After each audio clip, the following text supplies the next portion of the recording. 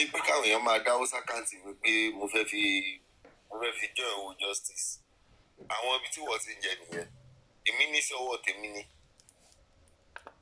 so báyìí tí wàá ṣe máa compare mi pẹ̀lú ẹ̀ it's not possible kò sí anybody tó máa wà ní right mind ẹ̀ tí Yomi máa sọ àwọn nǹkan tó ń sọ ọ̀nàdàdàn tó ń sọ yìí tó máa sọ fún tó máa sì ní Yomi ló fẹ́ máa tẹ̀lé ní ti tẹ́bá ìjọ tí mò ń dúró dé jù nísìnyí ẹ̀mọ́ ìjọ tí Papariana àti Yomi máa jà àdẹ́ di ọ̀rọ̀ yìí mọ́wọ́ ẹ wo time tàwa yìí ó máa ṣẹlẹ̀ láìpẹ́ láì jìnnà. oṣù ẹ mọ̀ pé ńgbà tá à ń kìlọ̀ fún Mr. Latimba ẹni tó ń support yìí kò wá justice kankan káàmù ní Yomi wà Yomi mọ right láti ṣe tó bá ń wá justice bó ìgbà yẹn ó ní ká gbẹnu sọ̀rọ̀ níjọ́ tí ọ̀rọ̀ ti police station ṣẹlẹ̀ tí ó ní CP ní káwọn wá tọ́dé bẹ́ẹ̀ tí ìyá kan wá pàdé wọn you are welcome CP is coming kìnìkan mo sọ fáwọn èèyàn tó wà lẹ́gbẹ̀ẹ́ mi Yomi àti ìyá yìí ti ríra wọn Yomi ti fún ìyá yìí lówó kan pífẹ́ gbogbo kan tí ìyá yìí lóun fẹ́ gbé wá fún àkàdé ẹni yẹn ní báwo mo ṣe mọ̀ mo ní let me ask you a question tí èèyàn bá wọ police station have you ever witness rí láì sí pé èèyàn wá ọlọ́rẹ̀ ọlọ́pàá wà lọ́sọ̀tìsì ó sì ẹ́ lálejò ra omi fẹ́ agídí gan ọlọ́pàá máa fẹ́ romi fún yàn láwọn ọ̀rẹ́ kí ni ẹ máa mú wá rẹ.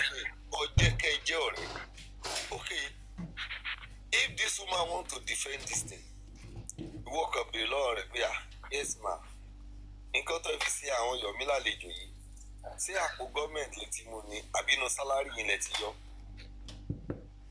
she will not be able to answer it because àwọn owó tí ò sí àkáǹtì fún mi. a lọ síbẹ̀ lọ gba mineral àti pọ́pọ́ àti náà jẹ wọ́n lọ síbẹ̀ lọ ṣe é. Yes Yomi ti prepare everything galley because ó mọ̀ pé ẹ̀dẹ̀mọ́ game tó play yan yẹn ó ti mọ̀ pé tó bá ṣe báyẹn táwọn débẹ̀ tí wọ́n ṣe àwọn lálejò bọ́ sì ṣe àwọn yẹn public máa wà convince pé definitely police are ready to work with Yomi so any amount tí Yomi bá jáde wá béèrè they will contribute it for him because wọ́n ti believe pé ó ti wá commissioner lọ for his office wọ́n ti ṣe lálejò. ó ń sọ lánàá pé òun tó lọ sọ títí kiri kìnìkan kí ni rìsọ́ọ̀tì títí tó lọ sọ gbé jáde.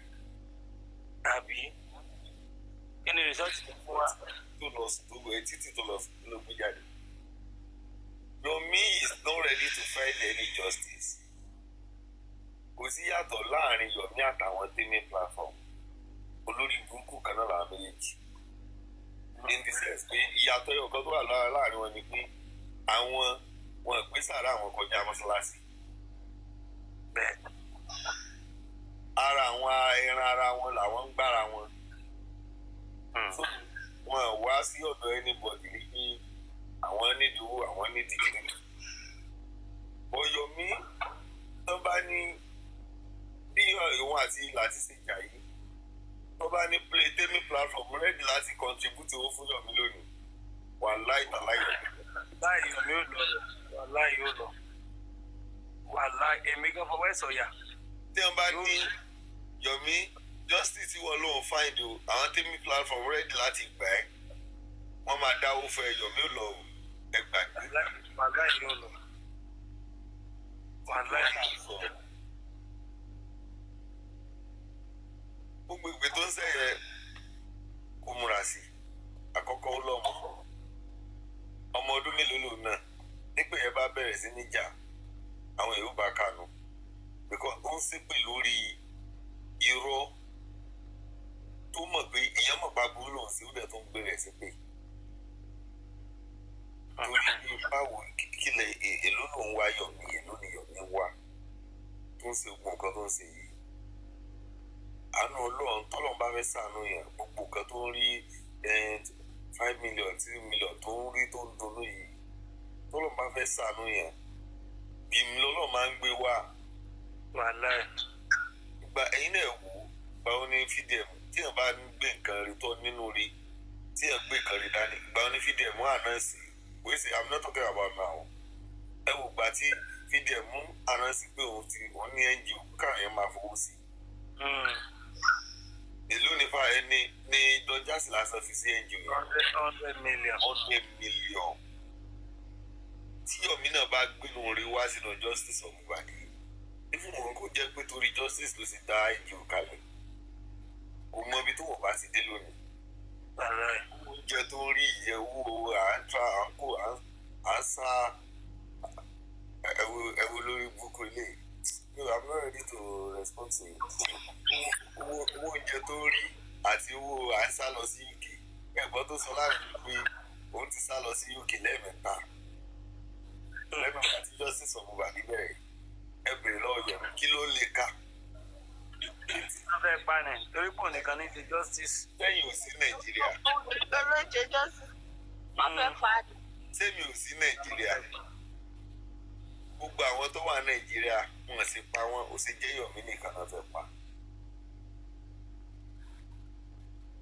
ẹ̀yin tẹ́lẹ̀ ẹ̀dẹ̀ lánú lẹ̀ ìyẹn ló ti sá lọ sí UK lẹ́ẹ̀mẹ́ta. ẹ wá bèèrè lọ́wọ́ ẹ̀ pé Mr. Yomi even though nǹkan tó ń lé yín tẹ́ fi sá kúrò Nàìjíríà báwo lẹ ṣe mọ̀ pé kí ní ò sí Nàìjíríà mọ́ tẹ́ fi padà wá ẹ̀mejì tẹ́ ti kọ́kọ́ bẹ̀rẹ̀ sá padà ní. wọn ò ní bèrè. Yomi is just trying to I don't know ó ń try láti build NGO ó ń try láti build àpò rẹ̀. NGO ojú ìlú lọ́yà. ó dẹ̀ rí méjèèjì sí bọ̀ nísìnyí this time around ẹ má jẹ tẹ̀yìn bíntín ojú ti là. ojú ti là o. sẹ́rí nínú àwọn tó ń pariwo Yomi ni tó rẹ̀ ló jẹ́ ní kí ẹ bèrè lọ́wọ́ Papariano tó lè fi owó ṣiṣẹ́ kó lọ contribute owó sẹ́yìn fún Yomi. kò lè ṣe torúmọ̀ pé kí ni olórí ìlú Yomi bóyá Papariano fi Yomi bá àwọn kan jà ní. ká ní kò sí kankan láàrin Papariano àti Iris kò ní gbogbo nǹkan ṣẹlẹ̀ yóò ní ṣẹlẹ̀. ìbàjẹ́ kì í bẹ̀ jẹ́rí ẹ má bínú sà jẹ́rí Papariano nǹkan tó ṣẹlẹ̀ ní pé torí public lawyer Maxwell nìyẹn òun ló jẹ́ kí Papariano máa sí ọ̀pọ̀ ẹni sẹ́kọ̀ọ́ nǹkan tẹ̀ sí ẹ̀ torí public lawyer kò gba ẹ̀tọ́ Papariano kọjá òun ló jẹ́ kó máa fi yẹn ló fi spite tí ó ti yẹ ó fi yẹn fi spite pé àwọn supervise because wọn lọ sí platform ẹ jẹ́ bá mi meet wọn lọ sí platform kọ́ lọ bẹ̀rẹ̀ gbogbo everything tó máa ṣe láàánì kó jẹ́ òun ẹ máa àfẹ́mí òun ló fẹ́ báyé gbogbo wọn jẹ́ nǹkan tó ṣe é nìyẹn even though supreme lọ sọ́dọ̀ ẹ̀ kódà ìwọ náà lọ mú lọ́ọ̀yà wá tó bá trust lọ́ọ̀yà ilé ìwọ náà tẹ̀ lọ mú lọ́ọ̀yà wá òun lọ mú lọ́ọ̀yà wá because òun ò ń ṣe èèyàn tó fẹ́ scam public ẹ̀wọ̀n kan tó ń jẹ́ message tó pass across báyìí òun ṣe èèyàn tó fẹ́ scam public but òun gbowó fẹ́ni tó ń scam public kò dín bíi pé wọn náà ń gbà nu owó yẹn ni ṣebí ọ̀dọ̀ public náà lẹ ti ń gbowó tẹ̀ ń fún Yomi public náà ni ó fẹ́ fund lọ́ọ̀yà kò dẹ̀ ń bínú ó ṣe bẹ̀rẹ̀ sí ní máa kick against ẹ̀ nìyẹn lọ tó ṣẹlẹ̀ gangan nìyẹn pẹ̀lú Papariano òun ló jẹ́ kó máa fún Yomi ní ìwòsàn pọ́dẹ̀ because ó fi ń spite àwọn other side torí public lawyer yẹn nǹkan tó ṣẹlẹ̀ nìyẹn má bínú ẹ má sọ̀rọ̀ yín lọ mọ́kọ. ẹ rí i pé mo ti béèrè question kan pé àtijọ́ tẹ̀ ti mọ Papariano ṣe gbọ́ kó sọ pé òun lọ síbi iṣẹ́ kankan iṣẹ́ kí ni Papariano ṣe àwọn ibi tó ti ń jẹ náà lélẹ̀ ṣe rí àwọn tí wọ́n tó ń jẹ nínú justice àṣírí kan mo fẹ́ kẹ́ mọ̀ lónìí àwa ló ń ká lára o ṣe rí àwọn tó ń jẹ nínú justice ọmọbàdí tó ti sọ di àtijẹ àti mu wọn gbàdúrà kí justice yìí tọ́ anytime soon o wọn gbàdúrà irú justice táwa láwọn àwọn gbàdúrà ẹ o wọn fẹ́ kí kíní sí continue kán lè máa rí jẹ lọ torí pé kíní tó bá ti tán ó ti tán fún wọn nìyẹn ara wọn ni àwọn Papa Bingo yìí Papa Bingo is not doing anything èèyàn máa wà live láàárọ̀ lọ́sàn-án lálẹ́ ẹ ní rí i pé ìfògùn ẹlòmíì tó bá ń ṣe live báyẹn ẹlòmíì máa ń tan live kalẹ̀ tó kàn máa lọ bíṣẹ́ tó epo tó máa dé ó máa dé bá ẹlòmíì máa wà ń bíṣẹ́ ó máa tán láì kàló kan máa mute but Papariano lọ bí anywhere lẹ́yìn ìgbà tó bá lóun fẹ́ lọ owó oúnjẹ òun fẹ́ lọ sí kinní kan ọkùnrin dàgbà tó bá yẹn kò ṣiṣẹ́ kò sàbọ̀ ó dẹ̀ ń jẹun ó ń jókòó lójú kan so kò sí nǹkan tí yẹn máa expect dàrú irú kan tó ń ṣẹlẹ̀ yìí náà wọ́n gbé public lawyer wá òun kàn dẹ́mẹ̀ ẹni tó mẹ́ni ti ń pẹ̀ rí do you have any evidence pa lọ́ọ̀yà yẹn kí ni reason tó fi ní ó fẹ́ scam public pẹ̀lú public lawyer tó fẹ́ gbé wa and you me I don't know allegedly there was a time tí mo gbọ́ pọ́ ní Yomi Wùmí fún lówó ní time birthday Liam so Papariano kìkò sí kankan tí Papariano fẹ́ ṣe ní Jossy. wọ́n ní Wùmí fún Papariano lówó ní time kan báyìí I don't know how it is. I don't know how true is it. It is. Hello, $2 million. Ṣé àwọn yẹn síbi jẹ́ nílé orò jẹ́ nílé gúgú ni gbogbo wọn kò sí kan táwọn ò lè ṣe kan fi rí nǹkan inú ara wọn fìdí. Ẹ̀yin wìrì tẹ́ ẹ bá ń tẹ̀lé ẹ̀kọ́ ẹ lọ pera yín jòkó ẹ̀bẹ̀ lọ́wọ́ ara yín pé kí ni rísì tí Papariano fi ń sọ́pọ́tì Yomi láti tó fi gbogbo ilé ayé ẹ̀ sọ́pọ́tì Yomi olúfẹ́nu ara ẹ̀ jáde pé òun sọ pé Yomi gbé nǹkan dání tẹ́lẹ̀ ní irọ́ ni Yomi gbé dání kò sí kankan kẹ́ ẹ parí ẹ̀ dọ́là mẹ́wàá kẹ́ ẹ tíra láti convince láti kò lè clear fati ẹ̀ pé láti ti rí àṣírí Yomi ti rí pé irọ́ ni gbogbo nǹkan tí Yomi gbé dání. You talk about presidency letter ẹni tó ń gba owó fẹ́ tó ń gba millions fẹ́ ó ní okay o for me to be convinced kò sí kan tó lè ń bẹ̀.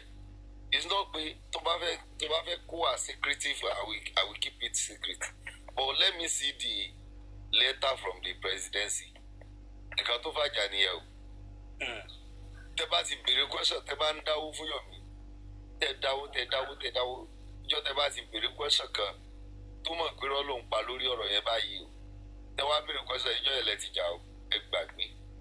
ìbọn ó ti sọ fún yín láti bẹ̀rẹ̀ yín pé òun ò lè ṣe accountability kankan. Yeah, but this is not an accountability. You claim you have something and ẹni tó ń dáwó fẹ́ ó béèrè lọ́wọ́ ẹ̀ pé let me see this kò sí kan tó lé mbẹ́. kò tẹ̀ sí nǹkan tó tẹ̀ burú bí yẹn ọlọ́run kò sí tó burú mbẹ́ òkè o evidence ẹ̀ lélẹ́yìí o bọ̀ ìlú kò fẹ́ mú jáde. ẹ wo ọlọ́wà ṣàánú wa. Papariano and Yomi, I can't wait for the day. Bá a ṣe ń sọ ti láti náà látàlá náà. Wọ́n lè já public. Disgate yẹn máa ti pọ̀ jù fún Papariano, so wọ́n lè já public. Precious. Papariano máa lè pè. Precious. Ẹ dì mọ́wọ́. Abẹ́ẹ̀ ní ṣèdí ẹ̀. Ó ti kú ìgbà. Àwọn èèyàn sì níbi tí Papariano ti condemn tó ti ń bú Yomi lọ́wọ́ àwọn èèyàn sì ní fídíò ẹ̀ lọ́wọ́ bá. Ẹ mọ̀ yí pé ìrìkìṣí ló padà pa wọ́n pọ̀ tán fi dọ̀rẹ́. Wọn ò kàn dọ̀rẹ́ lásán o. Wọn ò dọ̀rẹ́ lásán. Ó ní tó fà. Géèmù ni. Géèmù òun ni.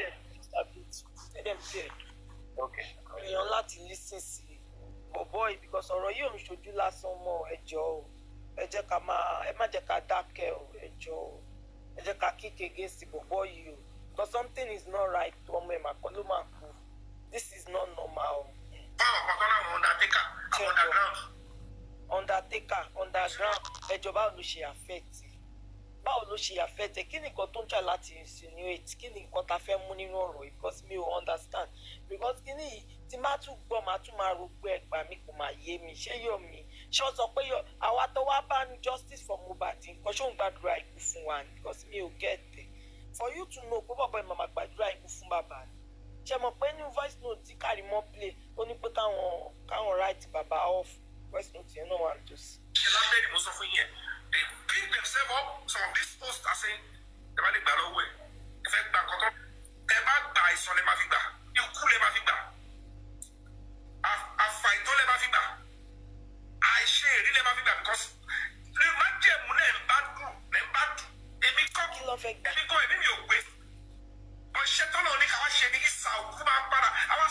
ṣé mo fi ṣẹ́ ràn yín ìlara lè fi ń ṣe justice they don't do it with that ìrìbí tí activist máa bọ́ta tó máa attack activist kejì the effrontery that I am this who they think they are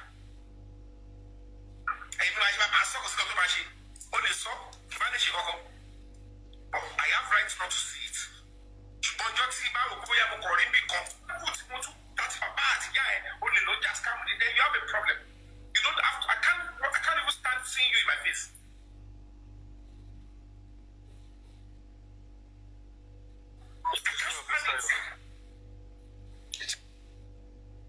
Kílẹ̀ rí?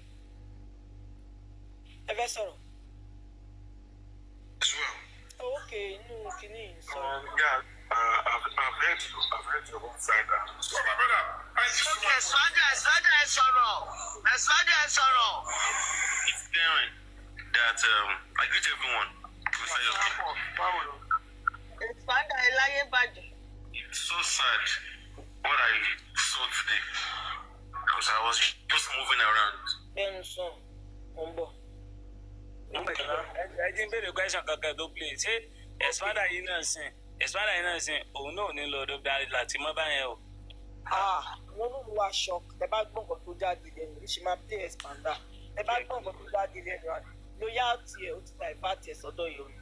irọ́ kò sí loyalty kankan lọ́dọ̀ expander àti Yomi jọ ń pínwó ni ọ̀dọ̀ expander ni Yomi ń dé sí ní UK. Bọ̀ ẹ̀gbọ́n UK ni expander wà. ọjọ́ ń pínwó ni ọ̀dọ̀ ẹ̀ ni Yomi ń dé sí. Ọjọ́ Yomi ń dé sí náà Yomi ò níbi kankan ní. Yomi ò níbi kankan ní UK ọ̀dọ̀ expander ló ń dé sí. Ó sọ mọ́rọ̀ onípọ̀dù ẹ̀kọ́ lóhùn dé sí. Àwọn tó bá jẹ́ pé rọ́ọ̀nù ló wà kù. ṣé Yomi ló tọ́ka lẹ́nu ni. ó sọ bí tó ń dé sí náà. Nígbà tí ṣẹṣẹ mẹ́wàá lọ ni wọ́n ní kó sọ bí tó ń dé sí. irọ́ ló ń pa ní irọ́ ló ń pa Yomi ò ní ọ̀dọ̀ expander ló ń dé sí.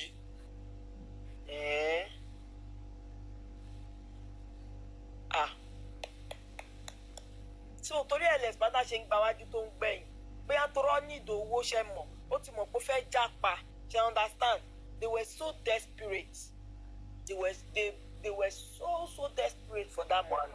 wọ́n ti jọ mọ̀ láàrin ara wọn. títí kò sí ẹ mọ̀ tí ẹ bá fẹ́ mú Yomi kókò béèrè question kan lọ́wọ́ ẹ̀ Mr. Yomi we agree you are a good person but ẹni gbogbo owó táwọn èèyàn ń contribute fún yín lọ́nà lórí justice for Mohbad justice levinson right okay I agree another thing ẹni gbogbo owó tẹ̀ ń rí ní TikTok game ẹ lórí justice for Mohbad lẹ́ ń dà sí agree ẹlẹ́kẹta question tí mi kò máa béèrè lọ́wọ́ ẹ̀ ni pé Yomi ti ṣe fíìmù sí pé ẹ ti gbọ́ pé Yomi release fíìmù àbó ó feature ọ̀nà any film ó ti tó gbà wò ìgbà tó sá lọ ní àkọ́kọ́ ló dé UK tó lọ ń polówó ibi ọmọ placenta ok placenta yẹn báwo ni placenta ṣe come up placenta come up nígbà tí bàbá sọ pé Wùmí ò gbé placenta fáwọn sẹ́rí gbogbo títí tí Wùmí Yomi sùn káàkiri yẹn ẹ má wá surprise tí ó bá ti record everything ó máa jáde nínú movie later gbogbo títí lọ sùn lábùkà yẹn orí ohun àti ọlọ́bìntì sẹ́rí mi kì í ṣàfà o mi kì í ṣe wòlíì o wọ́n ẹ dì mọ́wọ́ títí tó lọ gbáwọn èèyàn sùn yẹn ẹ máa padà rí inú movie torí pé kí ni Yomi àti ni ẹ kàn bèrè lọ́wọ́ Yomi pé gbogbo tó ní òun náà sí justice for Mohbad yìí o báwo ni Yomi ṣe ń feed ààrẹ àti Kúrédé àkọ́kọ́ nìyẹn níbo ló ti ń rówó tó fi ń travel tó fi jẹ́ pé gbogbo tó ń rí including owó tó ń rí nínú game tó ń play ní TikTok orí justice òkú ọmọ ọlọ́mọ ló ń dà sí láìsí pé Kúrédé ló kú.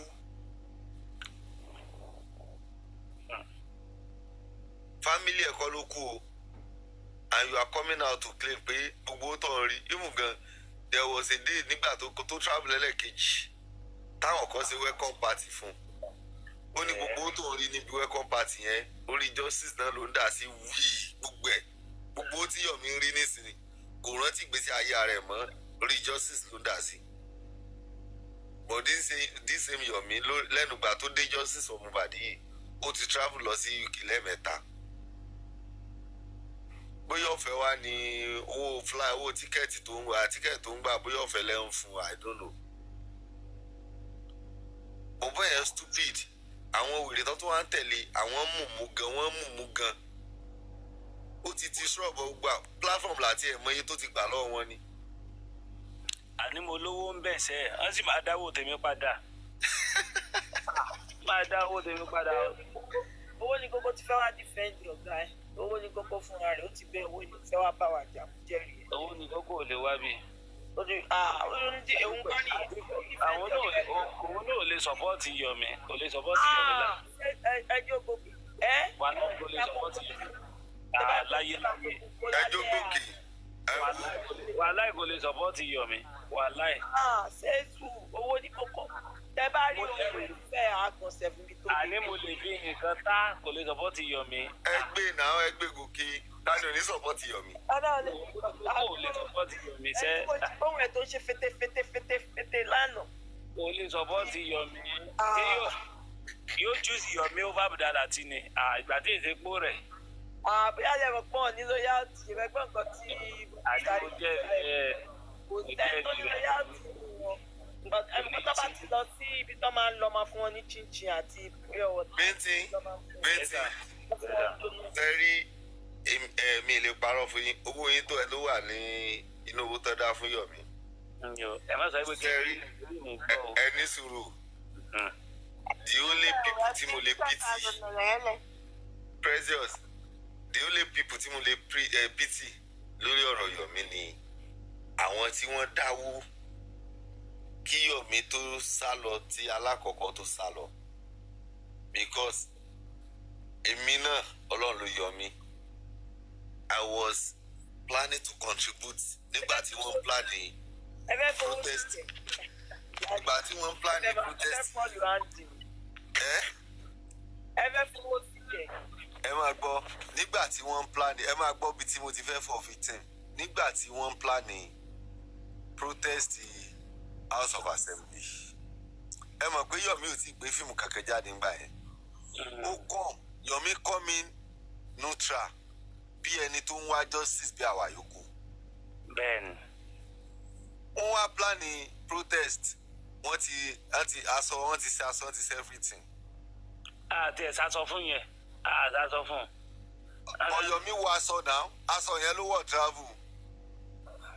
no ẹ mọ̀ pé ó yẹ pé aṣọ yìí tí wọ́n kọ́ ṣe nígbà tí a fi kọ́kọ́ ṣe protest ti wájú ní Kòròdú ẹ mọ̀ pé protest méjì ni. bẹ́ẹ̀ ni. ìyẹn ni wọ́n sásọ fún. so aṣọ yẹn ló wọ̀. òun àtàrí wọn ń communicate dáadáa. ó wá di àárọ̀ àwọn yẹn wá ń bẹ̀rẹ̀ àwọn arífà ti wà ń bẹ̀ ìfúgà àwọn kínní àwọn honourable kọ̀ọ̀kan ti jáde. èmi ti débẹ̀ àyíká kan bí mi bẹ̀ ni èmi dẹ̀ báwọn ọmọ mi rí tí ìsìnkú wọn bẹ̀ ni. ìgbà táwọn representative wa bá wọn tó wọn bẹ̀yìn tẹ lọ protest ń bẹ̀ làwọn èèyàn wá ń béèrè where is Mr. Yomi where is Mr. Yomi àrífà náà ní pé kí wọ́n wọrí pé Yomi ń bọ̀. bẹ́ẹ̀ni. kò pẹ́ ó dàbí gbà tó kó ń bẹ díẹ̀ lárífà rí i pé Yomi ti sá kú kí ló ṣẹlẹ̀ wọ́n lọ ní Yomi náà fẹ́ pa òun. wọ́n fẹ́ pẹ́ báwo èmi àti ẹ̀ sì sọ̀rọ̀ láyé ní alẹ́ àná yẹn tí o sọ pé kí wọ́n wọrí ẹ̀. láàárọ̀ ọjọ́ yẹn èmi àti ẹ̀ sì jọ sọ̀rọ̀ láàárọ̀ ọjọ́ yẹn. so how come tó ṣe á jẹ́ pé àárọ̀ ìjọ protest ló mọ̀ pọ́n fẹ́ pẹ́ bí ọ̀rọ̀ yẹn ṣe lọ́njọ́ yẹn ẹ má jẹ tẹ̀yìn anybody tó bá dá àwọn gbogbo àwọn tó padà dáwọ́ fún Yomi yẹn bí gbà pé èèyàn pé owó yẹn wọn ìkan tó yàn fọwọ́ ṣiṣẹ́ fún yẹn wọn lọ ń dà sí kànga nǹkan tó ń du crunching queen lánàá ṣe gbọ́rọ̀ tí àwọn ọ̀rọ̀ tí crunching queen sọ lánàá gbogbo wọn èwo ni ò ti torí Yomi gbé wa ṣépè sẹ́yìn. so anybody tó máa ń torí Yomi gbéyàn sí pè lónìí kò yẹ kó lè jọ wá lójú àwọn tàná gbogbo ńlá kìlọ̀ fún even gan Aries tó di ọ̀tá Yomi yẹn lónìí ó tí àwọn expander ń ju sọ́ọ̀sì ó bá a débi pé ó tún create sí orin fún Yomi. Yomi o máa bá sẹ̀rẹ̀ lọ iṣẹ́ rẹ̀ máa tẹ́ wà lọ́rùn. Wàhálà. Orin tí Aries create fún Yomi nìyẹn.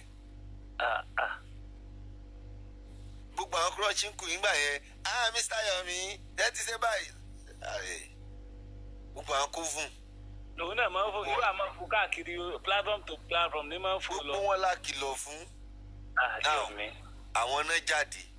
Ìyẹn ń gbà mo tó kàn án dùn mí ni pé bóyá abẹ́mi ṣe máa ń reason àbí bí ọkàn tèmi ṣe máa ń lọ ni. Gbogbo nǹkan tí Yomi ń ṣe láti ilẹ̀ ó ti fi hàn àwọn èèyàn pé òun ò wá justice owó lòun á kó jẹ. Owó ni ẹ bá mi wá o. Because anytime tí Yomi bá ń sọ̀rọ̀ NGO NGO cannot work without money NGO cannot do clinic ṣé wọn nìkan ló ṣe ní NGO láyé ni. NGO need money. We've seen a lot of NGO tí wọn dẹ̀ ever jáde even gan sometimes you be asking ẹ mọ̀ pé fídíẹ̀ mú sí àti ẹ̀mọ̀ bówó tí ẹ ṣe ń wọlé àwọn orí Yomi sometimes àwọn bẹ̀rẹ̀kẹ̀tẹ̀ you ask yourself pé àwọn òwò náà ń fa àwọn pípọ̀ yìí lọ́wọ́ báwo náà ṣe ń rówó. Ọ̀gbẹ́ báwo náà ṣe ń rówó. And whatever they want to do they will never come to public to ask for money they will do it. Gbogbo alágbọ́ngbà tí bẹ̀rẹ̀kẹ̀tẹ̀ fi ń sọ pé tán bá fẹ́ ná $1 billion lórí justice lórí kéèsì Mohbad òun rẹ́dí láti ná.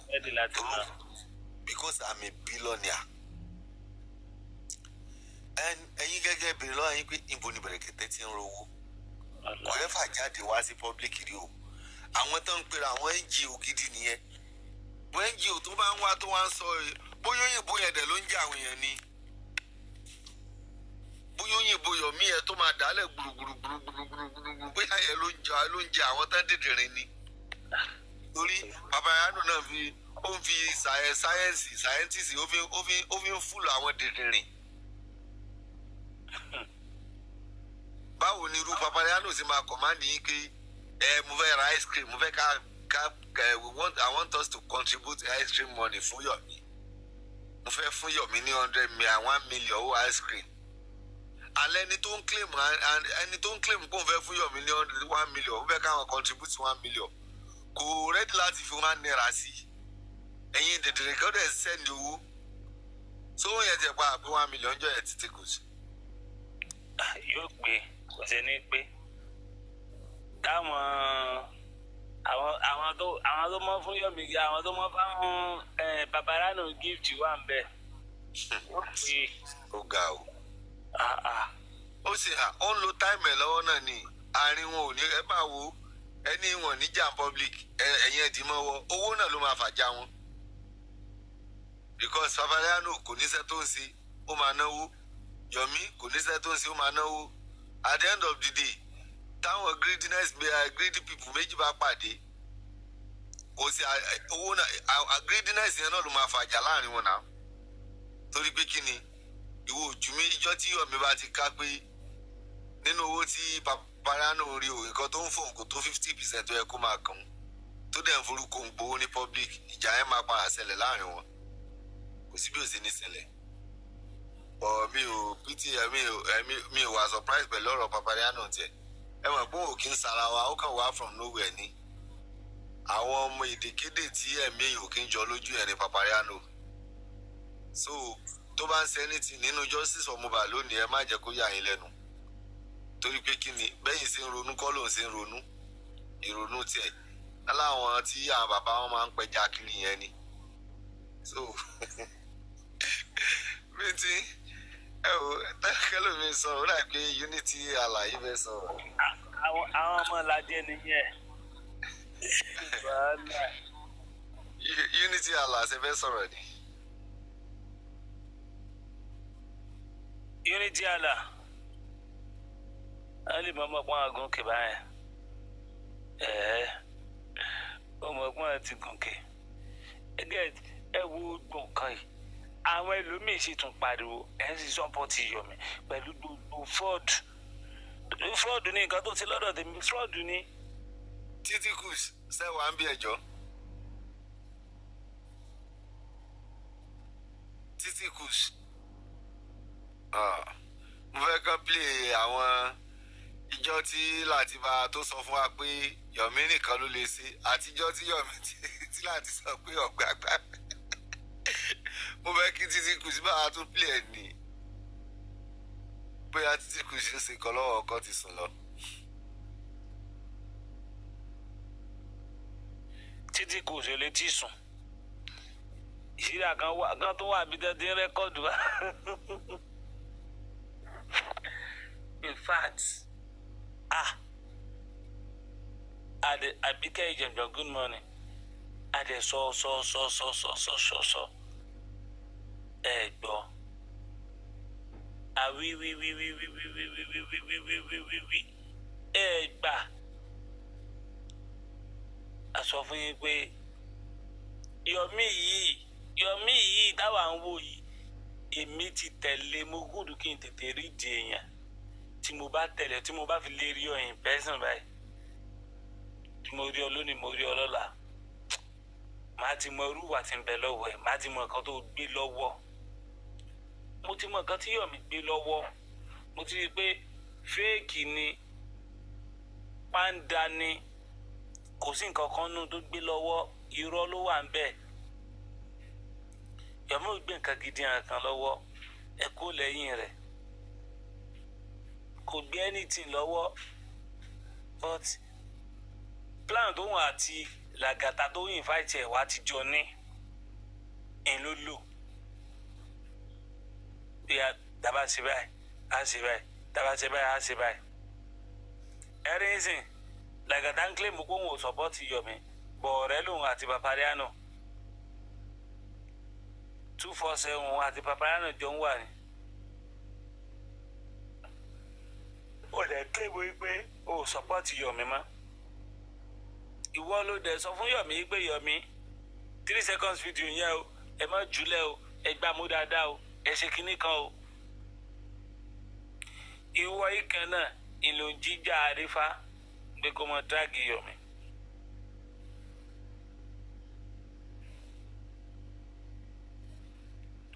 tí wọ́n kọ́ ló ń ṣe mí ò ń gbà mí. sẹ́rí ìjà Papariano àti Yomi yẹn ìgbà tó bá wáyé ilé mọ irú èèyàn tí Lagata jẹ ẹ̀ẹ́dì pọ̀rọ̀ Lagata máa wà nù ẹ̀ ẹ̀yìn ó rí. Bintin. Yes sir. Sorry for interjecting you. Sẹ́rí gbogbo nǹkan tẹ́dà bá ṣe láyé ọlọ́ọ̀kan máa ń wòran ni tí àsìkò ẹ̀san bá tó ẹ̀dá yẹn máa mọ̀ béèrè lọ́wọ́ rẹ̀ pé Ọlọ́run kí ni mo wá ṣe fẹ́ tó báyìí. Sẹ́rí àtijọ́ tí mo ti mọ̀ pé nǹkan tó ń pè Lagata ló ń jẹ́ mi ò kí ń sẹ́ni tó máa screen record mi ìgbà tí Yomi fi kọ́kọ́ sá lọ lákọ̀ọ́kọ́ Bintin mo fi ọlọ́ọ̀bá mi tí àjọ ń sin sẹ́lẹ̀rì Lagata was the first person tó wà lọ́dọ̀ láti kó sì pé ó ń sọ lábẹ́lẹ̀ o ó ń jóyè pé ó sọ jẹ́ onípadà láti ẹnìkan kò fẹ́ pa Yomi o Yomi ń parọ́ ni ó sì mú second phone ẹ̀ jáde òun ló sọ ibi tí Yomi ti ń polówó ibi ọmọ ní UK ó ní fíìmù tí Yomi lọ polówó ní UK lélẹ̀ o ó ní anybody ò fẹ́ pa Yomi o kò sí anybody tó threaten Yomi rárá Yomi sá lọ ó mọ̀ọ́mọ̀ sá lọ ni èyí báyìí tí Yomi lọ sí ní UK lélẹ̀ Lagata dẹ̀ fi hàn jọ yẹn. To my surprise when Yomi came back to Nigeria tí àwọn èèyàn fẹ́ máa kick against Yomi pé lọ ló pa Lagata was one of the people that were defending Yomi then. wọ́n pera mi jòkó pé kí ni reason tí Lagata fi decide láti máa defend Yomi níwọ̀n gangan tó jẹ́ káyé mọ̀ pé irọ́ ni Yomi pa kò sẹ́nibọ́dì tó fẹ́ pa nígbà yẹn. How come tí Yomi yìí fi dé and then a lot of signs ló yẹ káwọn làwọn láti ti rí ní platform wọn tó yẹ kán ti fi Yomi lẹ̀ tipẹ́ nǹkan tó ń ké mi lára ń gbà yẹn nìyẹn bọ́ mi contribute fún àwọn kan wà sẹ́rí nǹkan tó ń dùn mí ni pé àwọn kan wà tó yẹ pé wọ́n nífẹ̀ẹ́ platform láti. irú èmi báyìí nǹkan tó ṣe platform yẹn wà láìtàláì. nǹkan tí wọ́n ń ṣẹlẹ̀ lọ́dọ̀ Papa Bengo yìí náà ní lónìí wọ́n ń follow àwọn láti àwọn Papa Bengo blindly in the sense pé nǹkan tó bá ti ní kí n ṣe tó bá ti já tọ̀dọ̀ ẹ ló ti wá I will do it.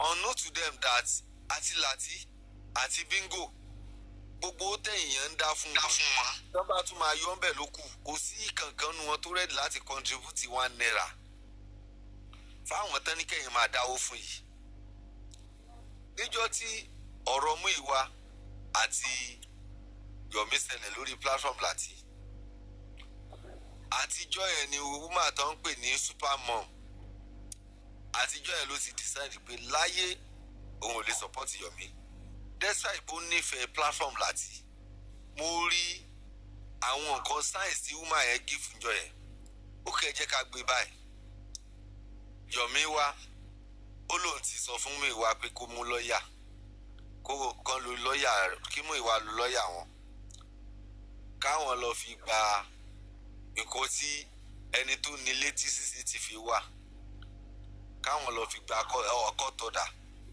tí ẹni yẹn ló need Múyìwá dẹ̀ wá sọ́dọ̀ láti ìwọ Yomi yìí náà wà ń bẹ̀ Múyìwá ní Mr. Yomi I've told you this thing several times lọ́ọ̀yà wa ìkọ́tẹ́ ní kò sí kò rẹ́ẹ̀dì láti ṣe you as an NGO ó yẹ kí NGO yín lè ní lọ́ọ̀yà ẹ jẹ́ ká lo lọ́ọ̀yà NGO yín ká fi gba kínní any amount tó bá rẹ́ẹ̀dì láti gbà ìjọ yẹn Karima àtàwọn láti wà ń pa papọ̀ ń gbà yẹn o. mo rántí. nǹkan tó so Yomi àti Karima papọ̀ tó fi láwọn fẹ́ ṣiṣẹ́ pọ̀ ibẹ̀ ni mò ń lọ yìí o. ok NGO lọ́ọ̀yà yín ẹ jẹ́ kó sí I'm ready to pay any amount tó bá fẹ́ gbà. ẹ máa wo yẹn o níjọ́ yẹn láti wá ní òun àti Karima ready láti ṣiṣẹ́ pọ̀ pẹ̀lú Yomi. Nǹkan táwọn dẹ̀ fẹ́ gbọ́ lẹ́nu Múyìwá àwọn ti gbọ́ which is kó fáwọn ní go ahead. Wọ́n láti wá bèèrè lọ́wọ́ Yomi pé Mr. Yomi ṣé gbọ́ gbogbo nǹkan tí Mr. Múyìwá sọ? Ó lóun gbọ́. Are you ready láti ṣe bí Múyìwá ṣe ní káwọn sí? Ẹni kí ni Yomi ṣe ń jọ yẹn? Yomi dákẹ́ ó wá sí gbígbà pé nẹ́tíwọ̀kì ẹ̀ sá lọ. Níbi tó ti dákẹ́ tó ti ṣe pé nẹ́tíwọ̀kì ẹ̀ sá lọ yẹn onílé wa ń sọ fún nítorí sí gbogbo nǹkan tí Yomi ṣe ń ṣe fún ọ lónìí tí ò jẹ́ kó dùn mí nìyẹn o. Onílé wa jóyè láti ní pé nẹ́tíwọ̀kì Mr. Yomi ti sá lọ wọn gbọ́ yín mọ́ láti wá ń jóyè onílé pé kò sí kankan tó ṣe nẹ́tíwọ̀kì Yomi kí Yomi dá àwọn lóhùn question táwọn béèrè. Next tí Yomi máa gbé wá nígbà tó ti dákẹ́ lọ ìjà ló gbé wá àwọn ọ̀rọ̀ tó ti ṣẹlẹ̀ sẹ́yìn tó ti parí wọ́n wá lóun parọ́ wọ́n lóun ṣe kinní kan Mr. Latini why are you going back Mr. Yomi a ti parí ilé iná kan down question tá a béèrè lọ́wọ́ ẹ̀ are you ready to work with me and Karima ká fi get court order yìí kẹ́ fi lọ gbé CCTV camera tẹ́ǹsọ̀ yìí jáde. Ibẹ̀ ni supermom ti sọ pé olórí ẹbí sẹ́yìn náà rí gbogbo géèmù tí Mr. Yomi ń play. Àwọn nǹkan táwọn ń sọ sẹ́yìn lélẹ́yìí o òun ni Mr. Yomi yìí tún fẹ́ mọ gbé jáde. Kí ni sẹ́rí gbogbo point tí mo sọ ẹ máa dì mú o. Next thing tí Debbie máa ṣe Debbie tó wà lọ́dọ̀ láti ó ní supermom wàhálà yín gan pọ̀ kẹ́lí mọ̀ pé mi gbàgbé. Àkíní náà èèyàn ti rí i pé Yomi ti ń wù orí burúkú ó dẹ̀ try láti sọ jáde ẹ̀yin kan onílé kọ́kọ́ sọ pé nẹ́tọ̀ọ̀kì Yomi sá lọ Supermom tún sọ̀rọ̀ Debbie tún try láti stop Supermom láti sọ̀rọ̀ at the end of the day níjọ́ yẹn throughout Yomi ò fún wọn ní straight answer ó dijọ́ kejì Yomi lọ tan live ó ń throw sub sáwọn láti sí platform láti pé wọ́n fẹ́ mọ gang fight òun ẹjọ́ kí ló jọra wọn nù nǹkan tó ṣẹlẹ̀ ní platform yẹn ń jọ yẹn àti nǹkan tí Yomi padà lọ sí live táìmù yẹn ló kọ́kọ́ decide pé òun ní lọ sí platform kankan mọ́nu wọn nǹkan tó gbé Yomi padà lọ sí platform àwọn láti ní ìgbà tó tó ready láti contribute owó mi tí wọ́n sọ̀rọ̀ ń pa CCTV camera mọ́. So gbogbo nǹkan tó ṣẹlẹ̀ ńgbà yẹn tẹ́dà bá lọ́pọlọ ẹ ti rí i pé ẹni yìí kò wá justice kankan gbogbo nǹkan tó wá ń sọ ń ta irọ́ ló pọ̀ jù bẹ́ẹ̀.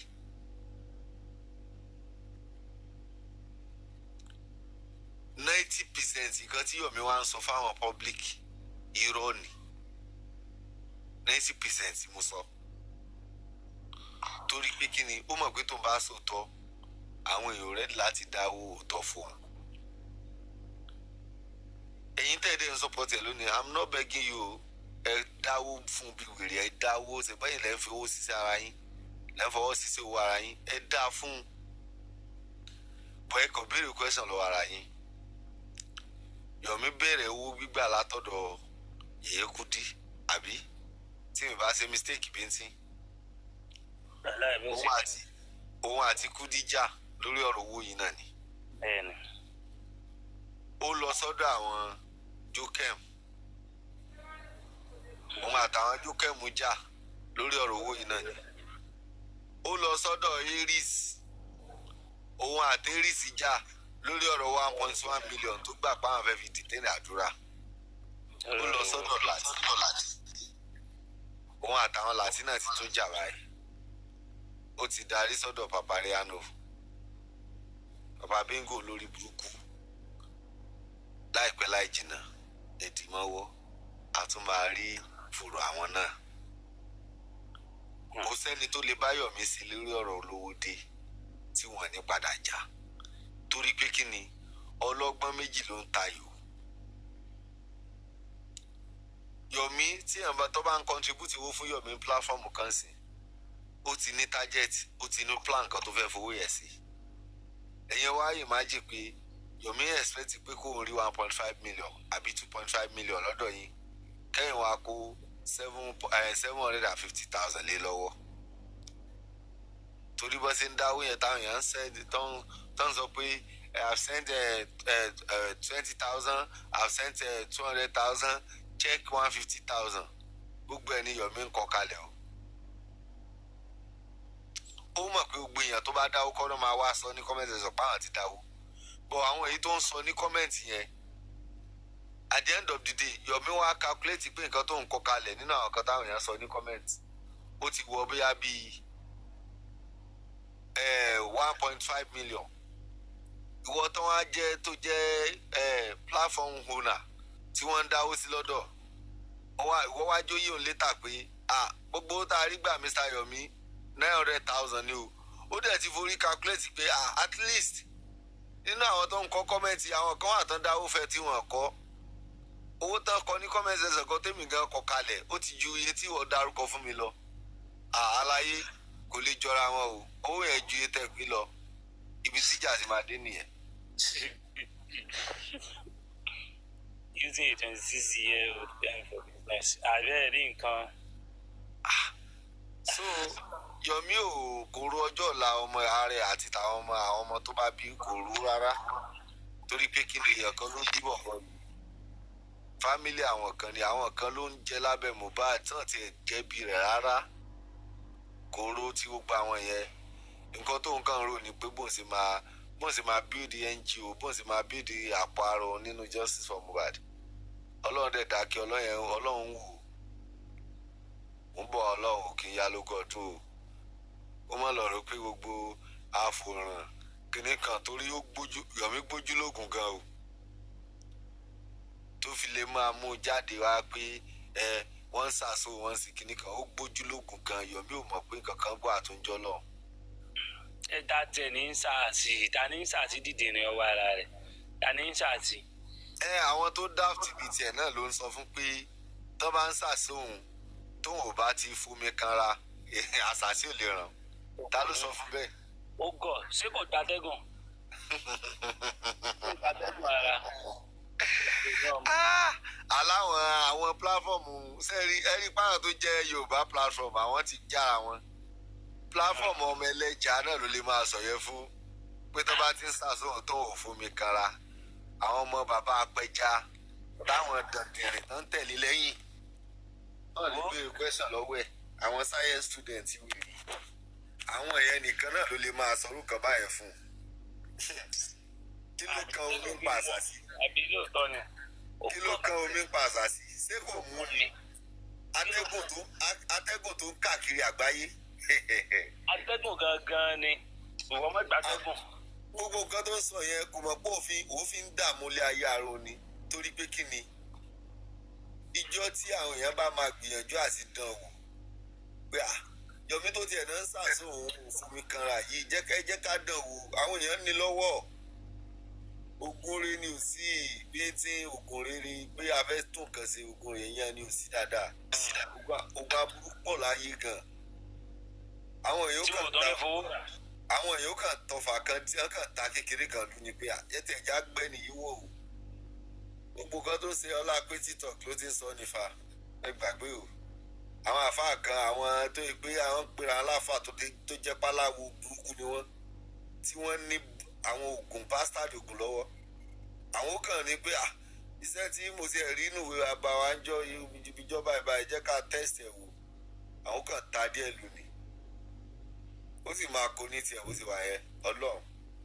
ó máa kó ní tiẹ̀ o lórí gbogbo orí ìwú wèrè tó sì yẹn tọ́lọ̀ bá fẹ́ dìde sí nísìnyí ọkàn àwọn àkókò ti pàṣẹ rẹ̀ sẹ̀ sọ́lọ̀ ni àwọn tọ́lọ̀ ti ń wá bọ́ sí sẹ̀sùn tẹ́lẹ̀ àwọn wọn Ọlọ́run kan ni ó yẹ ẹ lọ́ta ẹ lọ́ ti pàṣẹ Yomi sẹ̀sì mi àyàn ó bá yìnbọn òkú kékeré lọ́kàn máa ta lu wèrè ibẹ̀ ló ti máa mọ̀ pé òun fúyẹ́ bí àwọn bàbá tán ìwọ tó ní kán bẹ ọ̀fù bàbá Mohbad tí àwọn wèrè tán rí kankan sí sí ẹ̀sùn gbowó lọ́wọ́ Kàrímọ́ ẹgbẹ́ bọ pété ìlọ́ọ̀ ti ṣẹlẹ̀ ní justice of Mohbad yìí káwọn èèyàn máa gbẹ́bọ lórí òkúta ọmọ 26 years gbowó wọn fi gbẹ́bọ.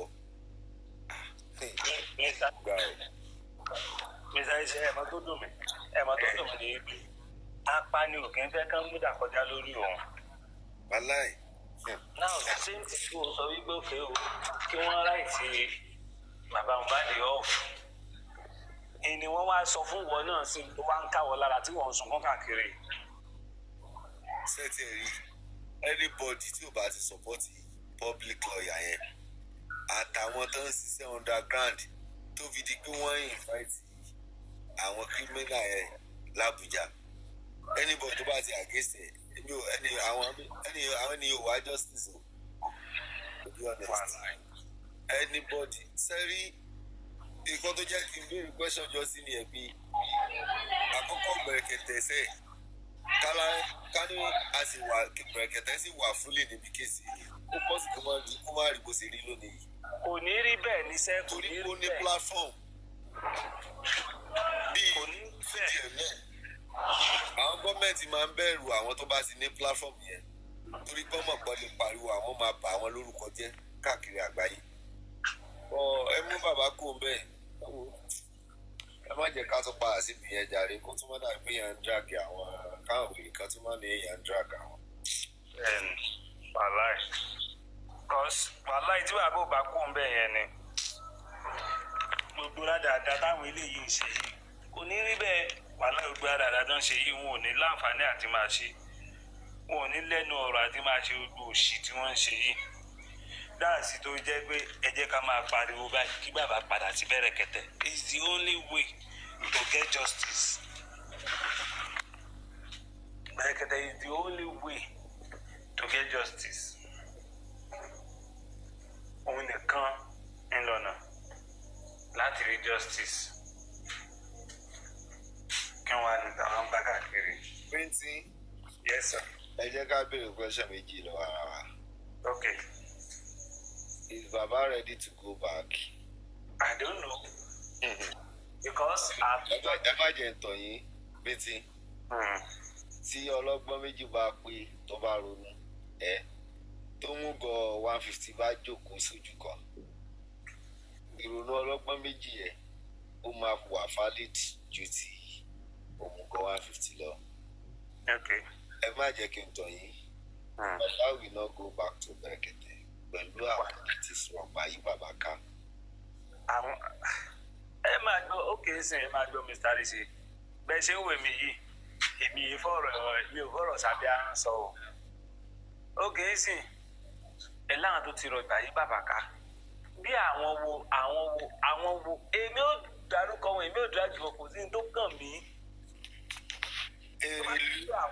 Ẹ máa gbọ́ mo understand kankan yìí pé àtọjọ́ tí mo ti sọ̀rọ̀ nípa Brekete níbo rẹ̀ tó ń sọ pé kí mo ti lọ sí mo wà lábújá kí nìkan kankan sẹ́yìn pé àtọjọ́ yẹn ni bàbá ò ti gbé kọ́ mi mọ́. Why? Kí ni wọ́n hide? Àwọn wo ló ń sọ fún yín pé ẹ má ṣe nǹkan báyìí? Àwọn tó ń yàrá tì yín. Bintin. Yes. Erelu. Grace. Sensitive. And so on. Ẹ̀yin náà fi ẹgbẹ́ yòókù fúnra yín. Ṣé ráwọn mẹ́ta yẹn tí wọ́n bá sì wà lọ́dọ̀ bàbá Baba will never go back to Brekete. Oníkálukú ló ní reason tó fi ń ṣe nǹkan ẹ̀. Tí bàbá bá lọ sọ́dọ̀ Brekete, sísan sísè ó mọ̀ rówó gbà mọ́.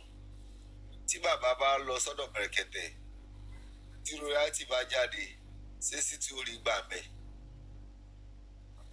Àwọn yòókù, àwọn Grace àti Muiwa, you are right.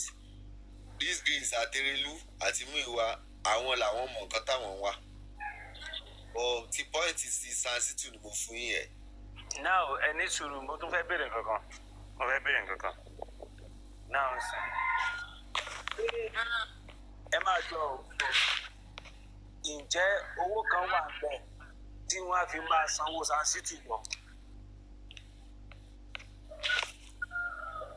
Ẹ̀gbọ́n tá a sọ ni sensitive is ready láti agree pé tí bàbá ò bá rówó san fún wọn tí wọ́n bá ti gba royalty ó sì máa ní iye tó bá ti jẹun wọ́n máa san.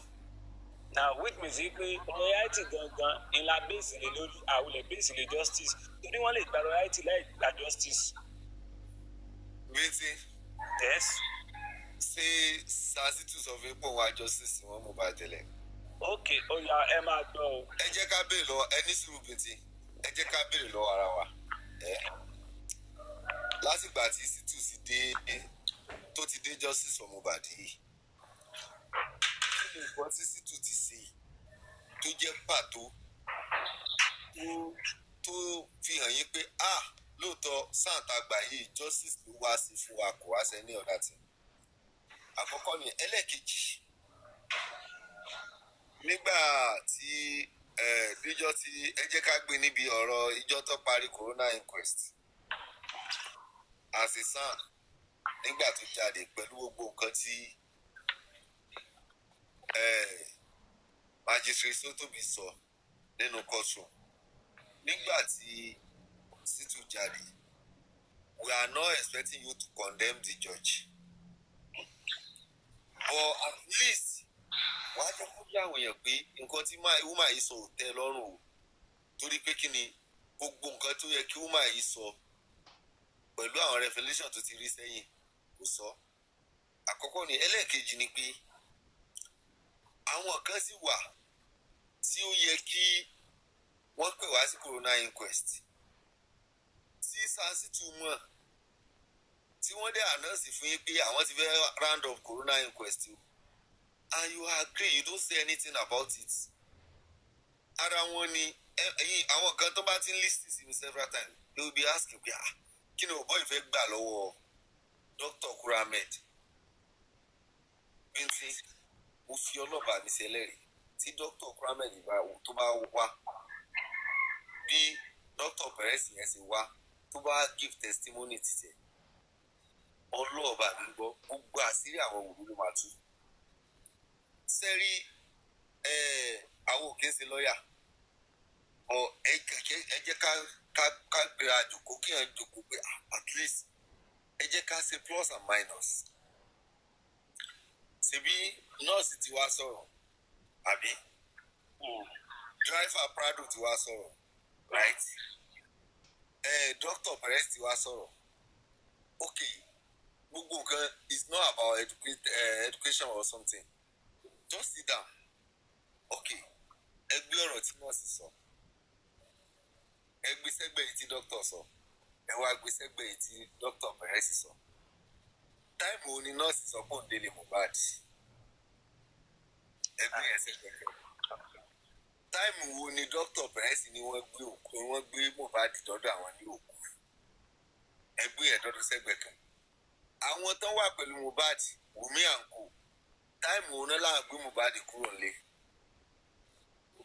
ẹ gbé yẹn sẹ́gbẹ̀ẹ́ kan ọláwọn ní ó dọ̀pọ̀ báwọn lọ́nà àwọn gbé Mohbad sí orí machine right táìmù tí Dr. Perez ní Mohbad dé ọ̀dọ̀ òun wọ́n gbé kú Mohbad ọ̀dọ̀ òun àti táìmù tí nọ́ọ̀sì lòun gbé àwọn dọ́dọ̀ wọn tẹ́ bá wo táìmù yẹn ò jìnnà rárá kò jìnnà síra wọn. ẹ̀dẹ̀ ní ẹ gbé Mohbad dé Kuramed ní táìmù kan náà táìmù tán láwọn gbé Mohbad dé Kuramed àti táìmù tí nọ́ọ̀sì ní wọ́n gbé Mohbad òun dọ́dọ̀ wọn ẹ lọ wo táìmù yẹn síra wọn so gbogbo táìmù tá à ń sọ yìí tẹ́ bá wò ẹ ti máa rí pé àwọn ọlọ́pàá rẹ̀ láti sẹ́ni ẹ ti máa rí pé gbogbo nǹkan tá ń sọ rárá kò sí ìtò jọra wọn ní gbogbo ẹ̀ at the end of the day tí Dr. Perez Kuramed bá dé tó ń béèrè lọ́wọ́ ẹ̀ pé táìmù náà gbé Mohbad dọ́dọ̀ ẹ̀ tó sọ táìmù wo ni ẹ declare fún wọn pé Mohbad kú tó sọ táìmù ìfúdù Wùmí parọ́ pé àwọn gbé Mohbad débẹ̀ kí dókítà tó sọ pé Mohbad ti kú bọ̀ Kuramed kí àwọn ti gbé òkú náà gbé Mohbad dé Kuramed náà kò sí ẹ̀mí kankan lára Mohbad ti kú ó ti ẹ tún wá wo nǹkan tí Dr. Perez sọ ó ní Mohbad ti kú several hours ago kó tó gbé dọ́dọ̀ àwọn definitely nǹkan tó máa ṣẹlẹ̀ nígbà tó gbé dé Kuramed náà nìyẹn so tọ́ba tí Wùmí bá sọ pé Mohbad dé hospital kó tó declare fún àwọn àpòkù táwọn Dr. Kuramed bá dẹ̀ confam pé Mohbad ti kú several hours ago kó tó gbé dọ́dọ̀ àwọn ẹjọ́ ìyẹn lásán sí kò tí ní èrè wù yẹnyẹn. ó ti ní èdè. ààrẹ ní pé àwọn Kuramed yẹn I don't know bóyá by threatening ni àbí àti àṣẹ látòkè wọ́n ti sọ fún ọ pé dókítà ò gbọ́dọ̀ yọjú àwọn tó ń protect àwọn Wùmí àwọn náà lọ ṣiṣẹ́ yẹn. kò sí bí dókítà hospital tẹ́lẹ̀gbéyàn débẹ̀ láàyè kò sí bó ṣe máa wá sí kínní àwọn ò ní fẹ́ borúkọ ara wọn jẹ́ so tó bá wá sí inquest tó wá confam pé Mohbad ti kú several hours ago wọ́n tó gbé dọ́dọ̀ àwọn táwọn wèrè tó dẹ̀ àwọn tó give testimony tó ní Mohbad mí káwọn tó gbé débẹ̀ ibẹ̀ làwọn èèyàn ti máa béèrè question pé wọ́n lè yẹn ti kú several hours ago dókítà tẹ́lẹ̀ gbé wa tó lóun bá Mohbad láàyè ta ni ó bá láàyè ta ló treat ibẹ̀ ni gbogbo question yẹn ti máa jáde dáadáa lóòótọ́ àti ń béèrè because àwa ti mọ̀ pé lọ́nà ń pa but Kuramed yẹn ni ò bá expose everything but Sàṣìtù kò kàn ìgbà tó láwọn fẹ́ parí inquest ó tẹ́ lọ́rùn bí dókítà yóò ṣe wá lẹ́yìn ìgbà tí wọ́n dájọ́ tí owó ẹ̀ tó sọ̀rọ̀ sí bàbá tó ṣe everything tó ń sọ tó ń èlì Wùmí tó ń èlì Mohbad Sàṣìtù jáde nù kóòtù ó rẹ́rìn káàkiri ọ̀ ìgbà tó kan ọ̀rọ̀ afẹ́sùn DPP afẹ́ àpí DPP ó jáde nínú court ó ń sáré sọ pé àmà àpí toró mọ̀ pé òun máa rówó gbà. so bí àwọn bàbá yẹn ti sọ justice for Mohbad di ṣọ́ọ̀bù torí pé kí ni bí Sàsítù ṣe débi justice àárín gurexy I will keep on saying it gurexy mú ìwà àárín àwọn méjì ló wà àwọn náà mọ bó ṣe lọ mú Sàsítù wá wọn rí Sàsítù ní online kankan. àti Bukky Jesse náà. BJ ò mọ kankan pa ẹ̀. ẹ ṣúọ. wàláì tàláì BJ ò mọ kankan pa ẹ̀. nǹkan tó ṣe rí bó ṣe sọ fẹ́yìn ṣe ń gbọ́ ẹ mọ̀ pé blogger ni BJ èmi àti BJ ò sọ̀rọ̀ rí díẹ̀ mi ò pé BJ lórí fóònù rí ẹ̀ẹ̀kan tí mo pè BJ rí ní live yẹn náà ni níjọ́ tí mo pè BJ ní live kan tí BJ ní ká máa pè wọlé àmọ́ bíntín kò sí nǹkan tí mi lè fi búra kò sí nǹkan tí mi lè fi búra nínú ayé yìí pé BJ ò mọ̀ kankan nípa bí Sàsítù ṣe dé justice for Mohbad irọ́ tí mú ìwà àti gurexy tà fún BJ ní BJ tẹ̀lé toró trust wọn. sẹ́ǹgbọ́n mi bí ti. àgbọ́yé. sẹ́rí ìgbà tí wọ́n mú Sàsítù wá BJ bẹ́ẹ̀ lọ mú ìwà báwo lẹ ṣe rí Sàsítù ó ní àwọn search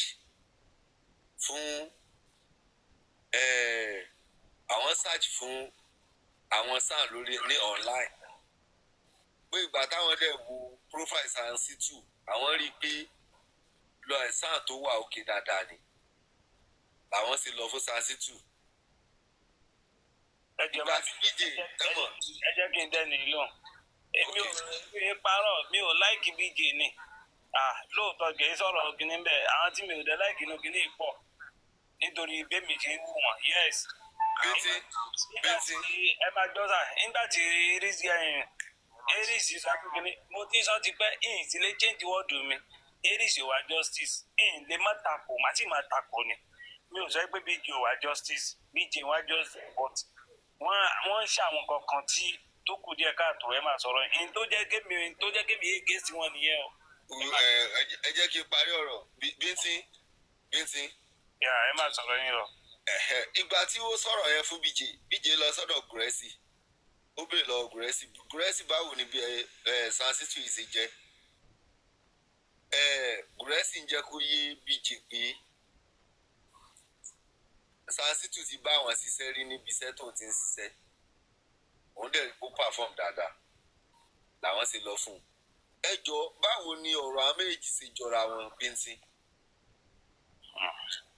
báwo ni ọ̀rọ̀ àwọn méjì nǹkan tí mo béèrè nígbà yẹn ní few weeks ago àbí say is it not last week tí gurexy tó lọ ṣe live fún mi tó lé mi àríṣe tí ò rí ṣe ibùgàn mo ti fẹ́ àdé orúkọ yẹn kórúkọ mi kan sí ìráyè àti change ẹ̀ because kò sọ pé àríṣe tó ń mọtí tó ń ṣubú kiri àbáríṣe tó ń lu jìbìtì kiri ṣe bá ríṣe kùríṣe ni tó bá tásìkò tọ́lọ́run fẹ́ ṣàánú ẹ̀dá ọlọ́run máa ṣàánú ẹ̀dá náà and then kò sí nínú ìwé kankan nínú ìwé ọlọ́run kankan pé wọ́n tí o bá wà láyé tí ọlọ́run ò sí owó fún o àbí tọ̀ lọ́rọ̀ ọ̀ lè rí ibi tó yẹ kéèyàn lọ téèyàn bá kú èèyàn lè rí bẹ́ẹ̀ lọ. Thank God I've never come to social media to beg for any funds.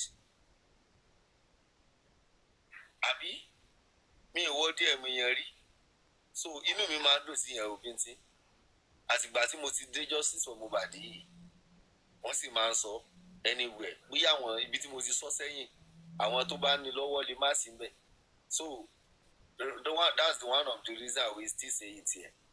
If you have anything against me either I enter your DM pé ẹ jọ̀ọ́ business mi ò lọ déédéé mo need 50,000 ẹ jọ̀ọ́ ó rẹ̀ mí mo need owó láti fi lọ hospital please bring it out o ẹ jọ̀ọ́ kódà kó jẹ́ ní táàjọ ń ṣe pọ̀ tẹ́lẹ̀ táàjọ ṣe mọ́ bring it out.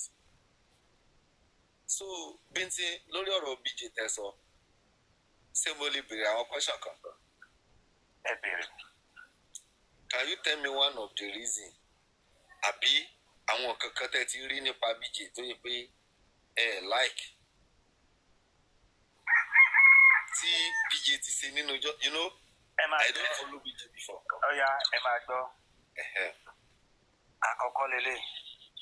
Okay. Torí most of the people a kàn máa ẹlòmíì kan join justice for Mohbad ní àárín. A lè di pé ẹ mọ̀ rẹ̀ mo like lágbájá má like mi. Ó kálukú wá tó yẹ yín sìn fún ara ẹ̀.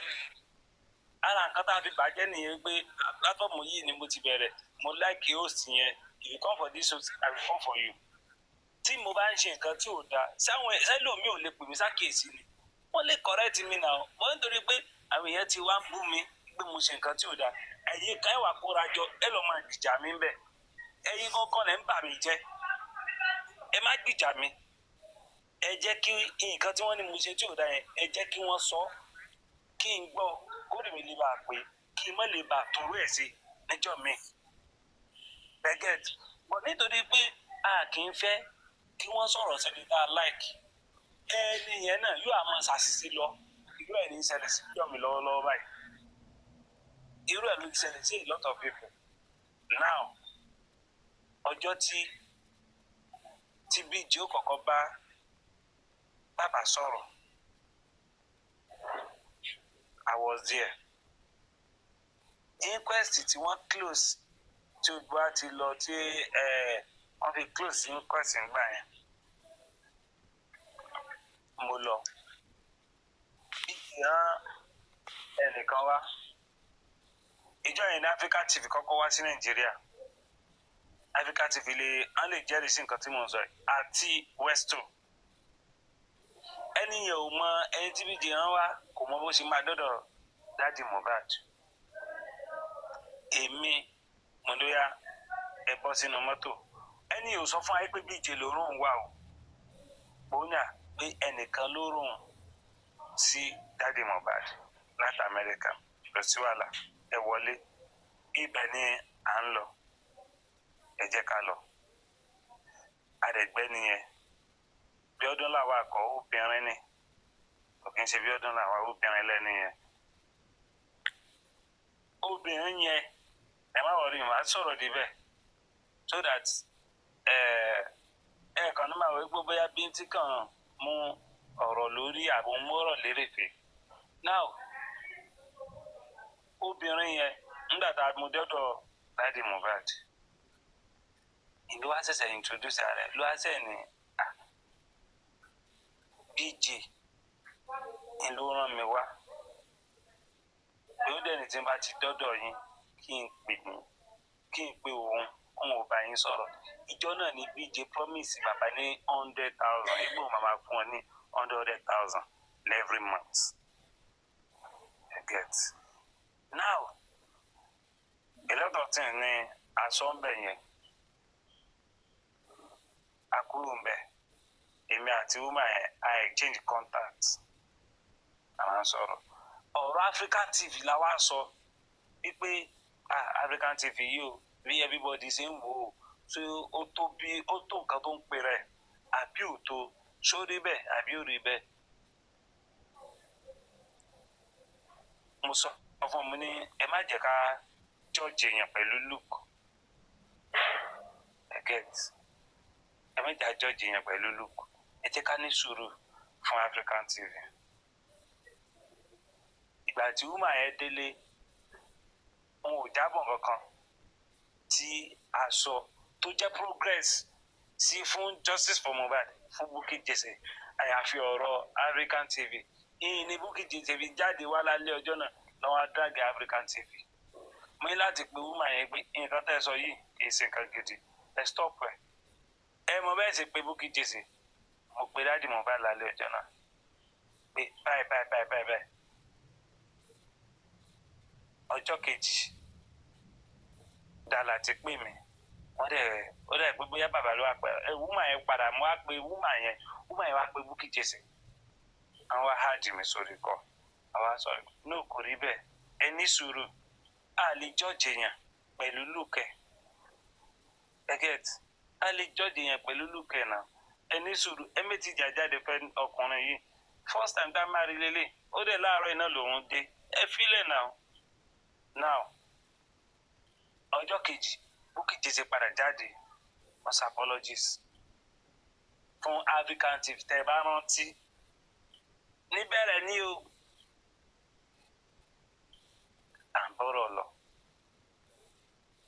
This the same woman tẹ́ bá rántí pé Bukky Jesse jáde wípé wọ́n fẹ́ attack ẹni tóun máa ránṣẹ́ pé wọ́n lọ attack ẹ̀ wọ́n ṣe kinní kan.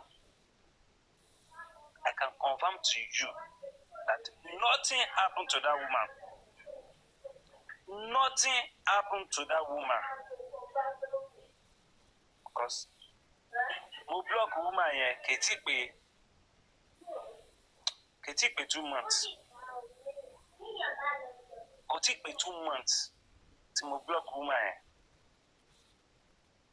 Kì í wáyé lẹ́yìn yẹn ṣe báyìí. Wọ́n lọ attack ẹ̀ ó yẹ dáwó afẹ́ gbé kó mi báyìí afẹ́ gbé kó mi afẹ́ dáwó fún ẹ jẹ́ ká gbé kó Nàìjíríà torí kíní torí kí là máa ń ṣe pélé fún. That's number 1 problem tí mo ní pẹ̀lú Bukky Jesse.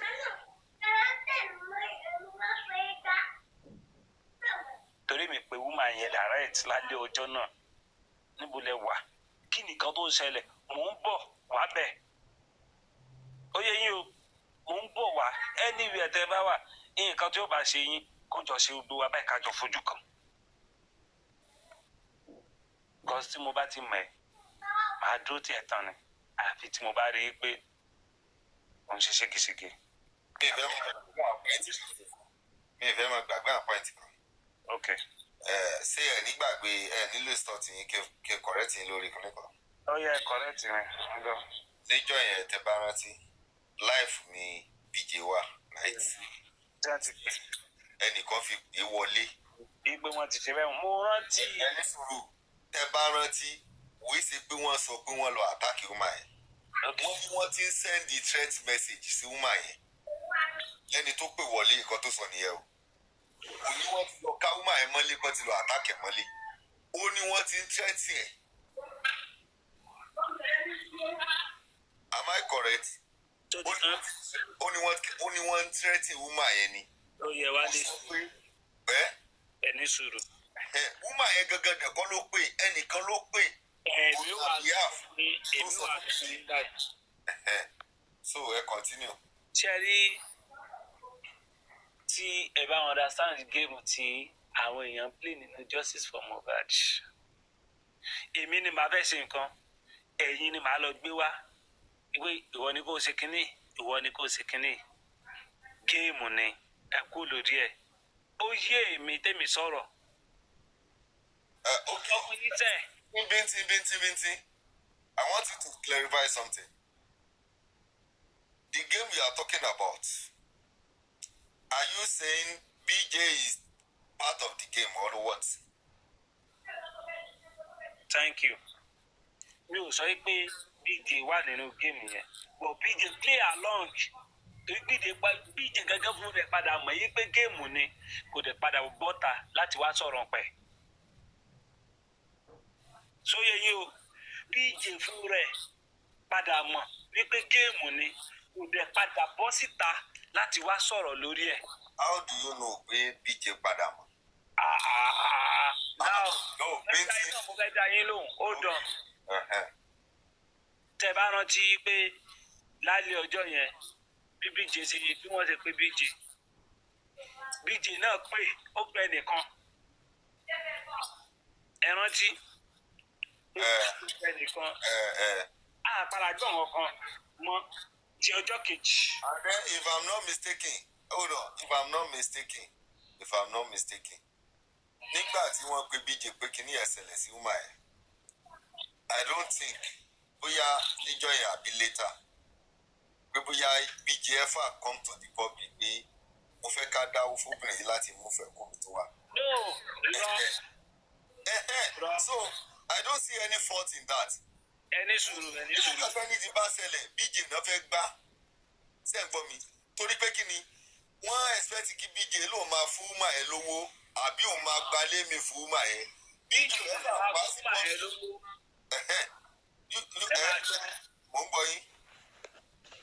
ṣẹ̀ṣẹ̀ máa fún ọmọ yẹn lówó ẹ̀gẹ́ lẹ́ni tí nǹkan kan bá ṣẹlẹ̀ ẹ jẹ́ ká wọ́pọ̀ kí o orí live video ni wọ́n pè sí right now nígbà tí bíi ti padà mọ̀ yí pé géèmù ni wọ́n play ó yẹ kí bíi ti bọ́ta yí gbà ní tí mo sọ́njọ́ sí o nǹkan báyìí náà ṣe nǹkan báyìí náà ṣe o. To me, I will tell you the reason why BJ doesn't need to come out. What is the reason, sir? The reason is that BJ ìgbà tó ṣẹlẹ̀ BJ ẹ̀fà sọ pé ẹ̀yin èèyàn mi ò ẹjọ́ mo fẹ́ ká tètè dáwó fún mà yìí. Àkọ́kọ́ nìyẹn ẹlẹ́ẹ̀kejì kò béèrè fund lọ́wọ́ anybody kò ẹ́ntà díẹ̀ pé mo fẹ́ ká gbalé fún mà yìí o ìjọba ètò bẹ́ẹ̀ ṣẹlẹ̀ sí ìfẹ́ kó ṣẹlẹ̀ sí.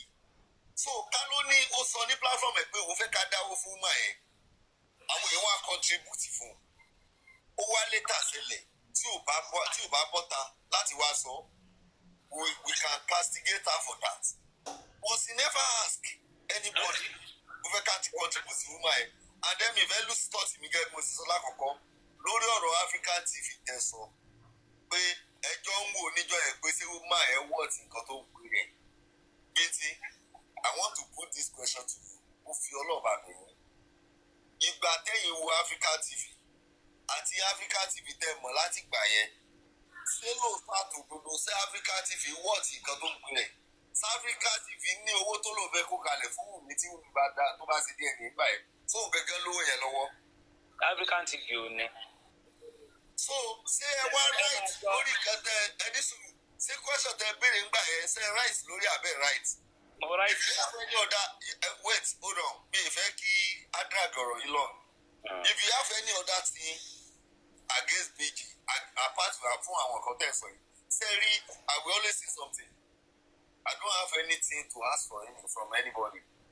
Mi ì lè pe kọ́fì ọlọ́ọ̀ ìṣòro tí ó bá mi tí màá fi pe àwọn obìnrin tèmi náà gbé obìnrin sílé tí mò ń fi tí màá fi pè wọ́n pé ẹjọ́ mo nídìí ẹ̀bùn ọlọ́ọ̀ ní jẹ́ kí sòrò rẹ̀ bìyà sí. Àmín. Sẹ́rí Ọlọ́run. one of the reason ikọ̀ tí ò yá àwọn èèyàn mọ̀mí yé tí ló wà lókè gbèsè bọ́lá kan wà lókè sẹ́rẹ́ àwọn kan wà nínú justice of mobile tí mo respect gan. Mo máa ń sọ̀rọ̀ kankan anywhere tí n bá lọ pé mi ì lè wà níbi tó bá ti ń castigate BJ àti convict. Ṣé rí bíntì ẹ̀yin gangan mọ̀ nínú justice of mobile yìí tó bá ń sọ àwọn tí pé àwọn táàjọ wá justice tó ní ọ̀tá jù nínú justice ẹ má jẹ́ ìtọ̀rẹ́ máa mú convict àti BJ jáde. Pọ́ìntì mi wá lélẹ́yìí ṣe rí àwọn méjèèjì tá a dárúkọ ní bí wọ́n ṣe ní ọ̀tá tó nínú justice of mobile kò sí anybody láti jọ́ta àti bẹ̀rẹ̀ justice tó ní kankan against wọn tó lè gbé jáde tí àwọn atáàlá support wọn tá a lè fi padà lẹ́yìn wọn in the sense pé bóyá wọ́n ṣe àṣemọ́sẹ̀ kan lẹ́yìn bí tí mo fi ọlọ́ọ̀bà mi tájọ́ ń ṣẹlẹ̀ rí sẹ́rí tí gbogbo nǹkan tẹ́ rí tí BJ wá ń sọ ń tà yẹn BJ ń finú wénú ni ó bìlíìfù pé gbogbo nǹkan tí mú ìwà bá sọ bí bàbá ṣe bìlíìfù mú ìwà tó gbogbo nǹkan tí mú ìwà bá sọ authentic ní gbogbo àwọn ọ̀rọ̀ tí BJ máa ń jáde wá sọ ẹnu mú ìwà ló ti ń bọ̀ tí BJ bá sì wọ́n mú ìwà ó ní àwọn kan tí mo ṣe ní BJ finú wénú I don't need to be mentioning it. Ó tún ní àwọn kan tó máa pè pé ẹjọ́ ẹgbọ́ kan báyìí lẹ́nu ọlọ́dọ̀ mi sábà wá ẹjọ́ sẹ́yìn náà mọ̀ sí báyìí ló ti jẹ́ tí báyìí kan ló ti jẹ́. Nǹkan tó ṣẹlẹ̀ àmọ́ apart from that bí BJ ń jáde wá fún wa ní information bíntì I get anybody wọ́n tó bá fẹ́ kí n support fún BJ àti coffee wa I get anybody tó bá ní any evidence pé nípa owó àbí àbòsí àbí nǹkan tó lè affect justice owó bàjẹ́ coffee àti BJ wọ́n lé lọ́wọ́ mo fi ọlọ́ọ̀bà mi gbé jáde mo fi ọwọ́ yẹn sọ̀yà. Mo ní ti mọ́ mi kọ́ńfì lọ́wọ́. Débi kí ni. Wọ́n tó sì mí pọ́n fẹ́fẹ́ mi ò gbà fún wọn. So ẹ má jẹ́ kí n tẹ̀yìn sẹ́rí tálábòsí bá fẹ́ ṣe àbúrú níjọ́ tí onílé mo máa ń lọ́dọ̀ ọmọ onílé yẹn because mo believe me mo kàn tún yín ọbẹ̀ ni o pé mo wá justice mo bá ti mọ ìjọ tí ọ̀rọ̀ gurexy làgàtà àti mọ̀míyé ti ṣẹlẹ̀ lọ́dọ̀ onílé beneficiary ìjọ tó ti ṣẹlẹ̀ mo ti block ẹ̀ láyé mi lé lọ́dọ̀ ọgbọ́n ẹ̀ mọ́ torí pé kí ni sẹ́rí tá a bá ń wá nǹkan ẹ jẹ́ ká focus lórí nǹkan tá à ń wá. ìwà tókì mú kan tó yà lọ́bẹ̀ ni o à ń sọ̀rọ̀ justice of Mohbad làgàtà àti gurexy ń sọ̀rọ̀ nǹkan tó ṣẹlẹ̀ ọ̀rọ̀ wa lọ sọ́dọ̀ làgàtà wa mẹ́nu lọ́dọ̀ mọ̀míyé tì ó wà lọ ń gbé píṣọ̀ rẹ̀ dẹ̀rẹ̀dẹ̀ jáde ìwọ onílé òdẹ̀lé dúrọ̀pù ẹ̀ pé kí ni tí mo rí burúkú ọ̀rọ̀ ọ̀tọ̀ lásọ sẹ́rí géèmù tó ń play láti gbà tí justice of Mohbad ti bẹ̀rẹ̀ ẹni tí tó bá jẹ́ alábòsí ẹ̀dá wà láìtàláì tí BJ àti Kofi bá jẹ́ alábòsí nínú justice of Mohbad yìí ni ní gbọ́n méjì mọ́ ní social media wà láìtàláì ní ti anything tẹ́ bá ní against BJ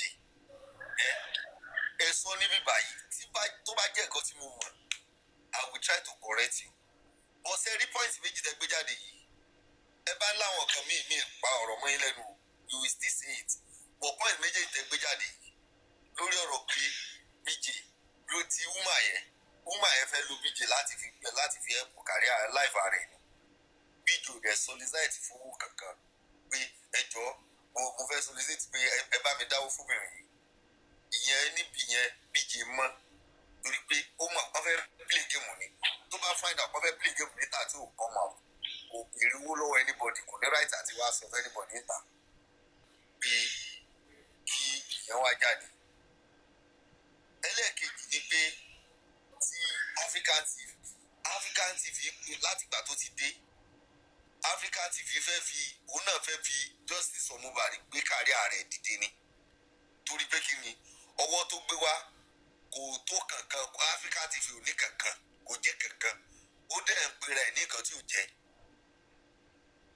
ní few days ago ní bóyá jẹta èmi àti African TV tún fẹ́ wá èmi àti àtúndì láti fẹ́ àtúntakora wa torí pé kí ni ìwọ tó bá fẹ́ wá tó bá jẹ́ pé inú tí èèyàn bá fẹ́ ṣe nǹkan yẹn máa gbénú kàtó kankan wá ni if you have plan tó níyẹn jẹ́ kó jẹ́ plan tó máa tó ìgbé tó bá dọ́dọ̀ àwọn kan ó máa bá wọn ní tó bá sí 1+1 2+2 tọ́rù lọ́wájú tọ́rù lọ ìsẹ́yìn ọmọ abó òtítọ́ àti òdòdó ń bẹ̀ bọ̀ ìwọ tó ní o fẹ́ ṣe ó wá justice for Mohbad ó dẹ̀ ní justice lọ́wọ́ ájà fún first tí wàá kọ́kọ́ ṣe irọ́ lọ kọ́kọ́ gbé wá ọkọ̀ pé rẹ̀ ní nǹkan tí ò jẹ́ so kò sí bí èèyàn ṣe máa support irú èèyàn báyẹn so Bintin if you have any other thing you can say it but that two things to me kò sí kankan bẹ́ẹ̀ to be honest.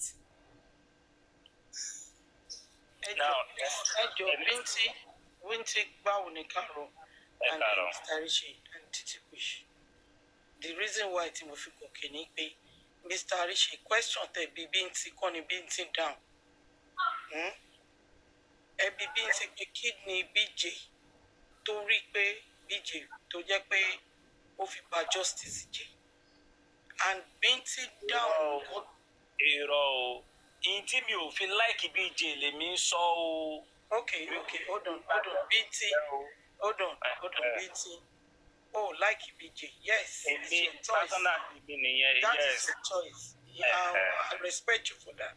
mo dẹ̀ sọ wípé kì í ṣe pé BJ ò wá justice mo mọ̀ pé ń wá justice bọ̀ èmi èmi ò láìkẹ̀.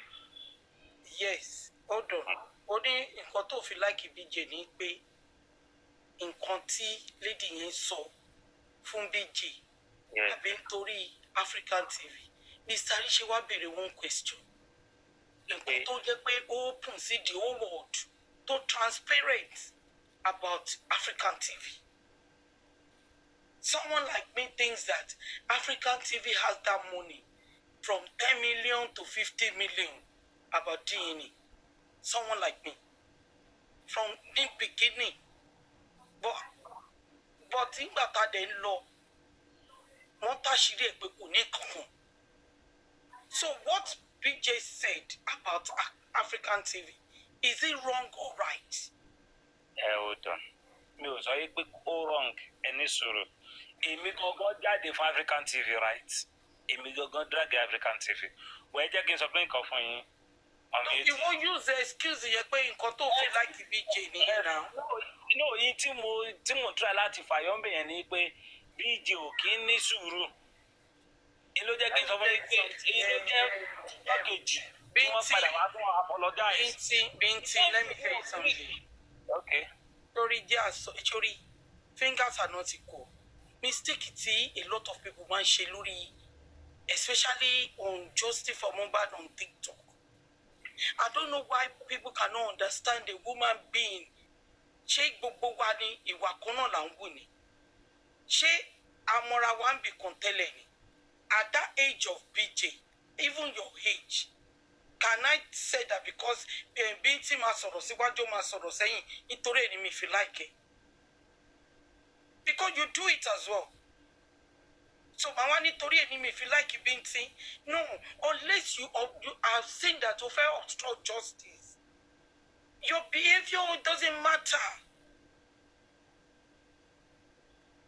Some people have used my behavior. Nobody can control me at my age. Because Bukky, yes, bá ṣe ń lè gbé ọ̀rọ̀ sára ó yàtọ̀. Bẹ́ẹ̀mi ṣe lè gbọ́rọ̀ sí ara tó jẹ́ pé later ni máa ń jù sílẹ̀. That is kind of person I am. But Bukky is not like that. Ẹni tó bá yẹ pé tó bá ti gbọ́ nǹkan báyìí ó fẹ́ dálẹ̀ ni. So ṣé yẹn ni pé I don't know. Ẹ jẹ́ ká máa understand ara wa. Ẹ jẹ́ èmi o bí èèyàn ṣe wà yín bó ṣe wà mí ni sọ pé mo hate Bintin torí pé Bintin ṣe báyìí. You've done the worst on Jossy for Mohbad. Ṣé ìwọ ó fẹ́ sọ fún mi pé tá gbogbo nǹkan tó wọ náà ṣe lórí Jossy for Mohbad ó wà 100% ni? No. Me ò force ẹ kó like anybody o, but the excuse you are using is no to me. I cannot use that kind of excuse to someone. Wọ́n bú mi lórí Jossy for Mohbad náà. So màá nítorí pé wọ́n bú mi yẹn báyìí lọ ṣe rí wọ́n lè kọ̀bẹ bòyàn lọ́rùn. No. Ẹni tó lè kọ̀bẹ bòyàn lọ́rùn ni ẹni tó pa irọ́ ńlá wọ́n. Defamation of character. Òun ló lè kọ̀bẹ bòyàn lọ́rùn.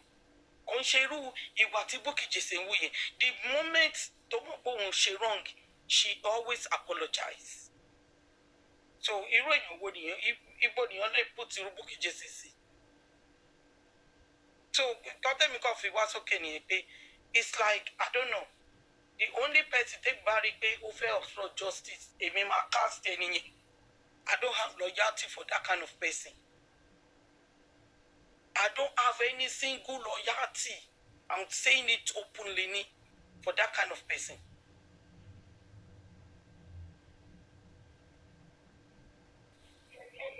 So ẹ jẹ́ àmà tàbá ń sọ̀rọ̀ ká wo reason yẹn tó bá strong ó sì dá. But tí reason yẹn ò bá strong, come on, àwọn ọmọ wa gan tàbí gan are they behaving the same? A woman of like going to 50 that time. Famiyeti, mo understand yín, mo dey understand point yín. It's fine. Bẹ́ẹ̀ ṣe bí opinion ti yín nìyẹn, intended belief nìyẹn, and it's fine. Mi ò kése. To me, category kan náà bí mo ṣe wo category yomi and African TV, they are the same thing. Yes. Ibi tí mo put wọn sí nìyẹn. Category kan náà ni mo fi Bukky Jesse what's this person? Woman yìí gbogbo category kan náà ni mo fi àwọn yẹn náà sí wípé now bí o sọ pé Bukky Jesse ò wá justice but the way tí wọ́n ṣe ń ṣe the same thing táwọn kan fi ń sọ pé Bintin irú èèyàn báyìí ni tèmi dẹ̀ sọ pé mi ò sí yẹn táwọn kan náà sọ pé Bintin èsì èèyàn bẹ́ẹ̀ same thing yẹn iná ló happen sí mi iná ló dé happen sí Bukky Jesse. That's my opinion. Yes, so. Tẹ mọ ọ̀rọ̀ ẹ̀dá tọ́lọ̀ ń dá BJ. Mi ò mọ̀. Ẹ jẹ́ kí n sọ point kan fún yín. Ṣé rí BJ bó ṣe wà yẹn? Ó máa ń sáré trust yẹn.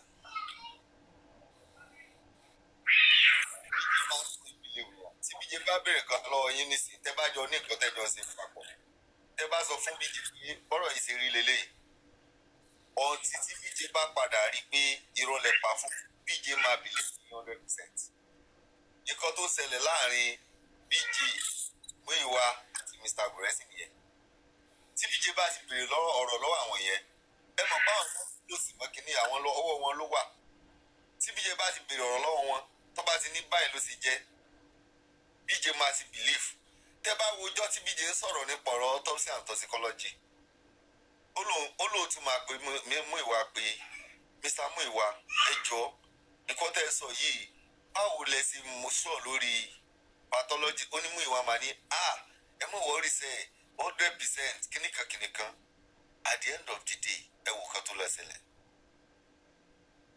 Bí ó ṣe ń sọ bí BJ ṣe ń sọ fẹ́ ya bí Múyìwá ṣe sọ fún BJ ńgbà yẹn bẹ́ẹ̀ làwọn náà ń believe nínú wa ń dùn kalẹ̀ ìfúngàn tó bàbá tó jẹ́ bàbá ọmọ gangan táwa bá ní BJ ṣe mistake bàbá tó jẹ́ bàbá Mohbad tí Múyìwá sọ fún pẹ̀lú Odùmọ̀ṣù tọ́jọ́ sọ fún un pé wọ́n gbọ́rọ̀ rí result yẹn o àfi táwọn bá gbé dé inquest tí bàbá yẹn dẹ̀ believe pé Múyìwá dẹ̀ ti fi bàbá lọ́kàn balẹ̀ pé ẹ má worry result yìí 100% ó ti sọ pé nǹkan tá a fẹ́ rí ń bẹ̀ la máa rí.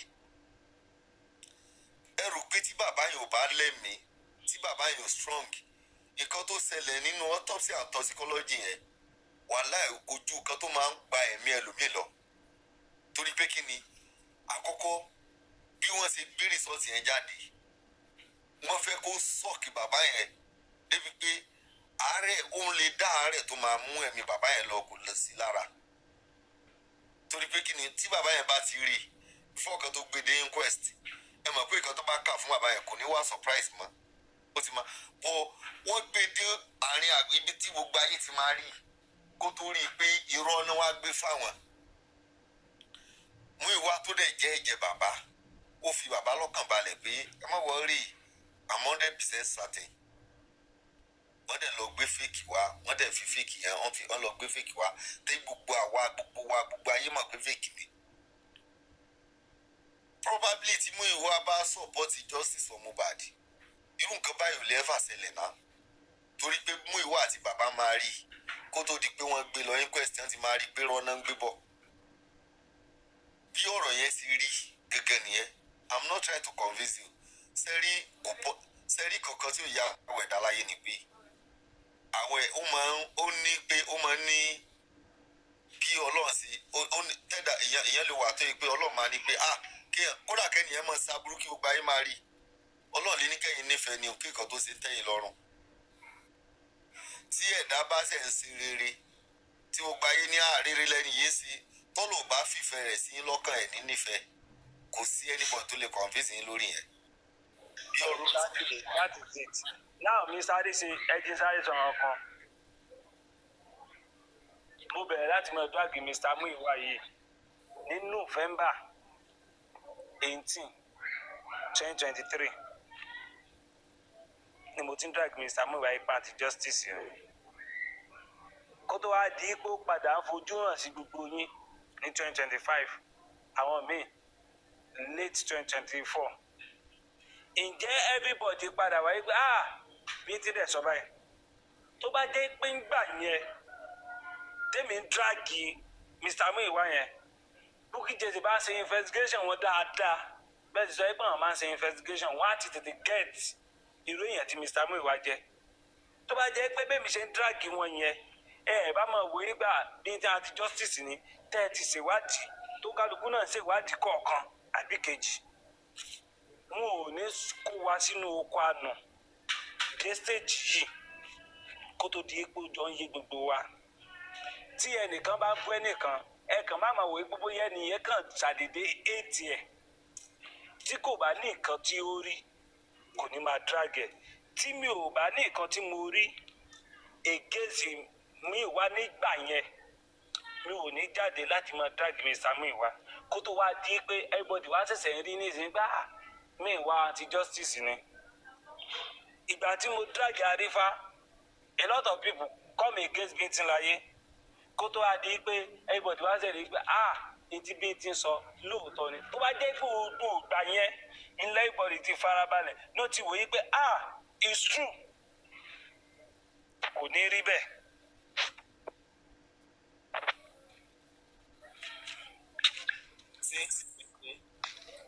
Sẹ́rí wọ́n ní a kì í bínú báwo ni ṣe pòwe yìí. Sẹ́rí ọ̀rọ̀ Muiwa àti BJ ẹ má jẹ́ ọ̀rọ̀ pọ̀ bẹ́ẹ̀ má jẹ́ ká mẹ́nu lọ. Ṣé ẹ mọ̀ pé ẹni sùúrù mà. Ṣé ẹ mọ̀ pé ìtọ́wọ́ sì fẹ́ wá sọ ń sìn. Bintin sọ wípé November lòun ti ń drag Mr. Muiwa. Bintin, let me take you back. Ní October, towards ending of October, Mr. Muiwa lọ sọ́dọ̀ láti platform. Ìgbà yẹn ni Yomi àti Karimo wà ń bẹ̀. Mr. Muiwa ní gbogbo iṣẹ́ lòun kó fún Taiwo Dumusu.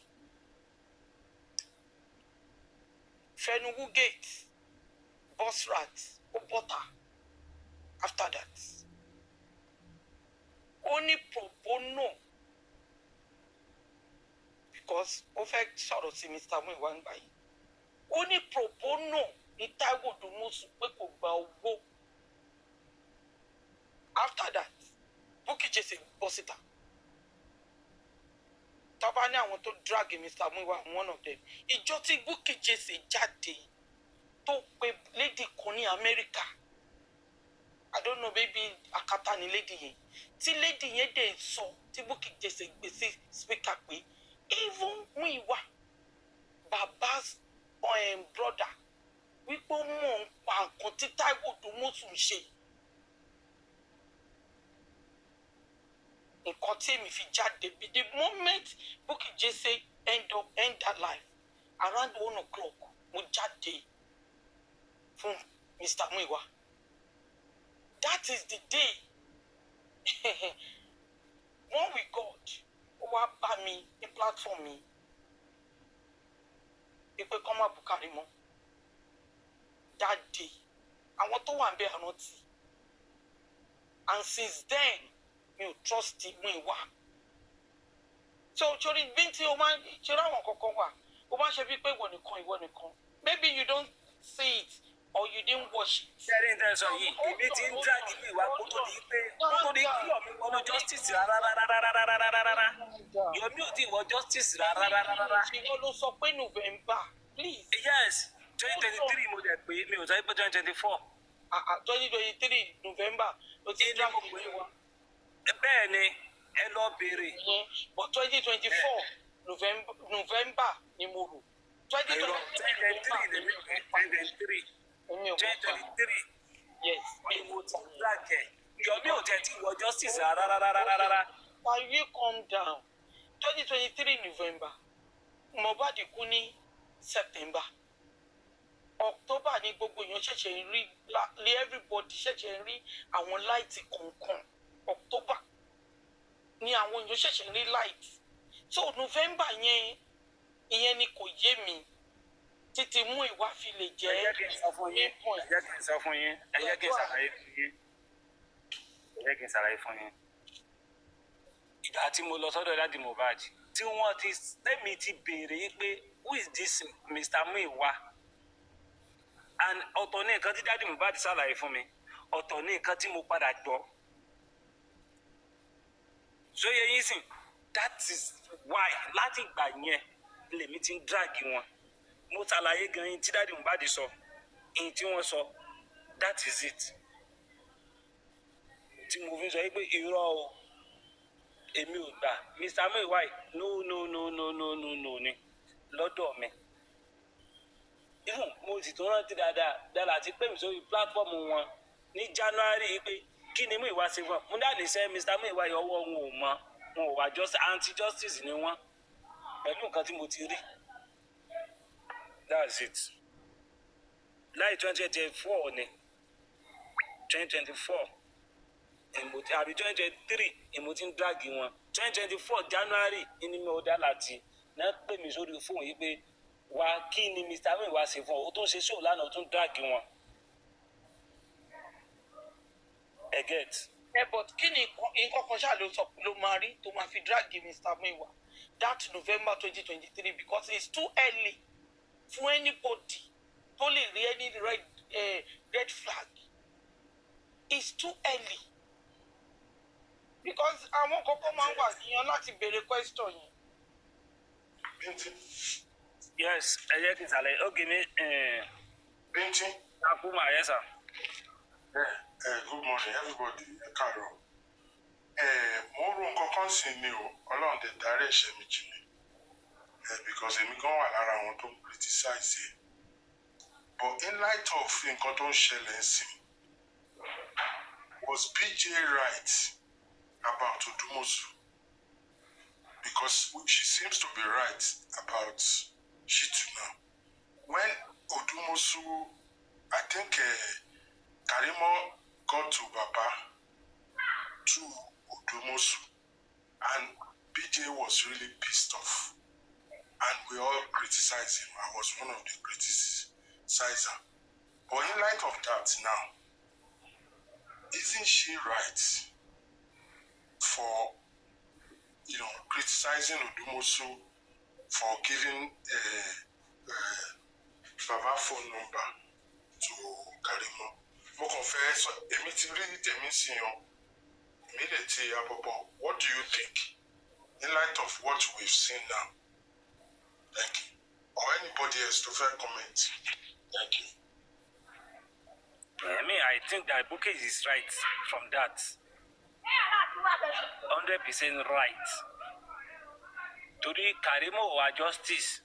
Ìwọ lọ́yà ò dẹ̀ lè sọ wípé kí ẹ̀gbọ́n ìyàwó kó mọ bá client ẹ̀ sọ̀rọ̀. Gbogbo nǹkan tó bá ní láti sọ, ìwọ lọ́yà ló gbọ́dọ̀ sọ fún. Ìwọ lọ́yà ló gbọ́dọ̀ sọ fún. Tí bàbá ni ó lọ rojọ́ ni pé àwọn sọ báyìí fún mi. Ìwọ lọ́yà ló gbọ́dọ̀ sọ fún. Ìwọ ni wàá wá sọ fún client ẹ pé nǹkan báyìí mo gbọ́, nǹkan báyìí mo gbọ́, nǹkan báyìí mo gbọ́. BJ right now. Sẹ́rí Bintin láfikún kan tí Sakuma sọ nísìn. Sẹ́rí lórí question tó béèrè pẹ̀lú Situ.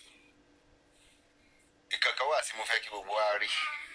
Sẹ́rí Situ Odumosu, they are communicating up till now. And then ìkankan máa wà tó connect wa papọ̀. Ó kàn dùn mí àwọn tó ń gbó bí ajá lánàá tó ń criticize Yomi tó ń sọ̀rọ̀ pé Yomi ṣe kíní kan fáwọn.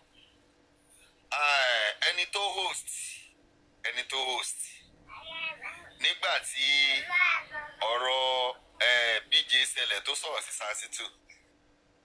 Ẹ má jẹ́ kán gbàgbé pé ẹni tó host tó ń ṣépè fún Yomi lánàá pé Yomi gbà wọ́n. Òun ló lọ test Odumosu pé kó mẹ́sẹ̀gì Sansitu pé ẹnìkan ń sọ̀rọ̀ sí ẹnìyẹn ń jẹ́ BJ. Mi ò nídìí àti máa dá hide orúkọ Crunchy Queen. Kí ló kọ̀ọ̀nẹ́ẹ̀tì Crunchy Queen àti Odumosu papọ̀ tó fi wá lọ mẹ́sẹ̀gì ẹ̀ pé kó lọ bá wọn sọ fún Sansitu. Tí ẹ̀yin náà dẹ̀ rí pé Sansitu yìí ó ń gba owó kò sí anything. So tí BJ bá jáde tó bá sọ nǹkan at the end of the day tó jáde padà tó wá apologize nígbà tí wọ́n ta tí BJ fẹ́ mọ̀ nípa Odumosu ó ń sọ gbogbo ó ń béèrè lọ́wọ́ Muiwa Odumosu ìbáwò ló sì jẹ́ Odumosu ìbáwò ló sì jẹ́ ìgbà tó Muiwa kọ́ máa sọ fún BJ ó ní anytime tó bá ti ní case Odumosu ready láti máa lọ sí Nàìjíríà. Ìgbà tí BJ find out pé Odumosu ò níwèé ni BJ jáde wá sọ pé irọ́ ni Muiwa ń pa lórí ọ̀rọ̀ bọ̀bọ̀ ẹ̀. Same thing ló ṣẹlẹ̀ pẹ̀lú Situ. Bí Situ ṣe dé up till now àwọn sì máa béèrè báwo lẹ ṣe mú Situ wá torí gbogbo nǹkan tẹ́ sọ fún wa irọ́ ló wà bẹ́ẹ̀. Ẹ rí Situ online ẹ̀ dédé mú Situ online.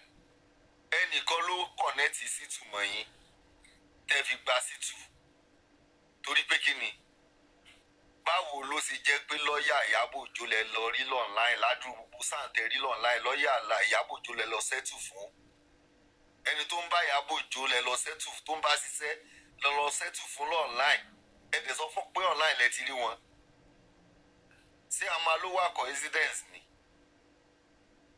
irọ́ ló wà ń bẹ̀ náà so ẹni kò sẹ́ni tó lè correct 100% láyé torí èèyàn ní gbogbo wa a máa ní mistake tá a bá máa ṣe but téèyàn bá ṣe mistake tí ò jẹ́ pé ó ń ṣe mistake yẹn léraléra especially ẹni tó bá ṣe mistake tó jáde wá correct ẹ jẹ́ ká appreciate ẹ̀ àwọn èèyàn náà tijú wọ́n ṣe mistake wọ́n wá rí i pé mistake wọ́n pa realize pé mistake làwọn ṣe but ìtìjú pé kí láyé máa sọ òun ló bá ọ̀pọ̀lọpọ̀ wọn dùn níyì o torí ẹ̀ ni màá sì máa fi ké ọ̀rọ̀ Yomi sí case study ọ̀pọ̀lọpọ̀ ẹjọ́ kí mo ti fẹ́ lánàá ọ̀pọ̀lọpọ̀ àwọn tó ń jáde tó ń sọ̀rọ̀ sí Yomi lónìí wọ́n ti mọ̀ pé Yomi ò gbé kankan dání síbẹ̀ bọ̀ ìtìjú pé Yomi tí mo ti tà fún gbogbo àwọn ayé tí n bá jáde lónìí pé Yomi kò gbé kankan dání kí làwọn ayé máa fi mí ṣe ẹ̀yẹ ìtìjú yẹn ló bá wọn débi tó bá wọn dé lónìí at the end of the day ìgbà tó kàn wọ́n lọ́fun tí wọ́n lọ́pṣàn mọ́ná wá sọ̀rọ̀ yẹn jáde which is ìgbà tí Yomi jáde tó sọ̀rọ̀ sí wọn so tẹ́dà bá ṣe mistake tó bá jáde tí ò jẹ́ káwọn èèyàn sọnù jìnnà tó jáde wá correct ẹ jẹ́ ká máa appreciate irú èèyàn báyẹn gẹ́gẹ́ bí mo ti sọ we can't expect everybody láti nífẹ̀ẹ́ èèyàn kan tí mi bá nífẹ̀ẹ́ bọ̀ ẹ má jẹ́ ká máa sọ mistake kéèké kọ̀ọ̀kan pé ẹni yìí ṣe báyìí ó ṣe báyìí no ẹ má jẹ́ ká máa sọ ẹ jẹ́ ká máa rántí dáadáa tó ti ṣe náà Ọlọ́run á dúró tì gbogbo wa mọ̀mí yé tí ẹjọ́ má bínú ẹ̀sán kan tó bá fẹ́ sọ. fẹ́ bèrè pẹ́sẹ̀ kan lọ́wọ́ bí. mọ̀mí yé tí. ẹjọ́ mo fẹ́ sáré bèrè ọkàn ẹjọ́ má bínú Mr. Ishaq. question tí mo fẹ́ bèrè ni pé Bintin kí ló dé tó fi tẹ̀lé Karimo àti Yomi nígbà tó join kínní tí àwọn èèyàn kan dẹ̀ sẹ́ pé wọ́n gbé nǹkan dání. ẹni mo tẹ̀lé Karimo. yes àti Yomi. yes. ẹni sùúrù mo lè tẹ̀lé Yomi nígbà tí Yomi wá. no ìfẹ́jà kò fò bẹ̀ yẹn please. so tí ìdáyín lóhùn kankan bẹ̀ ẹni sùúrù náà ẹbí àwọn méjìlẹ̀ dárúkọ ẹni sùúrù mo tẹ̀lé Yomi nígbà tó dé tó ní òun máa ṣe fún forensic òun máa gẹ́ẹ̀tì wa ní CCTV camera fáìn nǹkan tá a ti ń retí lélẹ̀ tí ò dẹ̀ sẹ́nibọ̀dì tó ṣe ẹ jẹ́ ká tẹ̀lé bóyá máa gẹ́ẹ̀tẹ̀ reason yẹn tí mo fi tẹ̀lé that's number 1. Karimo number 2 nítorí jẹ́ kí n tẹ̀lé Karimo bí gbégbá tó dé bó ṣe ń gbàbúrò rẹ̀ sí pé òun mọ̀ kan tó ṣẹlẹ̀ ó ti Mohbad ní ó forí rẹ̀ fọ́ kínní ni that's tó jẹ́ kí n tẹ̀lé mọ̀ nígbà tí mo dẹ̀ padà ṣe investigation tí mo rí gbà woman gan wà ń lé ẹ̀yin kọ́ lẹ́kọ́ mi tí mo fi padà jáde fún oògùn táwọn sọ fún mi pé prescribe tí mo fi padà gbé jáde pé wọ́n ní wọ́n ló prescribe oògùn báyìí wọ́n ló prescribe eléyìí wọ́n ló prescribe eléyìí that is it. ìgbà tó jáde fún Karimo ṣé o mọ̀ pé mo mọ̀ gbà yẹn ìgbà tí there is a something between good at àwọn nǹkan tó gbé jáde nípa Hayati ni. no irọ́ òun àti Hayati ò tiẹ̀ tí gbé nǹkan kan jáde rárá òun ò tí gbé nǹkan kan jáde rárá tí mo fi jáde fún Karimo ẹ lọ wo research ń dáadáa mo ò tí gbé nǹkan kan jáde nípa Hayati rárá. okay can I take ìwọ tó lè mọ̀ pé Mr. Muiwa ní 2023 November pé kò wá justice for that early pé kò wá justice Karimo tó wá dé ní August till last year 2024 ó ṣì wà pẹ̀lú Karimo. ìgbà wo Karimo dé. August 2024. ó yá ìgbà wo ni mo jáde fún un. ó dà pé understand ìwọ ní o ti mọ̀ pé Mr. Muiwa wọn wá justice ní November 2023. Yes. Hold on that is just 1.5 months. Ọtí kan ló wá jáde fún Karimo.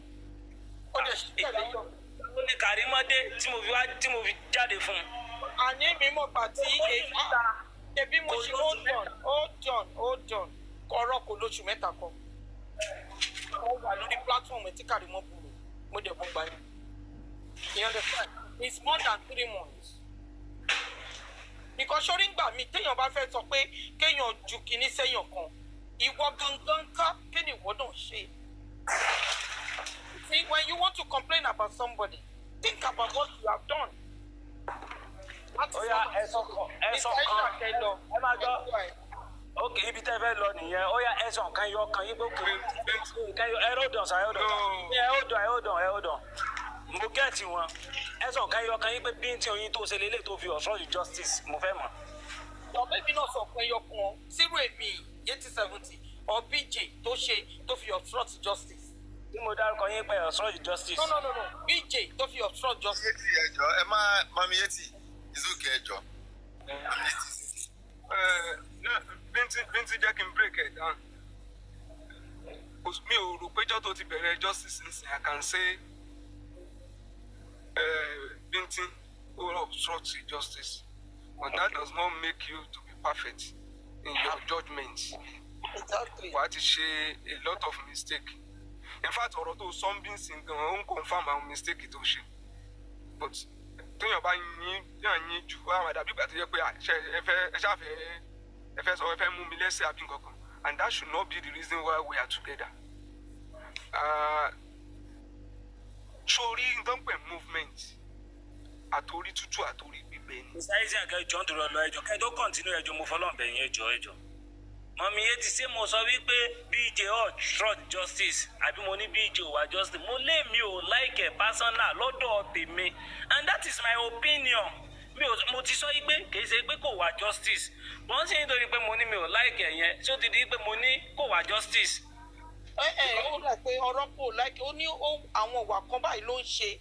No, wọ́n ní kí ló dé tí mi ò fi like mo dẹ̀ sọ nǹkan tí ó dé tí mi ò fi like which means the same thing tèmi ṣe táwọn èèyàn fi sọ pé àwọn ò like Bintin ìyẹn náà ló ṣe tèmi náà that is it and that is my opinion.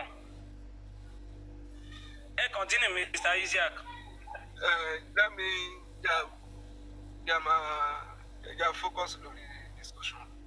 Sorry, movement orí tútù àtòrí gbígbẹ ni. Tó bá déyàn kan bá dẹ̀ rí ẹlòmíì lè má rí bẹ́ẹ̀. And anybody tó bá wọnú movement tó bá ní pé òun ò fẹ́ commit any mistake ẹni yẹn kan wà justice. We are fighting with the establishment. Àwọn Mandela wọ́n ṣe ní wọ́n kàwé wọ́n ṣe everything tó. How many years ló take wọn? Mistake náà ló gbé wọn dẹ́wọ̀n. But at the end of the day wọ́n wá gba independence fún ìlú wọn. Ní ọ̀hún ṣáìdì tí wàá bèrè èèyàn mélòó nù wa ló mọ family pé we can certify this person as this and that nígbà tá a bẹ̀rẹ̀ justice.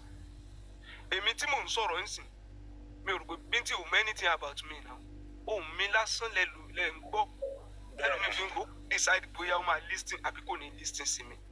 Tó bá jẹ́ wípé Tinubu ni mò ń ṣiṣẹ́ fún ta ló mọ̀ tọ́rọ̀ kan dùn lẹ́nu. Tákàn ń pò pé yá wà àárín wọn lọ́ máa sọ̀rọ̀ tó dùn lọ́ máa ṣe kinní fún wọn. Ayé le ojú méjì dẹ̀ ni láyé ní. But nínú bó ṣe lójú méjì yẹn la máa ṣe gbìyànjú. Move sọ́tún move sósì. But at any point in time tá a bá ti ń rí òdodo ká sọ síta eléyìí tó hàn sáwà. But bó bá sọ òdodo yẹn kò mí pé gbogbo èèyàn máa rí bẹ́ẹ̀ as at that point in time. That is why ẹni tó bá wà in the movement has to also be patient. Kò dẹ́ ṣe wípé àwọn tí ò rí bẹ́ẹ̀ even àwọn tó ń tẹ̀lé Yomi ń sìn ẹni tó bá ń sọ wípé gbogbo àwọn tó ń tẹ̀lé Yomi anti-justice ni wọ́n ẹni yẹn will understand movement. There are still some people tó jẹ́ wípé wọ́n ti wà hooked emotionally until níjọ́ tójú bá là làwọn náà máa sọ wípé ẹ wo bí tí bọ̀bọ̀ ìgbé wa dé tó dẹ̀ yẹ kó rí báyìí bí life ṣe rí nìyẹn. Ìgbà tá a bẹ̀rẹ̀ tẹ́ bá wo the kind of people tó wọ movement àti tó demonstrate ṣé ẹ lè believe pé any one of us dey anti-justice ẹlòmíì bọ́ sórí TikTok tó bú sẹ́kún tó ń gbarata tó dẹ̀ jẹ́ pé ó lájẹ̀ndà àti báwo la ṣe fẹ́ mọ̀ ṣé n tó jẹ́ wípé wọ́n mú lọ sẹ́wọ̀n nítorí ọ̀rọ̀ justice for Mohbad lè fẹ́ sọ pé ó jẹ́ anti-justice tó ti lọ́ọ̀kì mọ́ lérí àwọn èèyàn wò pé tẹ́ ẹ bá tẹ̀ wo sacrifice pé wọnú ẹ̀wọ̀n rí kò lè ever jẹ́ anti-justice ó dẹ̀ lè má rí bẹ́ẹ̀ ẹlòmíì ò dẹ̀ wo ẹ̀wọ̀n rí kódà àwọn ọlọ́pàá ò fa láṣọ rí tó dẹ̀ jẹ́ wípé ó mean well for justice so it is not about the sacrifice it is not about ọ̀rọ̀ tó dùn it is not ẹ̀rí pé mo ti dárúkọ tèmi náà mọ́ sí you cannot say because I'm involved I'm this and that ibi tí mo belong sí ni or because I'm critical thinkers or because I belong to even ẹlòmíì lè wà lọ́dọ̀ Wùmí sí tó jẹ́ pé kò tí ì rí fìrìfìrì ayé ni tó kàn wò wípé obìnrin ṣáà ní kíní kan níjọ́ tójú ẹ̀ bá là á ṣépè ju gbogbo yín lọ bí life ṣe rí nìyẹn but at any point in time tó dodo bá ti hàn sí ní ọ̀kọ̀ọ̀kan no matter how close we are a gbọ́dọ̀ máa sọ opinion wa síta but táwọn bá ti rí opinion wípé I'm not talking about personal opinion ó kàn lè ní pé bintin máa ń sọ̀rọ̀ slowly mi láìkẹ́ that has nothing to do with justice bó ṣe ń sọ̀rọ̀ tó slow yẹn tí má rí pé anytime tí bintin bá sọ̀rọ̀ ọ̀rọ̀ ẹ̀dẹ̀ máa ń ó wà consistent with the truth you don't have to be consistent in words o lè sọ a láàárọ̀ kó sọ b lọ́sàn-án kó sọ c lálẹ́ but abc yẹn ṣó wọ́n wà consistent with truth ní tèmi fẹ́ wò nìyẹn ò bá tẹ̀lé Arífá lánàá kó kúrò lẹ́yìn Arífá bójú ohun tó rí lára Arífá ń gbà yẹn ó dẹ̀ rí pé léyìí ò lè gbé débẹ̀ ó kúrò lẹ́yìn ẹ̀ ó rí pé bossman ó dẹ̀ tó dẹ̀ ṣe yìí ó dẹ̀ lé ẹ̀pù wa o létà tó wá rí pé léyìí ọkàn mi ò gbé àwọn eléyìí irọ́ náà ń pa ó kúrò lẹ́yìn ẹ̀ kí wọ́n á ní bíntín kí ló dé tó tẹ̀lé kíní tó tẹ̀lé lé tó padà lẹ́yìn eléyìí life ó dìbò jù yẹn lọ torí pé àwa ìjọba là ń bá jà wọn ẹ̀ dẹ̀ káwọ́ dúró at any point in time most can be planted most will even have more information than all of us okay ṣe báwa wá tó ṣẹlẹ̀ ni àwọn kan mọ tó ṣẹlẹ̀ náà ẹni tá à ń sọ òde pẹ́ mú wọ́n ń sọ wa ni àwa ò tí ì rí wọn àwọn ti rí àwa wọ́n ti mọ táwọn ṣe àwa ò dẹ̀ mọ̀ àwọn dẹ̀ ti wò pé eléyìí àwọn ọmọ ẹni tó fẹ́ tú àwọn láṣìírí mo lè máa sọ̀rọ̀ ń sì kó jẹ́ gbogbo ọ̀rọ̀ tí mo sọ yẹn wá kàn wá pé dídìrín lé kò tí eléyìí ò tiẹ̀ mọ tó ń lọ eléyìí kàn án analyse wọ́n dẹ̀ àwọn pọ̀tẹ́ ìlú mi bá ń sọ̀rọ̀ táwọn èèyàn rò pé ọ̀dẹ̀ tí ẹlẹ́ni tó ń sọ̀rọ̀ yìí ó lè jẹ́ nìyẹn gangan ló fẹ́ tú àṣírí ibi tọ́rọ̀ wà wọ́n wá lọ dúró dé wọ́n wá dúró èèyàn kan sí wọ́n wá ní ẹ̀skátà ẹ̀ tó bá ń skátà ẹni yẹn lọ́wọ́ èmi àti ẹ̀ wò ní mọ̀ ń gbà yẹn náà àkàwọ̀ pé nínú analysis gbogbo wa ń ṣe gan bọ̀bọ̀ yẹn orí ẹ̀ ò péjọ àdẹ̀nímọ̀ wípé àwọn tó ti wà far ahead of us náà ṣe nǹkan tó ń ṣe tẹ́ bá wo nǹkan tó ń lò fún bàbá Alọ́ba kó tó dé Lẹ́kí plan ti wà nílẹ̀ ìgbà tó dé Lẹ́kí àwọn ti lọ police station àkọ́kọ́ ìgbà tó fẹ́ mú lọ police station tí wọ́n mú lọ another one mú lọ wọn àgbé débẹ̀ pa wọn ti lọ síbi kan ìgbà tí wọ́n gbé débi tán lọ ó ń kọ kíní lọ́wọ́ ni mẹ́sẹ̀gì tún wá pé ẹ má jẹ́ kí máa ní ó gba ẹni tí kúrò ń bẹ̀ yẹn wọ́n dẹ̀ ní wọ́n tún direct ẹ̀ padà sí gbòmí ìgbà tán náà ń lọ sí hospital ń Kòròdú wọ́n ti débẹ̀ síwájú ẹ̀ ìgbà tó kúrò ń bẹ̀ wọ́n gbọ́ ọmọ wọnú ibi tí wọ́n ti wẹ̀ mọ́ṣúárì wọn àjẹ́ kó mọ̀ ó kúrò ń bẹ̀ irú pósí tí wọ́n ń gbé bọ̀ kò mọ́ sáìsì pósí àwọn kan ló fún lówó wọ́n ti débẹ̀ síwájú ẹ̀ níbi tán ti ń ṣe bẹ́rí àgàn àwọn náà tó wá jáde síta náà tó ń pariwo ẹ̀ they are always far ahead of him kò mọ Daddy Freeze kan kò mọ BDM kan gbogbo táìmù yẹn àwọn ti lọ ọ̀dọ̀ Daddy Freeze wọ́n ti wà ahead wọ́n ti fún lórúkọ tó fẹ́ fún òun wá ń catch up them àwa tá a wá join ẹ̀ we were helping him at that time láti catch up ni we were helping him láti catch up wọ́n ti wà níwájú àwọn náà tó propose corona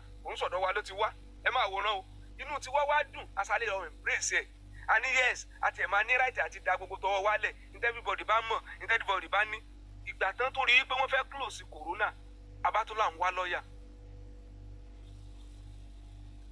ebi Nàìjíríà ni lẹ́yìn ẹ̀ wo history lọ́ọ̀yà tó tún tẹ̀ wá lọ́wọ́ are they not far ahead of us ìgbà tí wọ́n tún lọ́ọ̀yà tó dramatize tó ní everybody must come to corona kí la ṣe apàtẹ́wọ́ fún torọ́rọ̀ tí lọ́ọ̀yà yẹn sọ ń gbà yẹn ta ni ò ní believe pé that lawyer is ready tá a dẹ̀ tún láwọn ìyá wa tí wọ́n wà lórí òkè grace táwọn sọ wípé that magistrate at corona kọ́ ló ń bá wọn jẹ́ kẹ́mi ẹ̀gùn ni ó ṣe dáadáa ọmọ gidi ni ó ní everybody must come now ṣé etí wa gbọ́rọ̀ yẹn àtúnṣọ pé kò make sense ìgbà tán tó kúrò tí wọ́n wà ń bẹ̀ yẹn náà nábà tó ní Naira Marley and Sam Larry must come ìgbà táwọn méjì yẹn yọjú péré ṣé corona wá ṣé gbogbo àwọn tó kù nù lé ṣé wọ́n jẹ́ kán wá ẹ̀rí pé they were far ahead of wọ́n motivate wa wípé everybody must come tó jẹ́ pé òótọ́ ni ó yẹ kí everybody wá I embrace it at the end of the day bí ọkàn náà kan sọ fún wa pé corona máa end ẹ wo bọ́n ṣe ń lead tiwa they were far ahead kò ṣe pọ́n gbọ́jú wa lọ torí authority ni ọgbẹ́ kúdà ọwọ́ wọn ló wà ọ̀rọ̀ wa wá dàbí àbíkúso lóògùn dèké àwa dàbí pé àmọ́ ṣe ẹ wọ àwọn tán náà lọ Àbújá nìsín àti underground àti presidency èwo lọ́rọ̀ ẹ̀ yé wa nù wọn they are far ahead of us tá a bá wà force nísìn pé underground ló ń ṣiṣẹ́ ju presidency lọ ṣáà ti wọnú pàtùkùtẹ́ èké tá a bá ní pé presidency ló ń ṣiṣẹ́ ju underground lọ ṣáà ti wọnú pàtùkùtẹ́ èwo ló yé wa nù gbogbo ẹ̀ ṣé n tó da ìkú bo orí bí example bíi tèmi báyìí tí mo ti fún yín ṣé n tó da ìkú borí bíi tèmi báyìí tẹ́ ẹ̀ rí tí wọ́n láwọn ti ṣiṣẹ́ lọ underground táwọn náà sọ wípé 85% làwọn ti ní tán ni wọ́n ti fún gbogbo wọn ní invitation letter tí lọ́ọ̀yà Kabiru data lánàá tó ní client tẹ̀ wọ́n pẹ́ ní lẹ́tà o àwọn kan jọjú síbẹ̀ ni o gbogbo la fẹ́ gbàgbọ́ abẹ́ tó ní gbogbo wọn ti ní warrant of arrest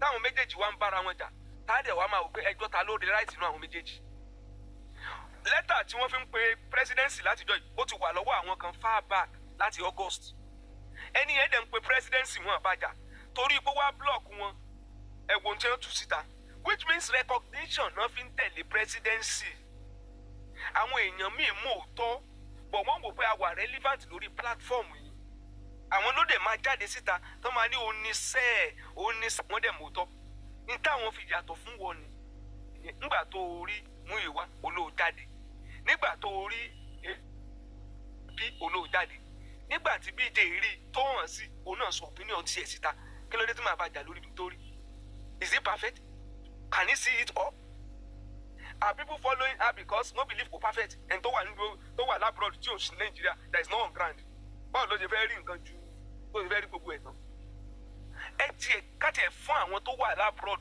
tí wọ́n wá ń gbìyànjú ní Nàìjíríà yìí tí wọ́n dẹ̀ jẹ́ kakọ́ fún wọn credit mélòó náà rí wọ́n dẹ̀ tó ń fi gbogbo owó tó wò tó àwọn tó ń wà on ground Nàìjíríà irú dẹ́yìn sọ wọ́n ń wò wọ́n àdí 1 and 2 plus sórí 1 and 2 táwọn èèyàn hard together tó fi ń tẹ̀lé yín yẹn give credit to them torí iná fi ń take decision ground information tí Bukky ló ń ṣe gbogbo ló fi ń ná ṣe bí yàn ló ń rán kì í ṣe robot kò ń ṣe engine ló ń rán kò ń ṣe engine tó lè even engine go perfect ó ká sọ pé computer ló deploy ok mo fún ìyá kínní lówó kán bá mi tẹ̀lé wọn lọ hospital tán ti ṣe kínní bẹ́ẹ̀ ni yẹn bá dé hospital tó ní in fact ìgbà tán ṣe DNA yẹn lọ́wọ́ báyìí ìyá Mohbad yàgbẹ́ sára ni tó ń wá sọ lórí program ṣe báwa ó gbà mọ̀ rò pé kódà jẹ́ pé ni yẹn hàdí salt and pepper sí ṣùgbọ́n wo eléyìí tó ń sọ tó tiẹ̀ ń jọra wọn at least inú ọ̀rọ̀ bíyàn bá lè bó bá ti ń kọjá 50-60% àkọ́ wò pé ẹni yìí náà gbìyànjú ìyẹn yàtọ̀ sí àwọn tó jẹ́ pé wọ́n kúkúrọ́ wọ́n dẹ̀ wá certify ẹ̀ as òtítọ́ fún wa so you will see me come to your platform most of the time so tó yẹ kán bá pè é láǹtí justice níbi kan ṣé yẹn ló ní kí n má wà lórí platform yìí tí má rí ẹ lórí platform kan tó ti sọ̀rọ̀ I will go and engage you there pé Bintin my brother do you see this way this and that way that means pé you don't have to be perfect kódà mo lè rí èèyàn kan as anti-justice nísìn kí wọ́n sì máa wà lọ́dọ̀ ẹni yẹn I will still not call you anti-justice I will still not call you anti-justice gbogbo principle tá a ní ká lò lánàá táwọn kan ti dànù lánàá ó náà fẹ́ ló ń sìn náà look at what Papariano was saying yesterday ó ní ẹ má wà fún Yomi láti spite ẹ má wà spite Yomi kẹ wá lọ support Wùmí ó wá ń plead pé ẹ jọ̀ọ́ nítorí fẹ́ ní kó ń sọ fún yín ni pé Wùmí ni ó sì wọ́ọ̀sì ju everybody lọ òun gangan ní major something nígbà táwa ń sọ lánàá òun lo gbogbo ohun tí VDM mú wá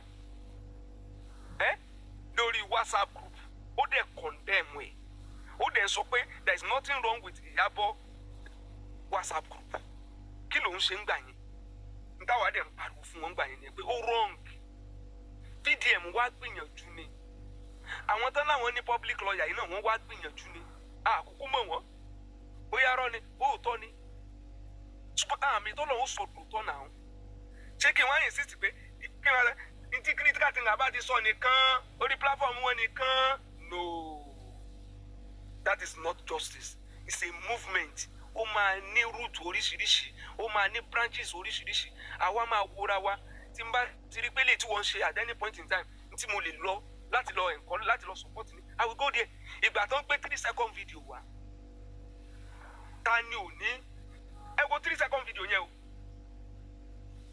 téèyàn bá wo credibility Yomi at that point in time ìyẹn á throw away now wọ́n tó wá lọ mú èèyàn kan wá tí gbogbo wọn ti certify àwọn náà certify Bíọ́dún o Bíọ́dún yẹn ló tún wá lò ẹ wo Bíọ́dún they didn't know who Bíọ́dún was Bíọ́dún yẹn ló tún wá lọ bá BJ kí ló dé tí BJ ò máa defend Bíọ́dún up to today fídíò tí wọ́n rí pé eléyìí mo ti rí báyìí o ó dẹ̀ tún wá síta if you like say that ó ṣe mistake is he not human but àwọn tí wọ́n certify Bíọ́dún àtàwọn tó gbé 3-second video wa irú àwa yìí position BJ then and now ó yàtọ̀ sí tèmi èmi tó insist pé I love till now ṣe èmi tó believe you 3-second video mo tó believe pàdúrà ní ṣe that is still my position and I have my reason but àwọn tó ń gbé dání tán l'opportunity 3-second video kí náà fi ṣe owó náà wá fi gbà ibi tó yẹ kán gbé 3-second videos lé ó sì ń ṣe mistake yẹn dè ní àní message tí wọ́n send sí ẹ ló wà more important in the 3-second video not necessarily the video tán send sí ẹgbà yẹn 3-second will mean any sense is blur keep emphasizing on it that message mo ti rẹ́ni tó confess pé òun ló ń pa òun mọ bá ṣe pa Mohbad ìyẹn ló yẹ kó dì mú and you cannot be a petitioner in that case tó o bá ti ń jẹ́ petitioner tó ń jẹ́ applicant wọ́n máa reduce ẹ̀ to extortion ni but tó o bá ti gbé wọ ọ̀rọ̀ justice for Mohbad tó o dẹ̀ náà ti harmonize gbogbo petition lóòótọ́ ẹ̀rí pé wọ́n pe bàbá tọ́mọ ẹ̀ náà kú nílò harmonization yẹn fífẹ́ wọlé harmonization yẹn ló máa jẹ́ kí kíní yẹn wà relevant but wọ́n tún sọ ń sìn pé harmonization yẹn kan ìwọ gan ló ń sọ but tó bá ti jẹ́ pé wọ́n ti wá take over tó rí wriggle out it's still good but not for the purpose of the president lè sọ fáwọn èèyàn pé presidency ti give order presidency ti ní ká máa ṣe kéèsì lọ ká tó wá sọ pé ẹ lọ mú owó wá ẹ̀yin lẹ máa lẹ́ ní fat kan lọ́wọ́ ẹ̀yin lẹ dẹ̀ máa destroy ẹ̀ nígbà téèyàn lòun rí CCTV nínú ilé Mohbad tó lòun wò báyìí kẹ́ni ẹ sọ pé òun wò báyìí tó dẹ̀ nìkan lọ gba court order wá kí ni identity neighbor we don't know kí ni actual number lẹ̀ you don't know oní next house kan lọ bẹ̀ nígbà tán débẹ̀ wọn àmọ́ orúkọ ẹni yẹn gan báwọn náà ṣe máa gba court order tán máa mú lọ lé without court order wọn gbọ́dọ̀ address ẹ̀ to a particular person ni ìgbà tán wá ibẹ̀ tí wọn ò relocate kí ló ṣẹlẹ̀ oní ayákìlá ó ti ẹ̀ mọ̀ fáwọn ayákìlá wọn ti nǹkan sẹ́ndì sí ìwọ ní pé ò ní ìdàtí reveal all to àwọn tó ń bá deal but you expected them to reveal all to you àwọn yẹn sọ pé lawyer làwọn náà send àwọn náà mọ reason táwọn náà fi láwọn náà send lawyer wọ́n ṣe background àwọn náà mọ reason torí pé wọ́n náà hide ìwọ náà trust wọn kò ń ṣe tiwọn àwọn náà trust ẹ náà làwọn náà fi ń ṣe tó ń ṣe náà ṣe é pé ìsinmi movement you first justify the fact that you cannot reveal everything you are doing to people but you want people to reveal everything they are doing to you in a movement ìgbà tá ẹ wá rí ẹ délé central server aládé ń gbọ́n ta pé security estate náà máa lọ mú ẹ contradiction but every camera in the estate is linked ẹ wo diversion ẹni tó fẹ́ bá wa gba ọ̀dà tó tún lóun ti fi details lẹ̀ fáwọn ọlọ́pàá bí èèyàn bá ti fi details neighbor lẹ̀ fáwọn ọlọ́pàá ṣe bọ́ ọlọ́pàá ló máa process search warrant tí ó máa fi lọ sínú ilé yẹn ọlọ́pàá ni kò ní ìdí gbogbo àwọn tó tún lóun lóyìn lọ. Ishaq ẹ káàárọ̀.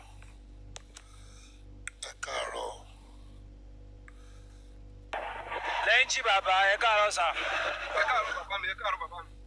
ẹ káàárọ̀.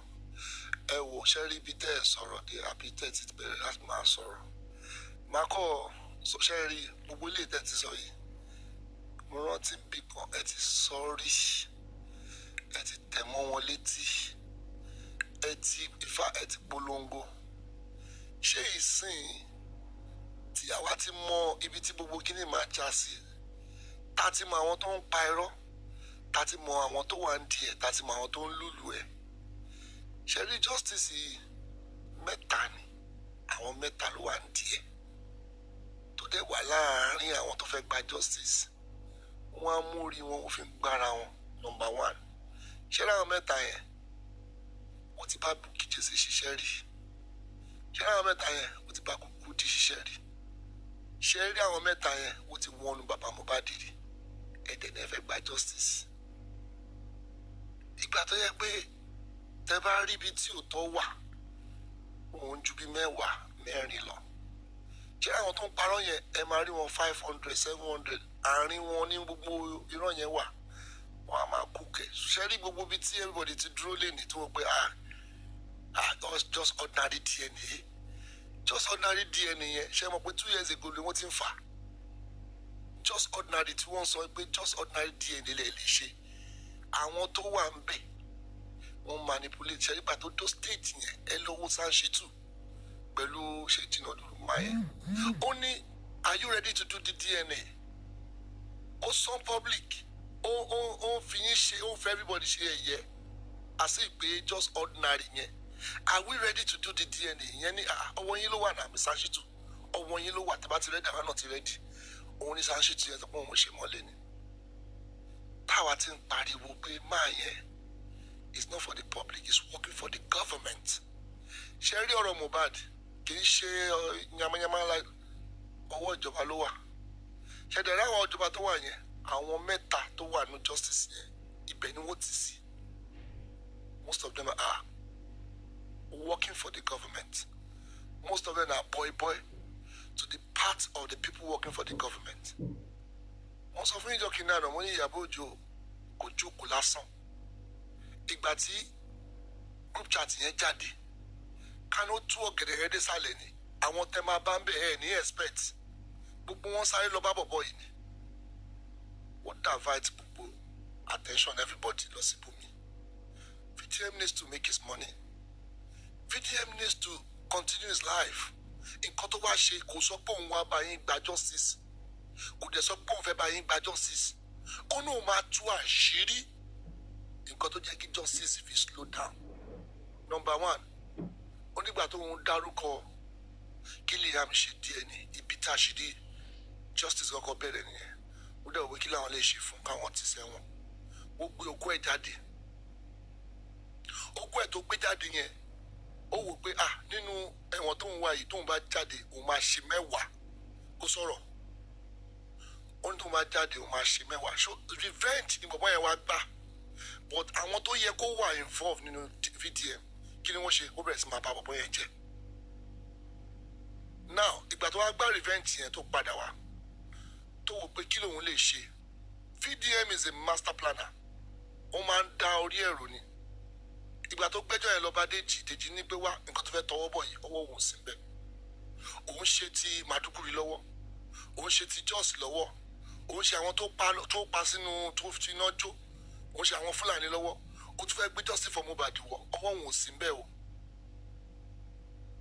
ìyẹn fẹ́ rù bá bọ̀bí jẹ́ ni pé tóun bá tú kòkò yẹn dé sálẹ̀ àwọn èèyàn ní understand everybody ti confuse lórí Jossy for Mohbad ta ló pa Mohbad òun nìkan tó ń béèrè fún at the end of the day Maisi ó fi hàn yín ní gbangba pé tẹ́ bá fẹ́ justice o Maisi yìí ní àṣírí Mohbad lọ́wọ́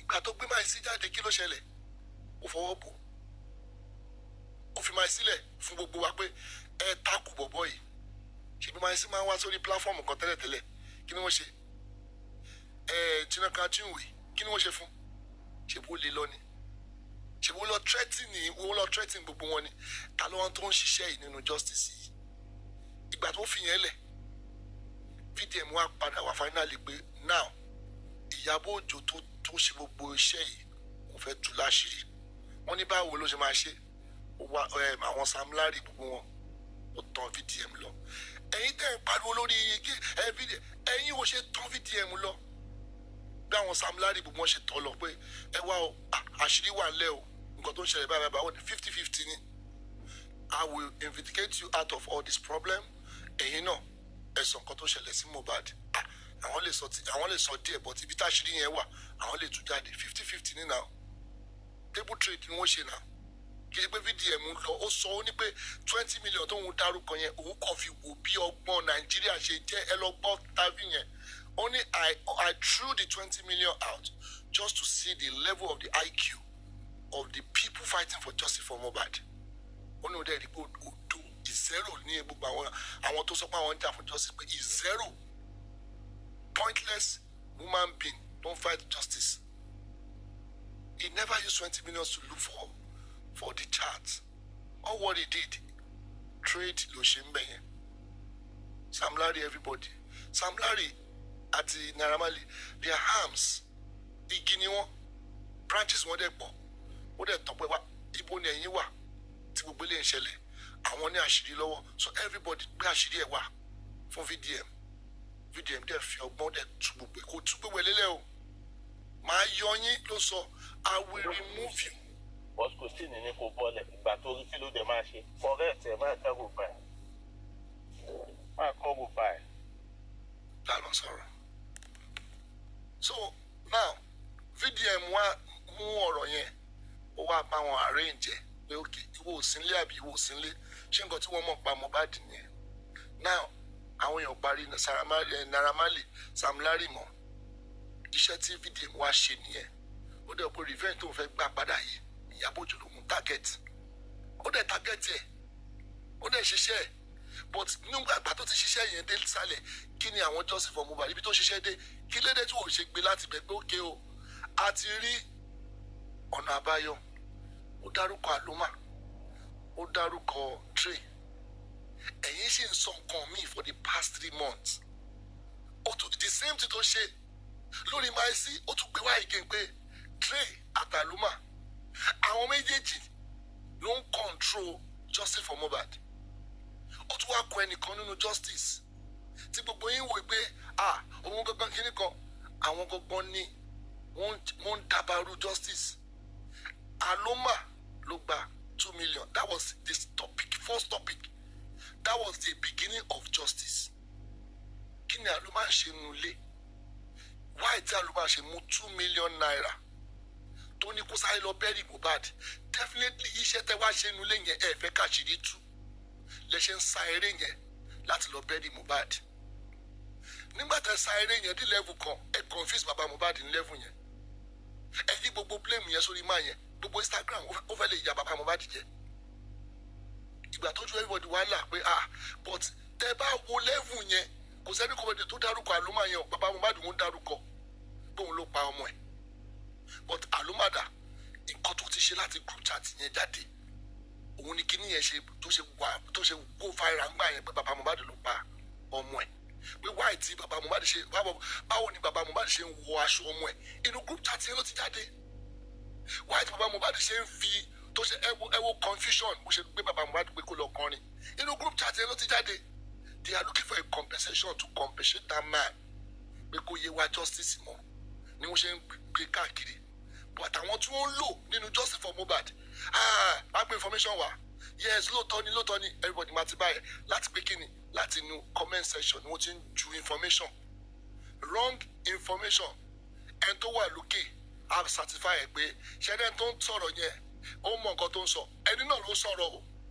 Ẹni tó wà lókè yẹn náà ló ń type nǹkan tó wà sálẹ̀ tí everybody máa fi wá gbé lọ fi platform mi the same thing bó ṣe máa lọ gbogbo platform yẹn káàkiri wọ́n wá gbé information yẹn wá gbé lẹ́yìn lọ́wọ́ nǹkan tó yẹ kẹ́ ṣe wà ní ṣe mọ́ the same thing tó ṣe fún Bukky Jesse nínú platform Bukky Jesse we notice after gbogbo ọ̀rọ̀ yẹn àmì ò ń lọ síbẹ̀ o but later tàwa wo comment section we normally review till now gbogbo nǹkan tó àwọn èèyàn ti ṣe à ń lọ review ẹ̀ so wọ́n ta review àwa rí different username tó jẹ́ pé ó ti bà justice jẹ́ the same username yẹn ó ti change ẹ̀ again tí ò dẹ̀ yá àwọn èèyàn pé inú comment section ni wọ́n ti ń gbé gbogbo wrong narrative jáde láti deviate láti divert information lọ sí ibòmí. So when we notice all those things, àwọn people yóò ju mẹ́ta lọ tó ń dá justice rú, but people fall for their gains. Just dáwó eléyìí nídowó just to pé àwọn tó ń sọ̀rọ̀ ní platform mi òótọ́ yẹn wọ́n sáré pamọ́lẹ̀, because most of them are being paid off by gifts, by most of the things. Gbogbo làwa mọ̀. We know all those things, and we are coming to that level. This justice must be served. Tó fi lè lọ máa ra fridge fún ọlọ́pàá, ra generator fún ọlọ́pàá, ẹ̀dẹ̀ ni ẹ fẹ́ justice. You people are not being tightened. Tight belt yín. Mo máa ń sọ, nobody can buy me. Nobody. Kò sẹ́ni tó lè rà mí.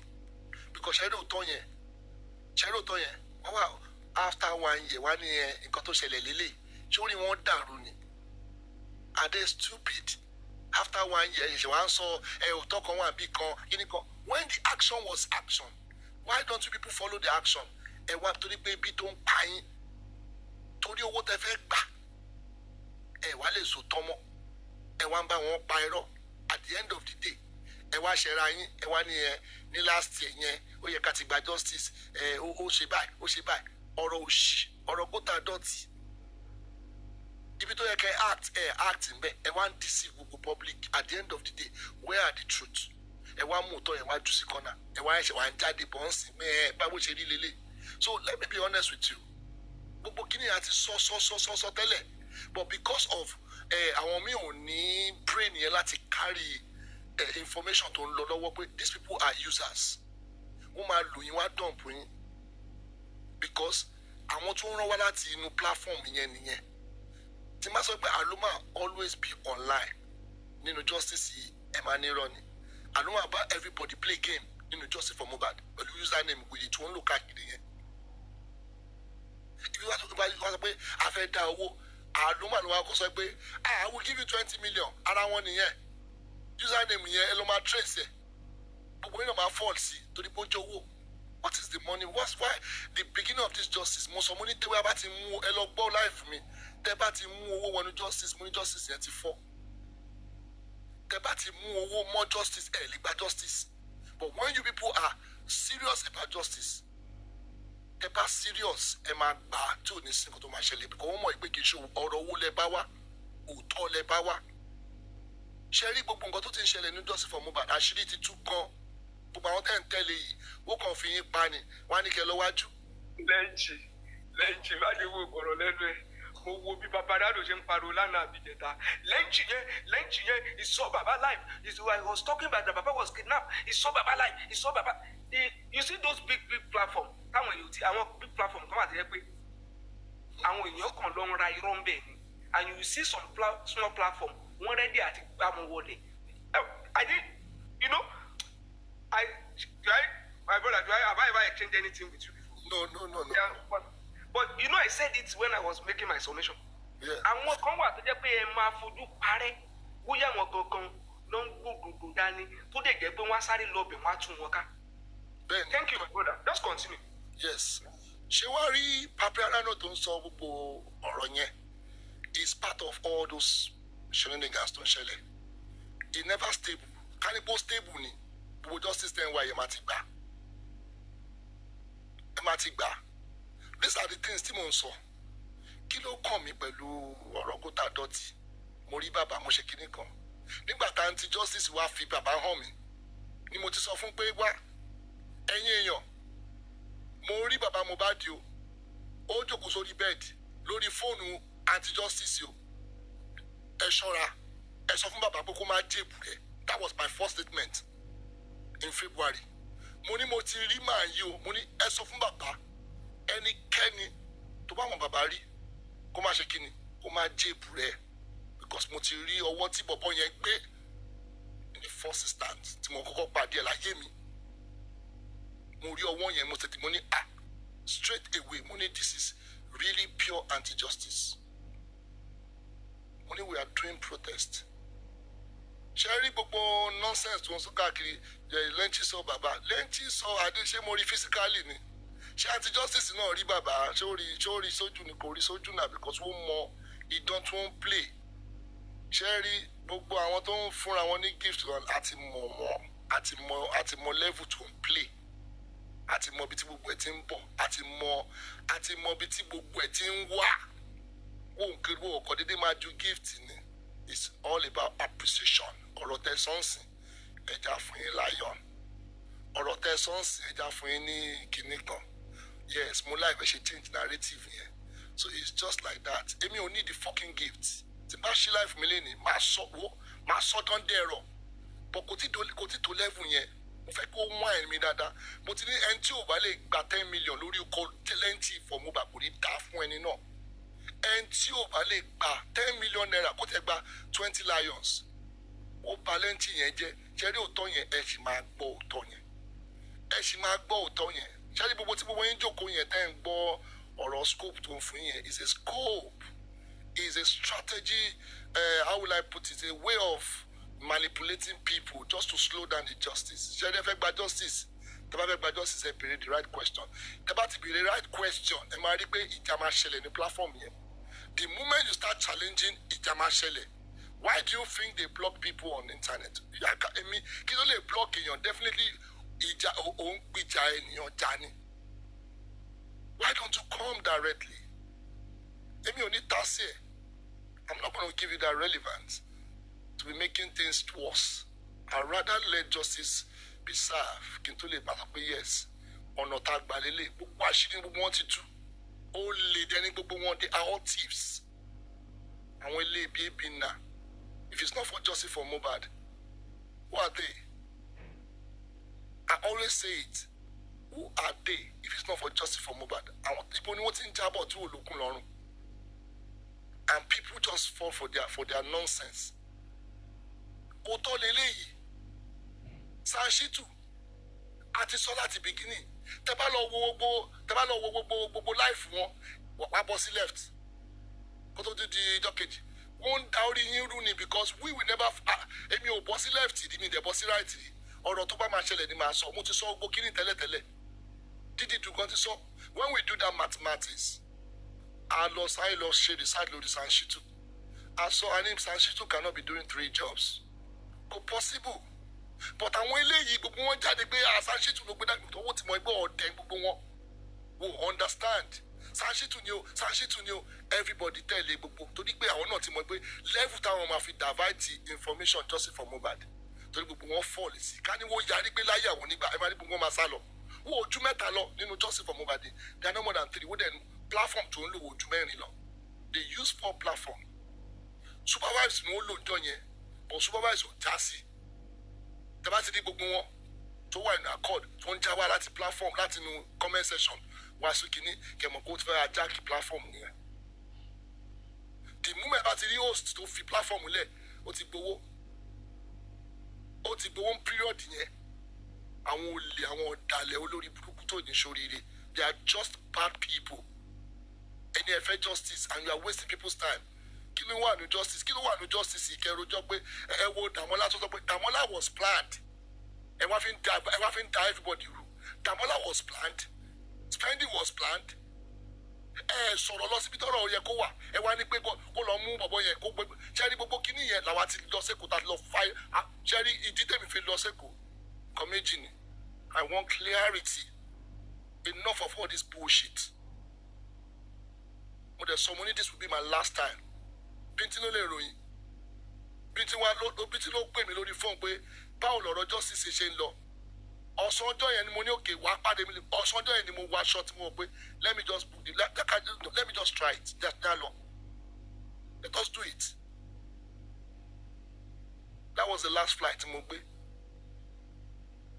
Pé jákàtà ló mọ nǹkan tó ń ṣẹlẹ̀. Àwọn wọ́n ní he has to stop. Mo dẹ̀ fẹ́ kó mọ ìdí tí justice ṣe ń dàrú. Gbàtí Bintin máa rí Bintin wọn ní ṣé bó ṣe ń lọ lélẹ̀ kò tí abalajọ òtúrélẹ̀ ojú ọmọ yẹn wá ń là dáadáa ó kìjẹ́ ó là bíi torchlight ni. So nǹkan tó fi ń jẹ àwọn èèyàn lélẹ̀ justice ò jìnnà mọ́ ẹ máa fà àwọn tó ń fà síwájú wọ́n fà sẹ́yìn wọ́n fi gbogbo yín ṣeré wọ́n fi gbogbo yín ta yín. People are so wicked. They don't care about your mental health. They don't even care about anything.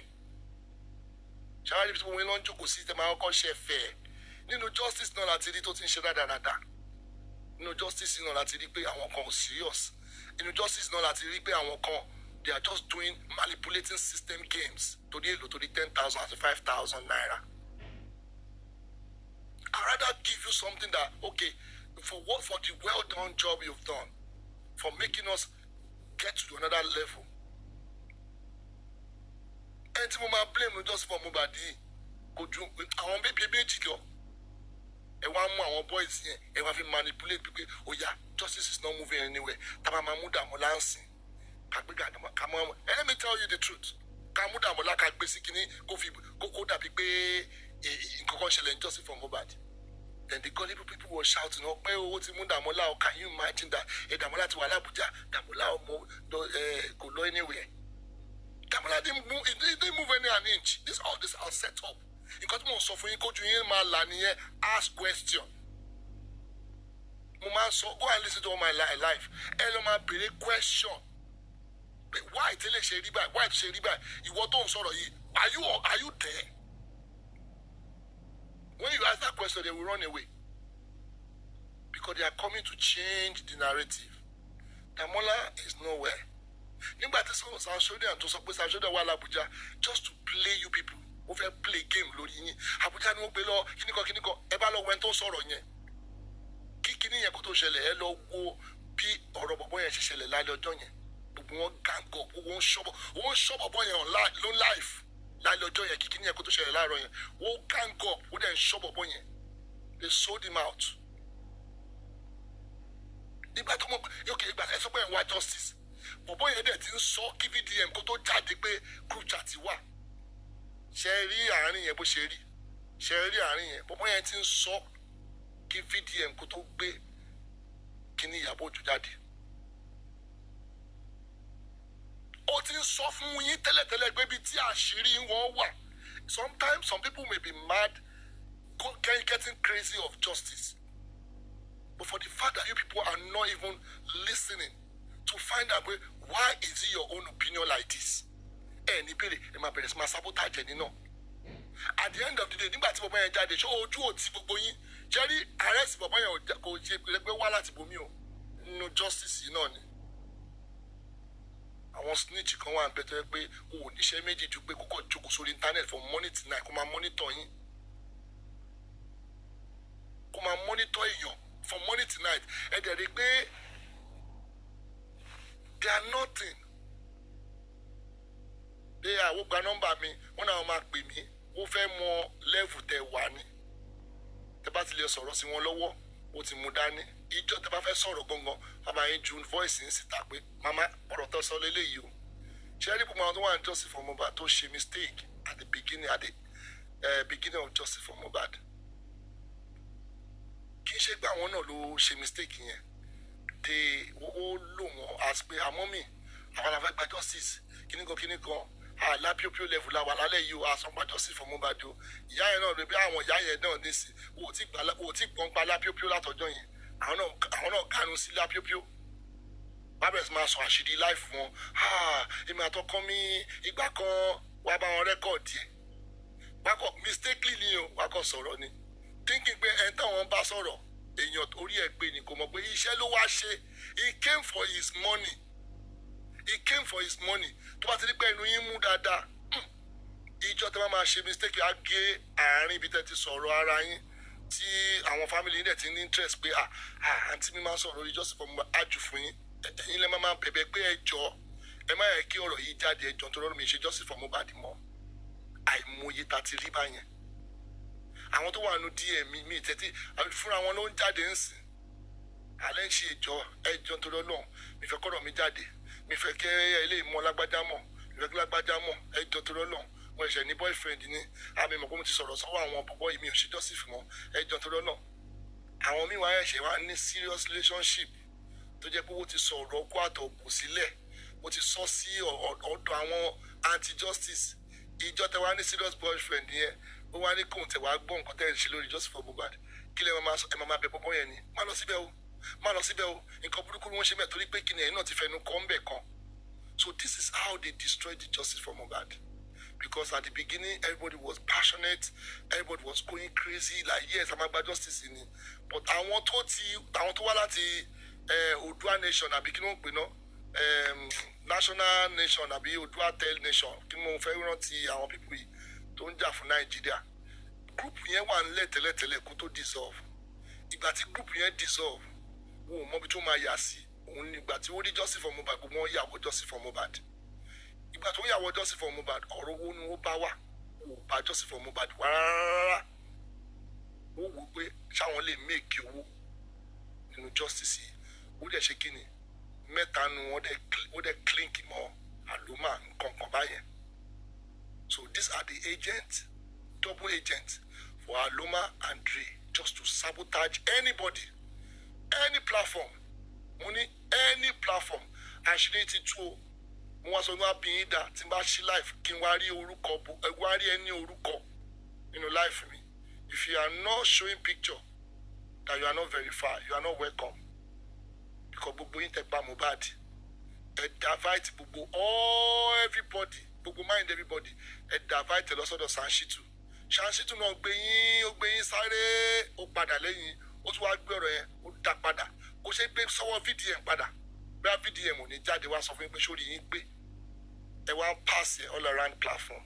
Ẹ wá ń waste time everybody. Ṣé lọ́rọ̀ díẹ̀ nìyẹn? Òun ló máa dá ìjà lẹ̀ láàrin gbogbo yín. Gbogbo yín tẹ dúró yẹn. Gbogbo yín tẹ di pé ẹ manipulate àwọn èèyàn. Díẹ̀ nìyẹn ló máa tú àṣírí gbogbo yín. Damola never move an inch. Ẹ kò fẹ́ fi wine àwọn èèyàn online kẹ́ fi mọ level tẹ everybody wà. Nothing is happening in justice. And if I justice, ẹ máa sọ̀rọ̀ lọ́sókè, ẹ máa sọ̀rọ̀ ìsàlẹ̀. Whereas people are not on ground, you people are not doing anything. Ẹ wá ń ṣe àràbù, ẹ wá ń ṣe gbogbo ẹ̀.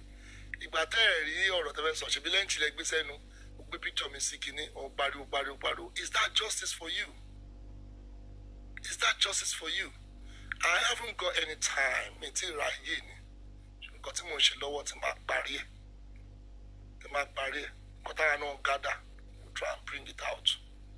Because most people did not even come for justice. They saw it as an opportunity. Worry as avenue, pé àwa tẹ́bí ti pa sínú Nàìjíríà. Ká máa parọ́ iná ni. Let people just understand pé Sanshitu nílé ni, Baba Mohbad nílé lọ́la, gurexy ní ní ọ̀túnla. Ṣé rí àwọn tó ń dárúkọ gurexy? Ẹ kó gbogbo wọn pọ̀, gbogbo àwọn tó wà pẹ̀lú gbogbo àwọn tó ṣe rí ẹjẹ́ ń sọ ọkàn fún yín. There's no smoke without fire. Ògiri ò lè lanu kálàǹgbà bí ògiri ò lè lanu kángbálàǹgbà máa wọ̀ bí àbí báwo ṣe máa sọ. Mo máa ń sọ nǹkan kan ní pé kí nǹkan kan kó tó lè ṣẹlẹ̀ ẹnìkan ni wọ́n kọ́ lọ bá láti manipulate. I mean, that person may have a good intention, but at the end of the day, tẹ́ bá lọ rí ẹni náà pé òkè bàbá a lè make owó lórí scope yìí o. Bàbá sọ pé owó kidnap bàbá ńkọ́.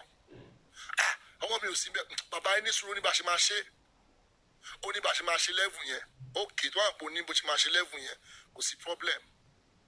So kálá fẹ́ blame ní gbogbo ọ̀rọ̀ tó ti ń ṣẹlẹ̀ nígbà tó gbé bàbá kúrò nínú Jossy for Mohbad ṣe bíbí tá fẹ́ lọ gba justice nìyẹn ó gbé bàbá kúrò a tún force bàbá lọ again second time wọ́n ní bàbá ní diabetes bàbá ní high blood pressure ṣe é rí gbogbo nǹkan tó ń ṣẹlẹ̀ yìí tẹ́ bá rí pé àwọn tó wà ń díẹ̀ òun náà ló sì wà ń díẹ̀ kò tí ì yé gbogbo yín ní level tó ń lọ yìí ibi tó yẹ kẹ́ sọ̀rọ̀ sí ẹ máa rí pé àwọn wèrè kan máa jáde pé lẹ́ǹtì why is he saying that lẹ́ǹtì kíní kan kò ní dá fún ìyá ẹ ṣe é rí automatically àwọn tó kò ní dá fún ìyá wọn àwọn tó máa ìyá ti sí kò ní dá fún I'm not ready to go there automatically you are cursing your mother your father torí pé ò lẹ́ẹ̀kan lé náà nìkan ní ò lẹ́ẹ̀kan lé you will not be the way you are èmi ò fi íńtánẹ́ẹ̀tì jẹun náà.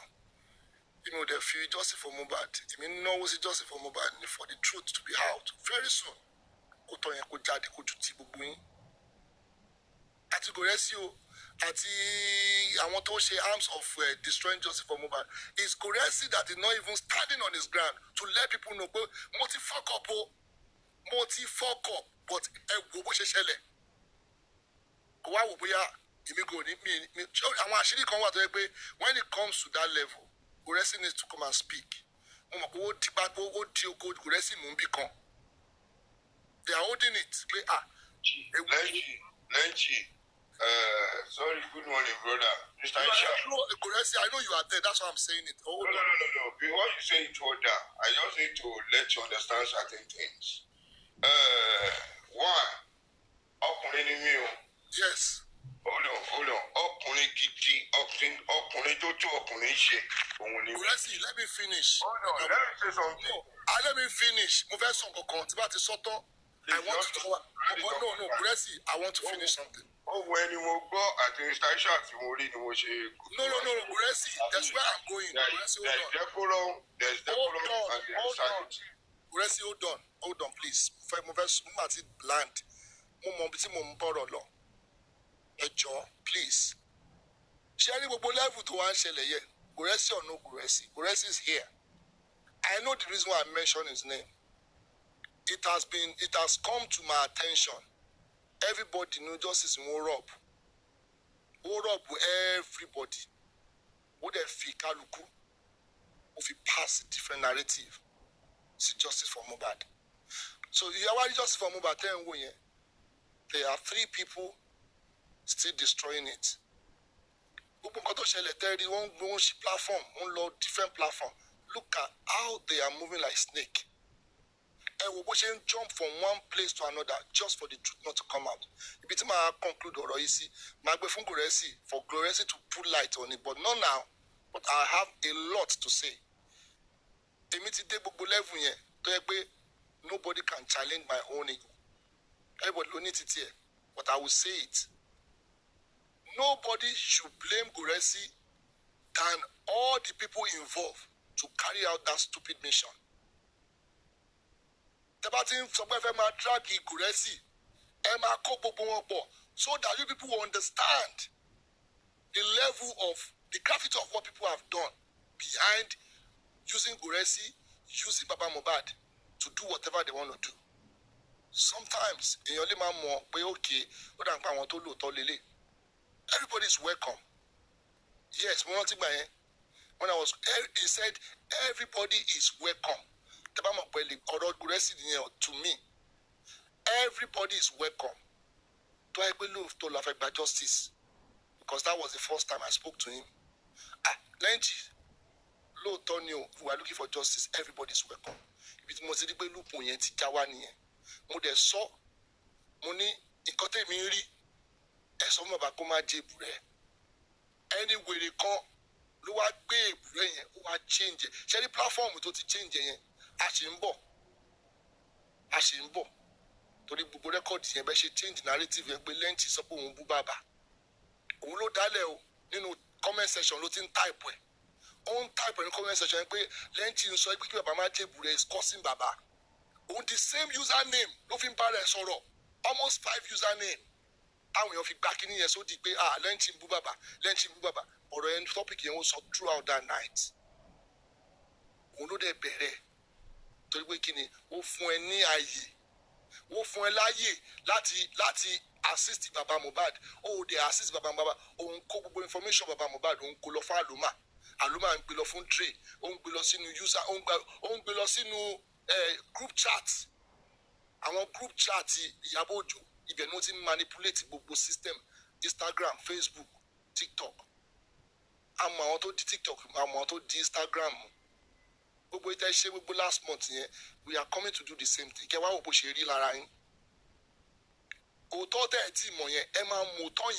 the extent it will be too late. It will be too late. Baba still have one chance. He should go back to Brakete. The man said,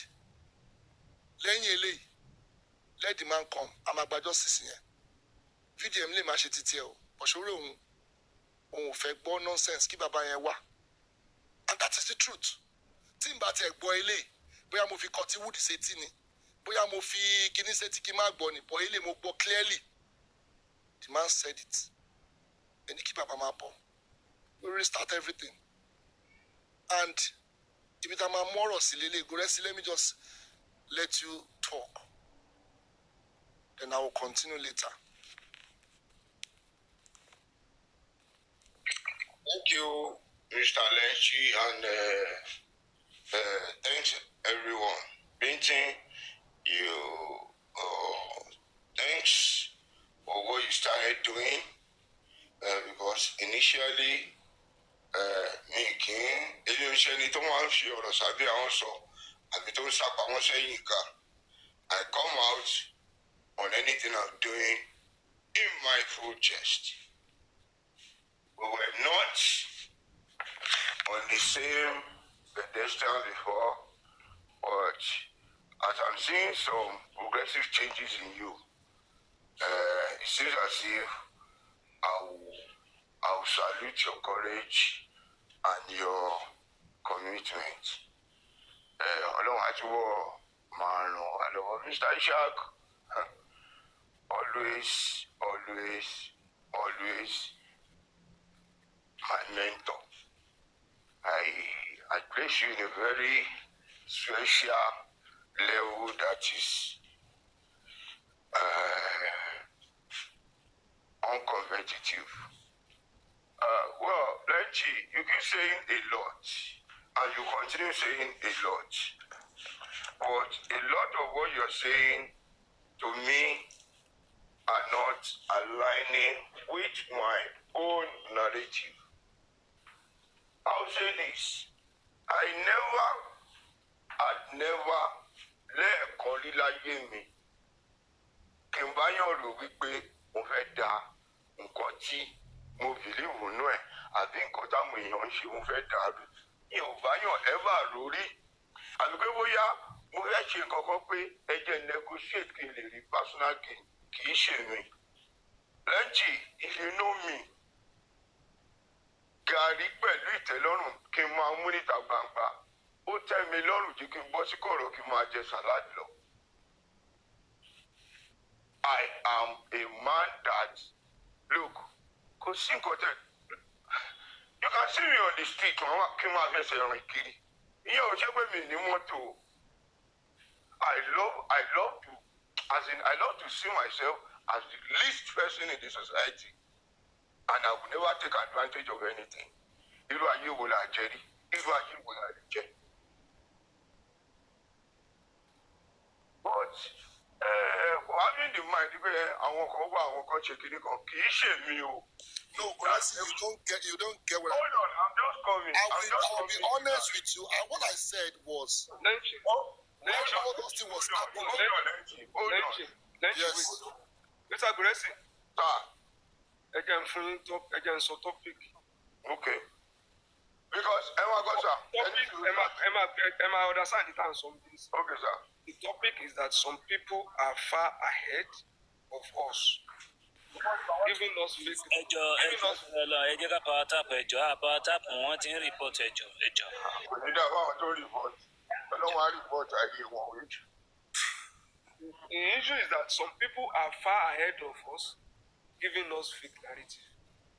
The topic is that some of us may mean well for justice, but we have made mistake or we have been used at different time by people who are far ahead of us manipulating us.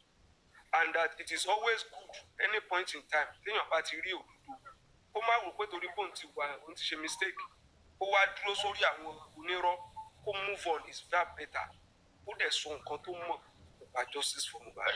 nígbà àkókò dáhùn sọ nìyẹn o. Now ẹ ṣe sá màá túṣe kó pọ̀ náà ni Gurexy, no, woman, because people need to understand you. Some people you don't understand what I'm trying to say. Lenchi, hold on. Lenchi, I want to tell you. When you talk of and Mr. Ishaq kò sẹ́ni tó wà ahead wa o. Irọ́ wọn ni mo No, irọ́ ló wà ahead. Irọ́ ni wọ́n wà ahead. Àwa dẹ̀ try láti break irọ́ yẹn. Whenever, Gurexy, let me be honest with you. Whenever they are saying something, Bintin, are you there? Bintin? Okay, see Bintin ò bá gbọ́ mi, but I will be honest with you. It is good for you to just hit the nail on the whatever. But when you are going round and round, let me move first sorrow. Gurexy, I will not lie to you. ẹ pè mí sá. Okay, Bintin. Nígbà tá a wà ní shopping mall. Mo fẹ́ tá à ń sọ pa justice ọkọ̀ balẹ̀ ta ló kọ́kọ́ wá bá wa pé ṣé mọ́ gurexy tó ń sọ pé ṣé mọ́ gurexy gurexy yẹn gangan mo ní ẹ má gbé àwọn ará ta nìyẹn we are doing our own à ń ṣe títí wa lọ́wọ́ ìgbà tí wọ́n ń júwe police station tí wọ́n ti máa ń ṣe gbogbo petition wèrè yẹn ta débẹ̀ yẹn kí ni wọ́n sọ wọ́n ní kì í ṣe pé àwọn jẹ́jẹ́ wọn làwọn máa ń jókòó àwọn Jossy for mobile ló máa ń gbé fíríjì wa ló máa ń gbé oríṣiríṣi pákéjì wa ṣé ti níbi tí mo ti ń sọ but when they are measuring gurexy èmi ti wá dìde pé ẹ dúró ṣé máa tó máa ń tẹ̀lé bàbá Mohbad yẹn mo ní bẹ́ẹ̀ ni so gurexy when things are going like this you need to just go straight but when you are going round round. Lenji, allow me to say. You see, you've expanded everything. It's for you to just say. Hold on, Lenji, don't expect me to say something that never existed. Okay, I understand, but going around, just go straight. You don't like it because if I tell me the question, and you know, cause for me, check gurexy. You know, what do you?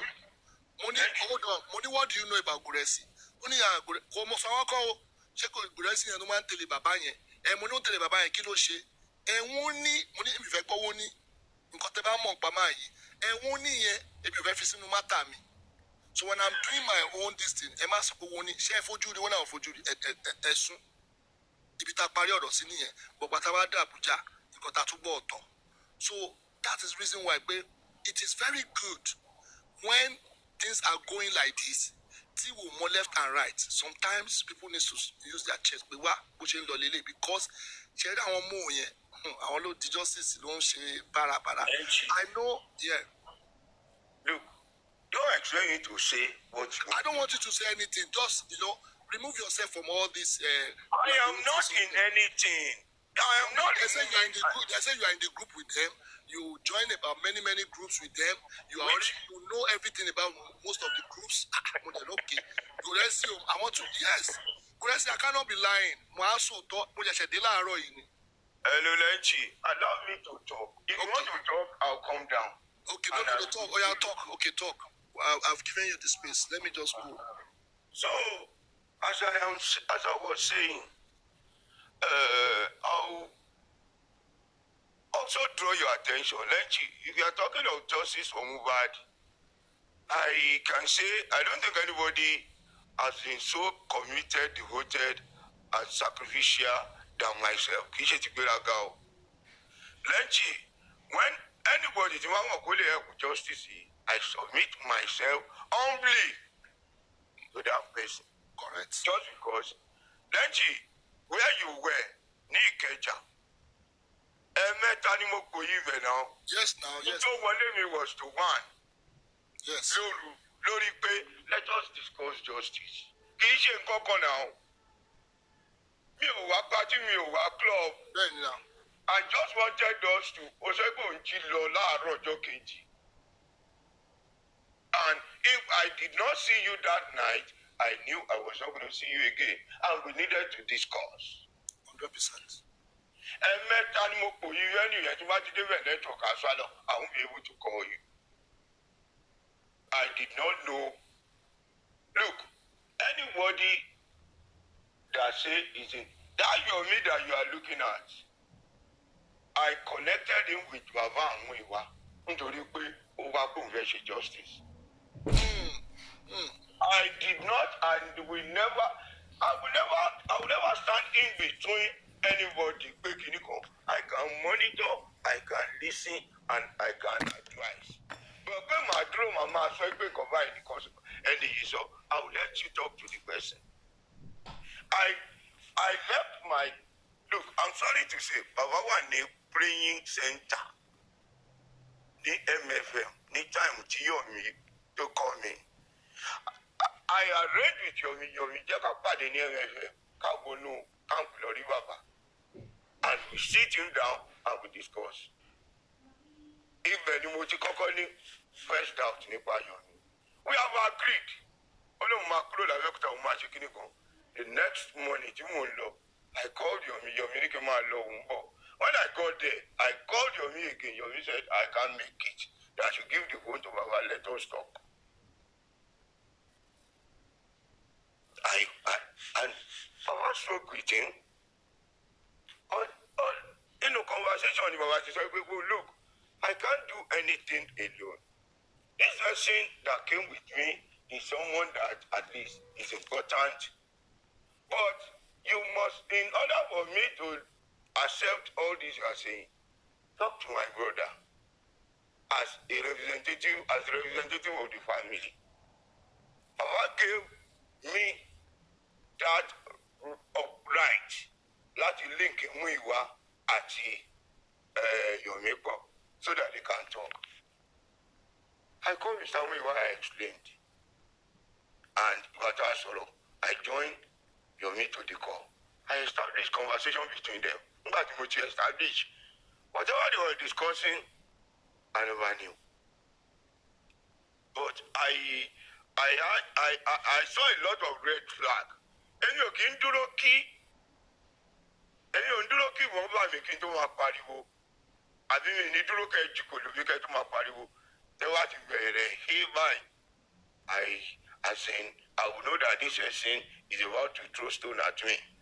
And I will either run or rush you. Run or rush you. So that was what I saw in Yomi. I knew Yomi was coming for something else. And I stand on it. Gbogbo àwọn tó lọ ń package ọ̀rọ̀ fún Yomi is because they are scared to be put to shame. Let me say, they are just being pride in àbí they cannot stand that disgrace. Because anytime it's just like for me saying Jesus is Lord. And all you need kan mo wá kú mo wá dọ̀rùn mo wá rí pé kò sí nǹkan kan. Ẹjọ́ sójú ò lè tì mí ni. Nígbà tí mo ti wáyàn jà tí mo ti pààyàn tí mo ti ṣèyàn léṣe pé you cannot go to heaven except this. At the end of the day nígbà tí mo wá tá wá kú tá wá ń lọ. Ẹ wá rí pé àwọn gan-an tá a sọ pé kinní kan àwọn ọlọ́run ṣílẹ̀kùn wọn. Àwa gan-an tá à ń ṣe kinní kan were being questioned. Will I not be ashamed? Irú iṣẹ́ ìmọ̀ yẹn ló ń ṣe wọ́n tí wọ́n ṣe fẹ́ gbà. It is obvious and they all know. Like 90% of them, Yomi should apologize, Yomi should do this, irọ́ ló ń pa. They already know that Yomi is a scam. There is no two way to it. There is no kòsádà somewhere. There is no need that you must polish we cannot polish a wood to turn and make it look like iron. No, if you paint a wood like an iron, it's still a wood. The look might be like iron, but it kilo mudani. So whatever package they give to Yomi, it is easy and direct to say Yomi is a scam. And one thing is this: in this case, there are a lot of school of thought, which if you analyze Yomi, you can be right to say that whether he knew or he doesn't know, whether he knows or he doesn't know. If some people say Yomi is working for those who are sponsoring me, I can say yes. Because all this noise is giving Yomi a leverage to seek or cover. We heard she went to Abuja to go and write statement, to go and see police, to go and do one or two things with the police, just because Yomi is shouting. And this police knew those moves were not in the right context of justice. They might not know. The person that is writing the script for Yomi might have a way of trying to protect those that should be questioned.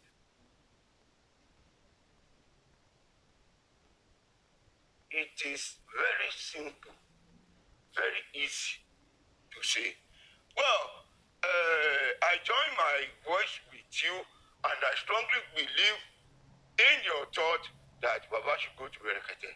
100. 100. We never had issue with Berekete.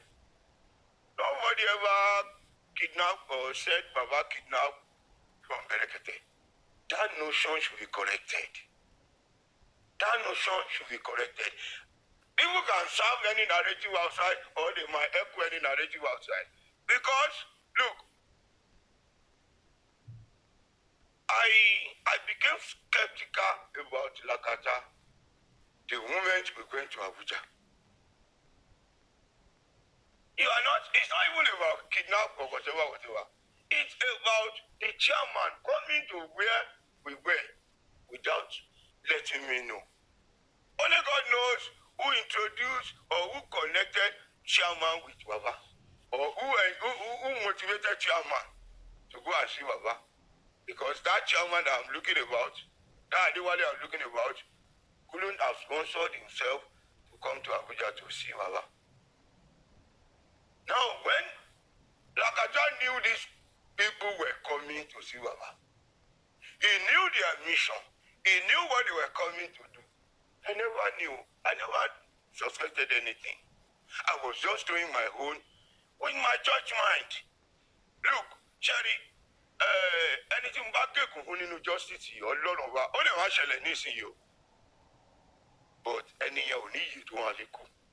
Àwọn olórí burúkú kan kò lọ títí àǹkó àwọn yọ̀ọ̀yọ̀ àǹkó àbí tó wá jẹ́ pé mo bá yàn jókòó sọ pé ẹ fún mi ní $1 ní owó public àbí mo gba $1 pé ókè títí mi rè at least $1 nínú owó public pé ókè ṣé àmì rè òun nìkan ni wọn ní fojú sùn kan wọn gbogbo wọn bó ṣe tó yẹn tó bá kú ọ̀la kan kú ọmọ wọn kú ṣáájú wọn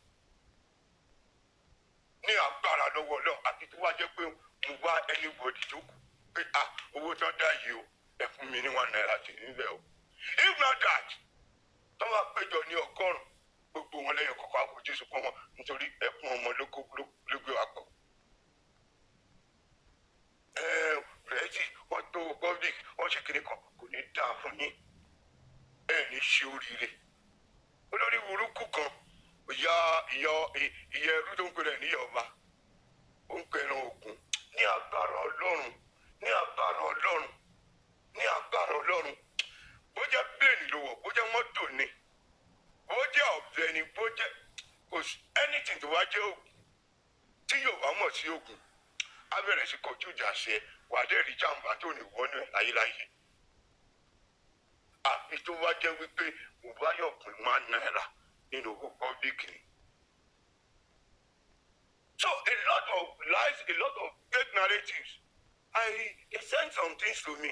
Àwọn àyànfẹ́ bẹ́ẹ̀rì yẹn náà wọ́n ń ṣẹnu gbọ̀ngbọ̀ngbọ̀n.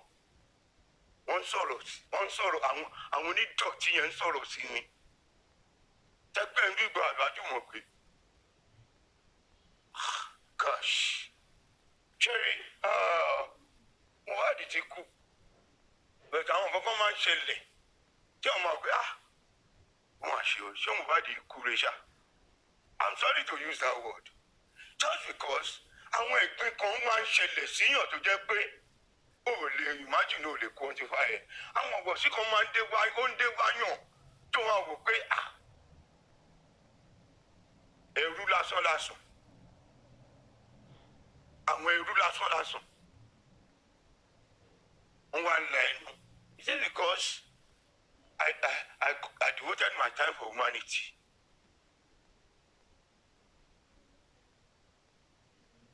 Mi ò lọ báyọ̀ kọ̀ọ̀kan ní pé ó yá ṣe kọ́ báyìí máa ṣe kọ́ báyìí nítorí nǹkan báyìí God forbid kì í ṣe mi sẹ́ it's not me. Àwọn ògbèrè kan wá lanu gbọ̀ngbọ̀n wọ́n bẹ̀rẹ̀ sí sọ orí burúkú ọ̀rọ̀ àbí tí ò bá sọ Ọlọ́run lókè nìkan ni tí Ọlọ́run bá ṣe exist níbi tó wà ní agbára Ọlọ́run kàn pé 1 million jàǹbá yẹn máa dé bá wọn lẹ́yọ kọ̀ọ̀kan ó lè máa dùn wọn kọ́ máa rẹ́rìn lé ní o ọmọdé jù kò lè ṣòun bojú wẹ̀yìn o òòjọ́ kọ́ lólúwéré ń jà o òòjọ́ kọ́ lólúwéré ń jà o kọjú kálukú wá ṣe àdẹ́gbà àyàfi tó bá jẹ́ wípé mo ẹ wà sí ọjọ́ kan ró àbí sọ means láti tó àti justice tí gbogbo wa ń labour fún yìí. Baba ọ̀ṣọ́mọ kékeré o nobody could have kidnapped Baba and Baba would not cry out or wouldn't have reported to police or whatsoever. Kò sí nǹkan kan ìjọ òun mo ti rí Baba. Baba is on his own, I am on my own. I don't hold him onto anything or never did I have any secret with him or ní Baba ní nǹkan kan. No, òun wá kútó ọmọ ẹni. and àdé ń ràn lọ́wọ́ láti rí borí nǹkan tó ń wá. That is just my priority and that is what I stand on. Ṣé bàbá ò ṣe mistake àwọn nǹkan kan ni? But àwọn nǹkan tí bàbá ń ṣe tó kù díẹ̀ káàtó ṣé òun ló pa Mohbad ni? They are not. Oúnjẹ òun àti òǹkọrin ẹjọ́ ṣókù ni. I can remember. Let me bring this to our notice. Ìyàwó Alúwẹ̀ táwọn ẹ̀kú ní bíi 2 months ago. Àbí kò tí pé 2 months gan. He made a release last month. I'm going back. I am coming back stronger. 16 ní result to man film. She had resumed her normal calling, which is acting. Tí wàá bá ń kọrin, lọ́jọ́ ẹlòmíì ò lè má dáa, but ṣé òun ló pa Mohbad? Ṣé yẹn ló pa Mohbad ni? And you cannot take somebody's life away from him just because he put someone. He will have his life to live while he pursue justice. Ìwọ tó wà ní ìrànlọ́wọ́ ni kò sún mẹ́yìn. It's not by force and it's not compulsory. We are still looking for what came Mohbad and we will look for it until we don't have any tiny reason that it work. But for now, we have numerous reasons to seek and to cite for what came Mohbad.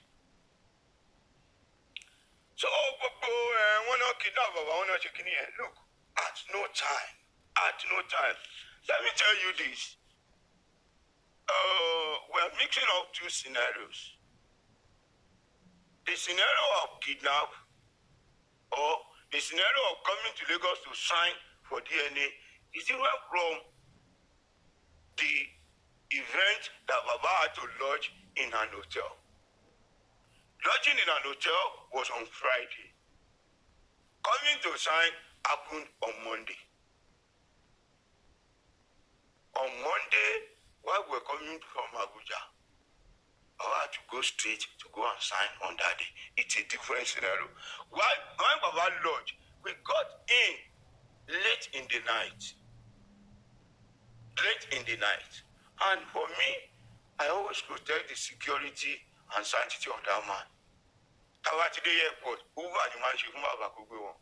Ìlédè ti ṣú. Uber tó wá ti ń tó bí 8, 9. Lè rí wọn. Àfàwọn tó máa náwọn ń ṣe off kìíní yẹn. Ní ìdẹ̀lẹ̀ gbà kí n gbé bàbá sínú ibi tí ò ní tracking. Because tó wá ti wọ̀, I will track and monitor the movement till he gets to his house.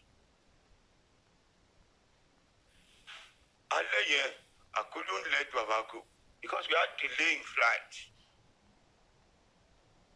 And nígbà tá a ti wà ní airport, Agatha was someone I used to talk to very often, and Baba used to talk to him because he was one of us. I never knew that he was a different person in reality. I thought he was who he presented himself as. I never knew where I was relating to him the way I can relate to any good and right-minded person to want justice. Inú tèmi lè máa ń báyọ̀ lò. Inú tèmi bẹ́ẹ̀mi ṣe rí ni máa ṣe ń báyọ̀ lò. Okay, I don't have any bitterness, any wickedness, or any bad or ill feelings towards anybody. So if I see anybody that comes in the name of I am sincere, I will relate my mind with that person. Okay, any inu mishiri, I was open to Lagata. Timbani Kwashiri Kokon, I would have exposed myself to Lagata. Lenny, you would have been using it. For me, Nikokon, take palm up anybody.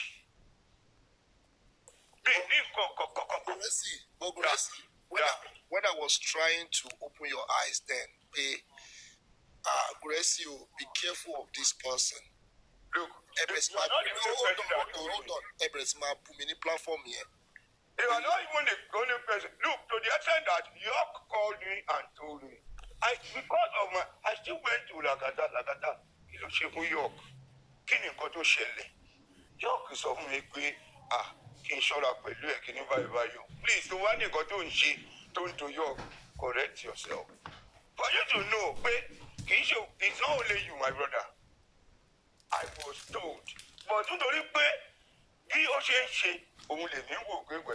Kì í ṣe pé mo ń gba àkọ́kọ́ lọ́wọ́ ẹ̀ náà. Kò ní nǹkan kan tí mo ń gbà lọ́wọ́ ẹ̀ kò ní nǹkan kan. But because his commitment is pé he would love to àwọn ṣe protest àwọn ṣe kiri kan. It was all in for justice.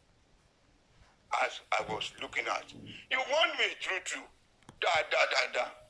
But sorry, ọ̀rọ̀ dàbí ọ̀rọ̀ Yomi ni. Àwọn tó ń bú Yomi lénìí, we warned them. We told them. But àwa ló ń bú. Yomi ló gbé dání. Tí Yomi bá ní kí n dìde, wọ́n á dìde. Yomi nìkan ló lè ní dìde kí n dìde. Ó wá ní jókòó máa jókòó. Because they were relating to Yomi as someone who came for justice. And looking at Yomi, based on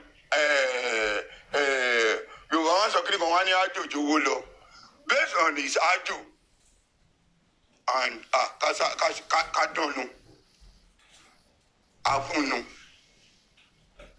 they were relating to him as someone who was Yomi no Gbedani. We'll do this. Yomi could make Nigeria look like America. Gurexy, land everybody move the question land. Okay. So Yomi, that was how I was relating to Lagata then. But to challenge you, what are they doing? Instead of them to shut the door, on package or they could not stand the shame. For me, I regretted my engagement, my involvement with Lagata because I never knew it. And he told him I record conversation. Only called me at Baba, who had edit. He came out and then only Burukuti Lagati Selenche Kiri. I don't know. Lagata lo Johnny Wala. Because I don't know. Ogbaba Baleti, Ejo Tori Olorun. Let's the me change your brain Nisele. Because you are going to Yilodi. This I have told you times without number. Kini ever exist. And Baba has never for once told you you don't go there.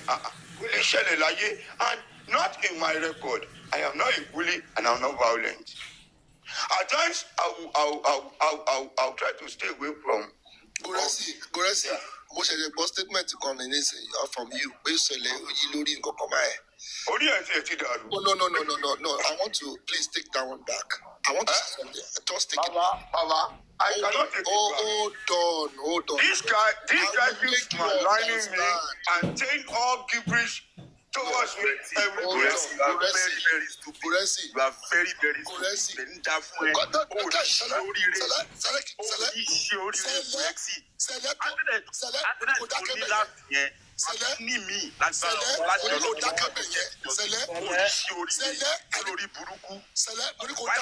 Why you go to mention my name? As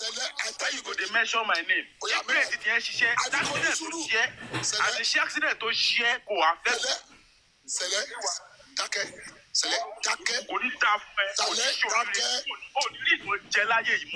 Ta ló gbé Sẹlẹ̀ wá sókè? Sẹlẹ̀ mo ní kó dákẹ́. Kí ló ń ṣe gan náà? Sẹlẹ̀ kí ló ń ṣe gan náà? Ẹ bá mute Sẹlẹ̀. Ó tiẹ̀ ti dákẹ́ báyẹn Sẹlẹ̀ rẹ ní sùúrù ẹ jọ̀ọ́. Leave me make I defend myself. Sẹlẹ̀ hold on. Sẹlẹ̀ adiko hold on kí ló ń ṣe gan náà?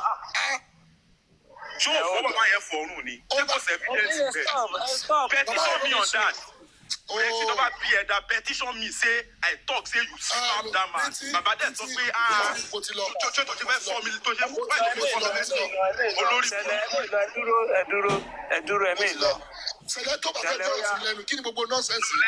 Lenchi. I dey comot already. I say make you hold on. All right. I say make you hold on. No verse. But Gurexy Keresi one No, forget Gurexy. No, I say make you leave gurexy alone. If you mention my name once, I will mention. Nisuru, just hold on. If gurexy have his own opinion against you, 100%, he has to say whatever. See, one about the evidence there, you have the right, but not in an aggressive way. Please, follow my baby. Gurexy has been talking, and I'm understanding all his moves. But that you understand very clearly. Some people doesn't understand. Be narrative, anti-mental plug, so just calm down. Hold on. Okay, sir. Ẹjọ́ don't continue. Ẹjọ́ Mr. Isiaq, ẹjọ́ padà wá ẹjọ́. Mo ní nǹkan tí mo fẹ́ bi yín léèrè ẹjọ́ Mr. Isiaq. You like it left and right. Gurexy, ma binu, no verse. Sele, I don't want all those things, please. Gurexy is actually letting us understand the way of justice to make us understand. But mistake it is shele. So mistake today is shele. Yeah, although that we take Korea and when you ma feel pay, and when you call up Bidani, cause anybody to Bidani, mistake has been made. If we don't find out where the error yet we cannot move anywhere. So if you're not on ground, can't even go see on ground and say, but I said this is the last time and I'm not going to do it again. So Gurexy. Lenchi, look, why is it that somebody can keep lying and you tell the person this thing never existed, and it goes around destroying or trying to, anyway, you can, could destroy Mr. Gurexy, any solution, ẹjọ́. No, no, Sulu. Select it. Select it, padà ni. Mo dẹ̀ bẹ́ẹ̀ address. Nisuru, time to jare. Select, nobody call you stupid. Nobody call you stupid. Gurexy, money could take it back. If you please, we should not put this thing into Kamafi distract. Select may be writing in his own. On my own, Select my own person, my personal person. You could have seen me busy. Select is my right hand person. Or more left and right, up and down. Select more big points. So I give kudos to Select. So anybody who plays Select stupid, that's why I said please take it back because we are going somewhere. It becomes landlord. Lenchi. Please, no, let me finish. No, Gurexy, I don't know why. I know more about justice now. So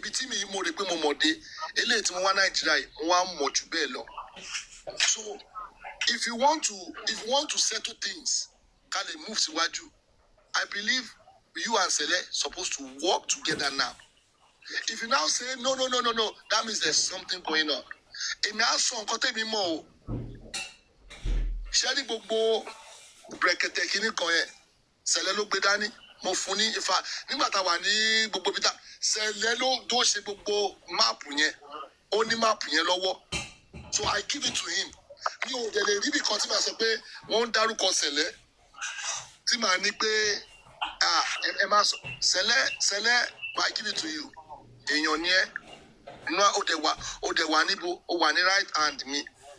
Mi ò lè ever sọ pé mo fẹ́ rọ sẹ́yìn láyé because bọ̀bọ̀ yẹn tó fi lè jókòó from morning till night tó dẹ̀ study gbogbo brekete yẹn. Ó ní máàpù ẹ̀ lọ́wọ́. So Gurexy, whenever you want to approach somebody, no matter what, don't use aggression. You are going somewhere. You understand? I understand your stance. Lenchi, hold on, Lenchi. Anybody like with Danny Lodo? I'm not. No. Hold on. Let me say this. Oh, but Danny Timosoye, I want you to understand. Ni brekete ni moso. Anise, only pay Danny one time. Let me look. Hold on, my son. Let me say this. I know it's not your business. Hold on, let me say this. Don't abuse. Hold on. This is not the first time. It's not second time. It's not 28th or 30th time. What happened? Not only alone. Kí ló ṣẹlẹ̀. Mo fẹ́ mọ̀ kí ló ṣẹlẹ̀. I know what I'm saying. Okay, say it now. I want to hear because mi máa ń gbọ́ yàn, mo máa ti gbọ́ yàn yìí. Nítorí Ọlọ́run. Kí èèyàn wà so doubt. Débi pé for almost a year you keep singing the same song. Song of lies, song of passing. It's not that pain is affecting me. I just imagine a retarded brain. Kó máa sọ, kó máa bórúkọ mi máa jáde lẹ́nu ẹ̀. Ó gbá wà wà létí ni, Bùrẹ́dì ló kidnap bàbá. Kìíní jọ́ torí Ọlọ́run. Where on earth would I have done that? Also, evidence wa. Okay, Gurexy. Don't defend what is not. No. I'm not defending anything. You both of you understand each other. When it comes to map of Brekete, this guy has actually listened, and I've actually listened to most of the thing that he's trying to portray. So you coming out, this Alabama daddy me, I don't like it. Both of us, you know, I see you. When you started this thing, you said you narrate all those things. But when it comes to platform, arguments you're supposed to be the person that will listen. So putting a shout out there just to make things make it clear. There's no left and right. Make it clear. That's it. Listen, that people will now take it and say, no matter what I say, I have heard worse. So you were not there and nobody was there to either say shut up or keep quiet. Sorry, they record, at times they call me, at times, but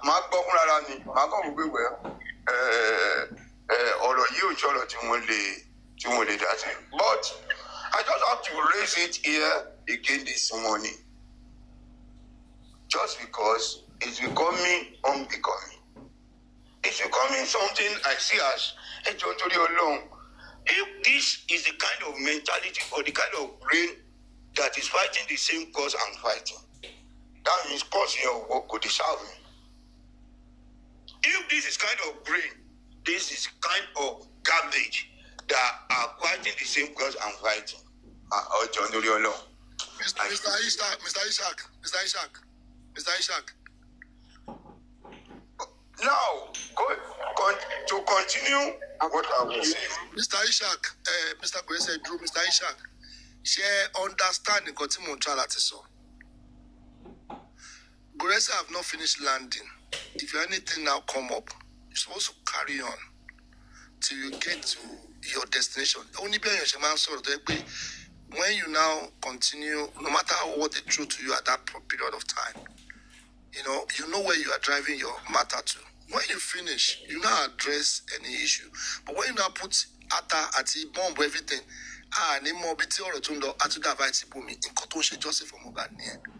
so everybody and they want to let it out. What Gurexy is the man of the Toro Tunso. You're able to contain things like, okay, you know what?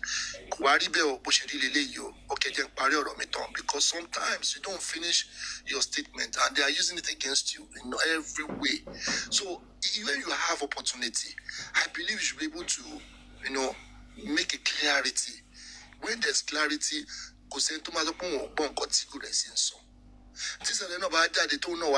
because you are not putting tension or aggressive words towards anything. So sometimes we use our aggression to not even put clarity on a simo, and everybody will just go apart. At the end of the day, okay, and some people are just turning to bintin life. But part so it's sometimes when they give you opportunity, and there are a lot of people in FYP who feel so Gurexy have the opportunity to to make them flat. So when you are rolling a bomb, the bomb can go up and it can go down. You have opportunity to expatiate everything that happened. So some people will try to digest and say, okay, Mr. Ishak did one bell, Mr. Ishak is so. ọ̀rọ̀ tí gurexy sọ kí wá ní outcome. That is the outcome people are looking for. But when we are parabolating, and how will I put it, parabolating lórí ojú kan could make sense. And gurexy, you have the opportunity to say whatever. Not going to another platform again and repeat yourself again. You have the opportunity now. Lenchi, Yes. if you think I have opportunity, I have spent enough energy trying to collect some narratives, and at this junction, I am just saying it because of the respect I have for two of you on this panel. I don't know what any explanation. No. You don't get it. You don't get it. The reason why, wait, you have already said it. The reason why you're here, a meeting on sorrow, sometime when my platform, you are not there. My fitting money, gurexy again. But now I have the opportunity to talk to you. Why don't you just explain everything and we move on? Me, I've moved Ibitimowa. That. Mr. Ishak said, àwọn kan wà tó jẹ́ pé ọ̀rọ̀ yẹn they are ahead, and some people are still in that bubble. Pé tanika tẹ̀lé o, tanika tún gbọ́ kinní kan. There are some people like that, about millions of people. Then when we have the opportunity to throw out the good narrative out there, for people to understand, àwọn tó ń parọ́, àwọn tó ń manipulate you, when we have the opportunity, let people share the good information. But when we are putting negativity to ourselves, that means we are not ready to move forward. Justice in Yeko Duro, why everybody fighting or all those kind of things? Àwọn kan lọ ra generator fún ọlọ́pàá, ó lọ ra fridge fún ọlọ́pàá. Èyí tó gbé lọ ní 2 weeks ago, ó lọ ṣe provision, ó gbé lọ fún ọlọ́pàá. Àwọn ìyàwó ọlọ́pàá náà wà lórí platform yìí o. Àwọn ìyàwó ọlọ́pàá, they join Justice for Mohbad, and they are the one giving information to most of the things don't look, but people don't really understand it. I beat our affair today. It's just ori kinini, but we be tọrọ tí gbogbo ẹ̀ tí ń wọ́ wá ìyàwó ọlọ́pàá wà lórí platform yìí, and they are getting information and give it to their whatever, and they are using it against whatever who you people fighting for justice. At the end of the day, why will you be giving DPO fún kini ló ń gbé fridge fún wọn, ló ń gbé ra fóònù fún wọn, ń gbé provision fún ìyàwó wọn, ṣe gbogbo ẹ̀ justice. So when we get to one junction, I'm gonna try to clear so that we can move to another junction. And this is the reality. If we don't blame the people that are actually involved in, we are working on the ground. That was then, and that then will actually lead us to present.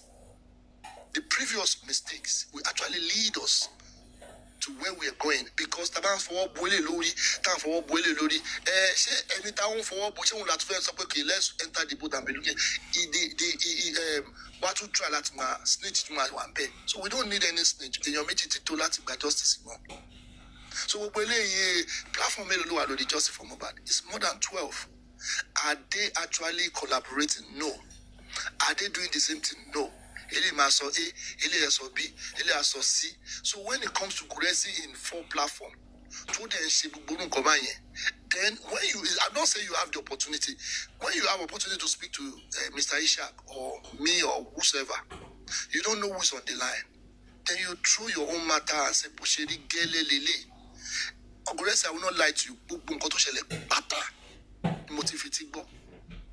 So Timba one charity will be fake original.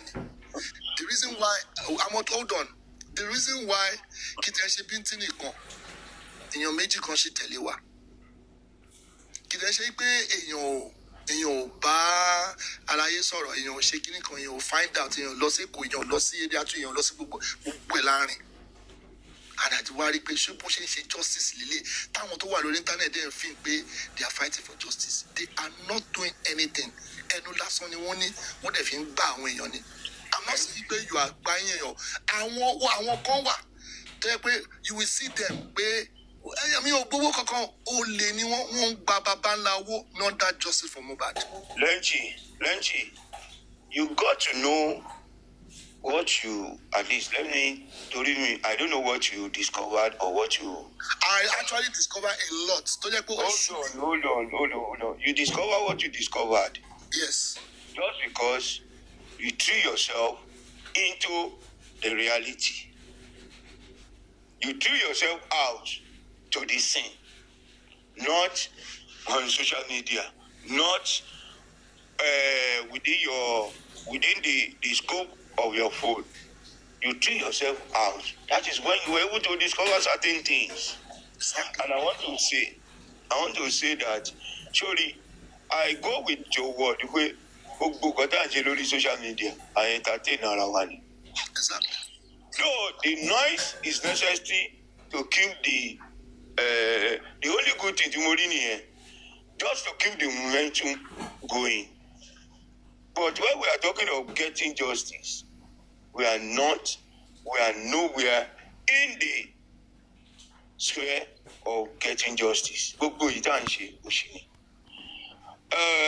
You said all the platform talking justice are like 12. I stand to be corrected. Platform do the TikTok don't sort of justice. Don't pay me try. No.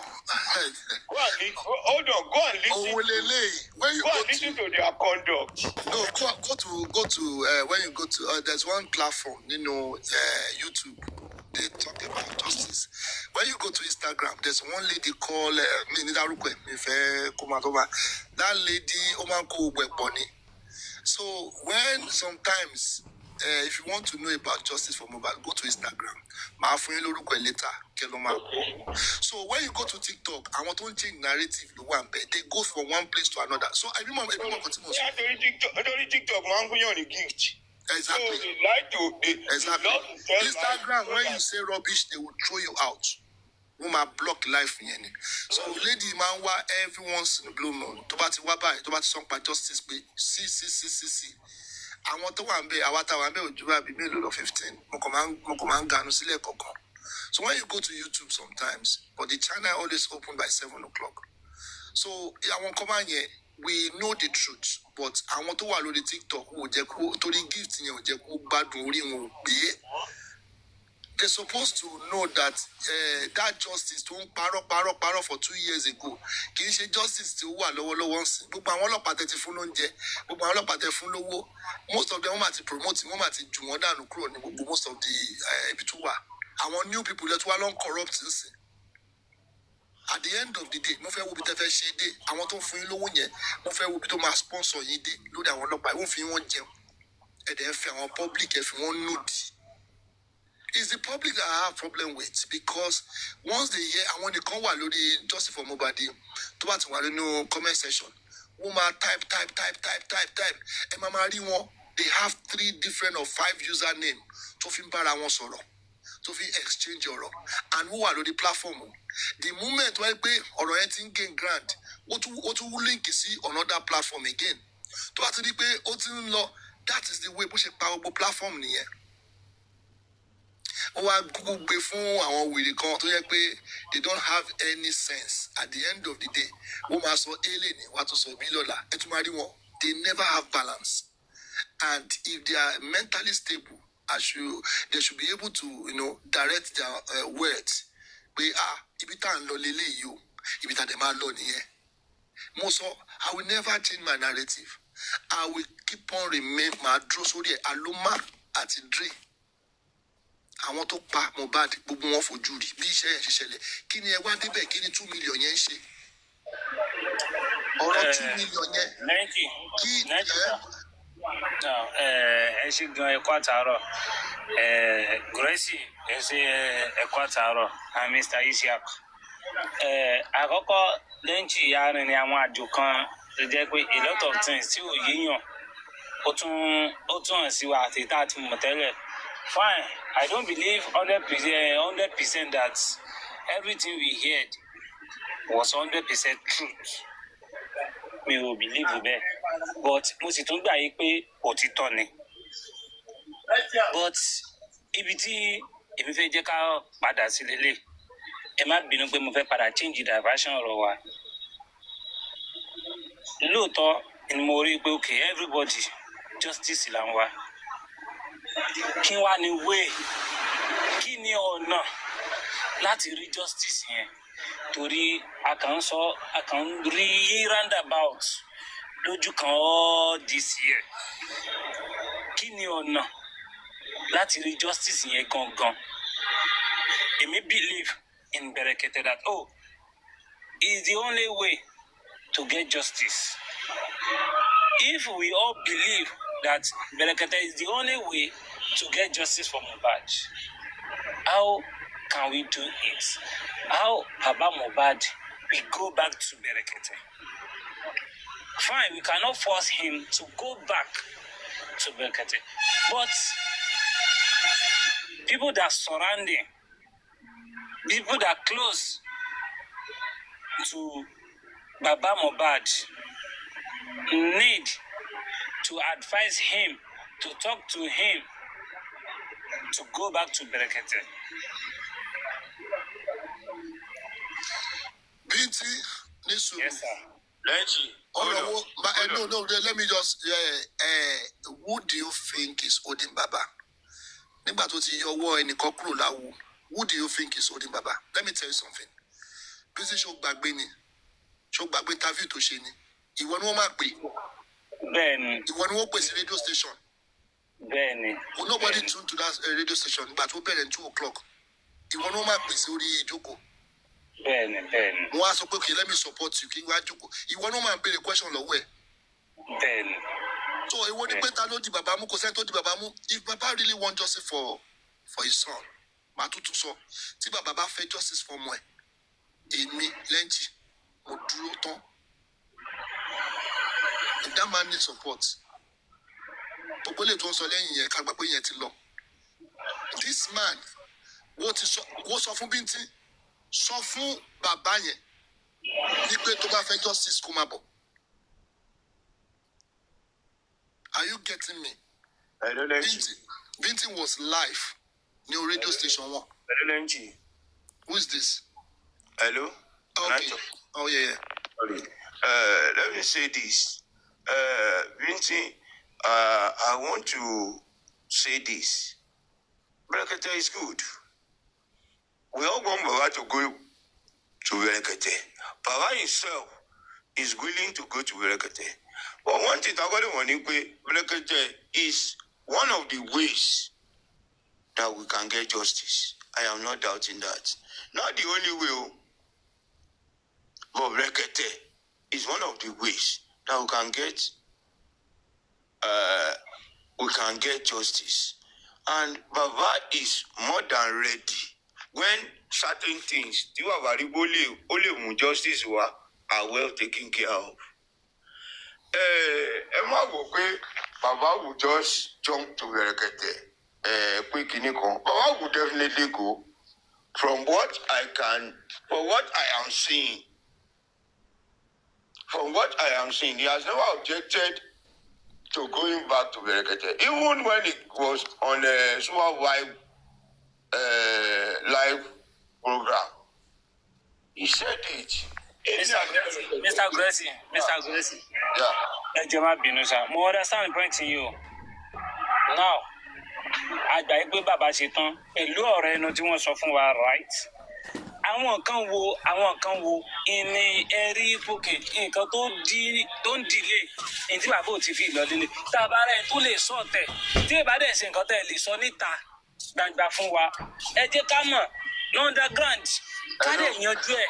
Hello, kò sí kankan tó ń dá wọn dúró tèmi mọ̀. But I know ni pé ẹ jẹ́ ká máa restrict or let me say I don't push people to doing things. I advise and whatever máa ṣe. Look, let me just say this. Let me guess this. This process could be one of the reasons tó ṣe mú bàbá mọ́lẹ̀. Probably he has some judicial process he needs to perfect. You don't know. He cannot leave what he needed to do at the judicial perfection or whatever. It could be. Gurexy, let me. Yeah. Please don't stay. Please take it back. Kò sí nǹkan tó dá bàbá dúró. Sáṣí tún ti fọ́ bàbá up. And I actually look for it 2 weeks ago before I make my this thing moves. Wait, Baba, you fuck up the DNA. Even whatever Brekete have said. Mistake Tiwala to mistake Tiwala to we are now in a new direction. Brekete will FIFA wala. Said that I want to printing. Yes, commissioner to Joko Ndoye, they came for their own whatever. Man, commissioner to Joko Sitaye. That means Brekete do learn to our people. We yes, but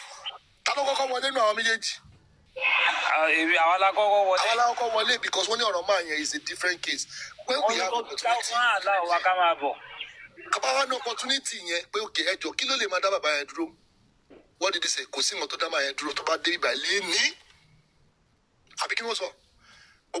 Only if Baba come here today. On l'a said down Maja Sobe, on l'a said down Roma, yes, let only be here. Laila Kuribe or Pushiri. So if Baba should come, let us stop painting it like Baba, you were justice, or Baba is not ready to go. Thank you. No, I want you to say one thing. Hold on, you have said it that Baba should go to Berekete. Baba, as at when he knows he has. Look, don't take somebody's life away from me. No. I'm not saying life. Me, my life. No. I see what it was. Hold on, it's a life where okay. Oh, we are like you. Nobody said that you keep quiet. Freedom. Look, Baba should go to Berekete. Baba does not have a problem with Berekete. When is Baba going? You don't pick us on the Baba should go to Berekete. It's just the message. Finish. Don't let it look like Baba does not want to go to Berekete. Why I didn't say that. No. I don't. No, making him look like. Let me make it clear. Okay, let me make it clear. Mo de Berekete fúnra mi. Mo de rin àjò kan leko. Mo de ní gbogbo ẹ̀. Ìgbà mo de rin yẹn. Mo de ní pé wá the level to everybody wants. Told you everybody will shit. I want people eyes to open. This man needs to go back. And then to find out. They are well willing to host. Okay. Lenchi, well done. And gurexy. Then Sele, Bugunye, Emma Binu, and gurexy too. Bugunye Emma Binu. Àwọn àtẹnu. Àwọn àti eyín wọ́n kọlu ra wọn. What is important is that the justice is bad dealing. But when to mean when. You're not in there to summer, everybody are in praise around. So they are focused on the main enemies and not our own mistakes. Thank you. Then, Sherry,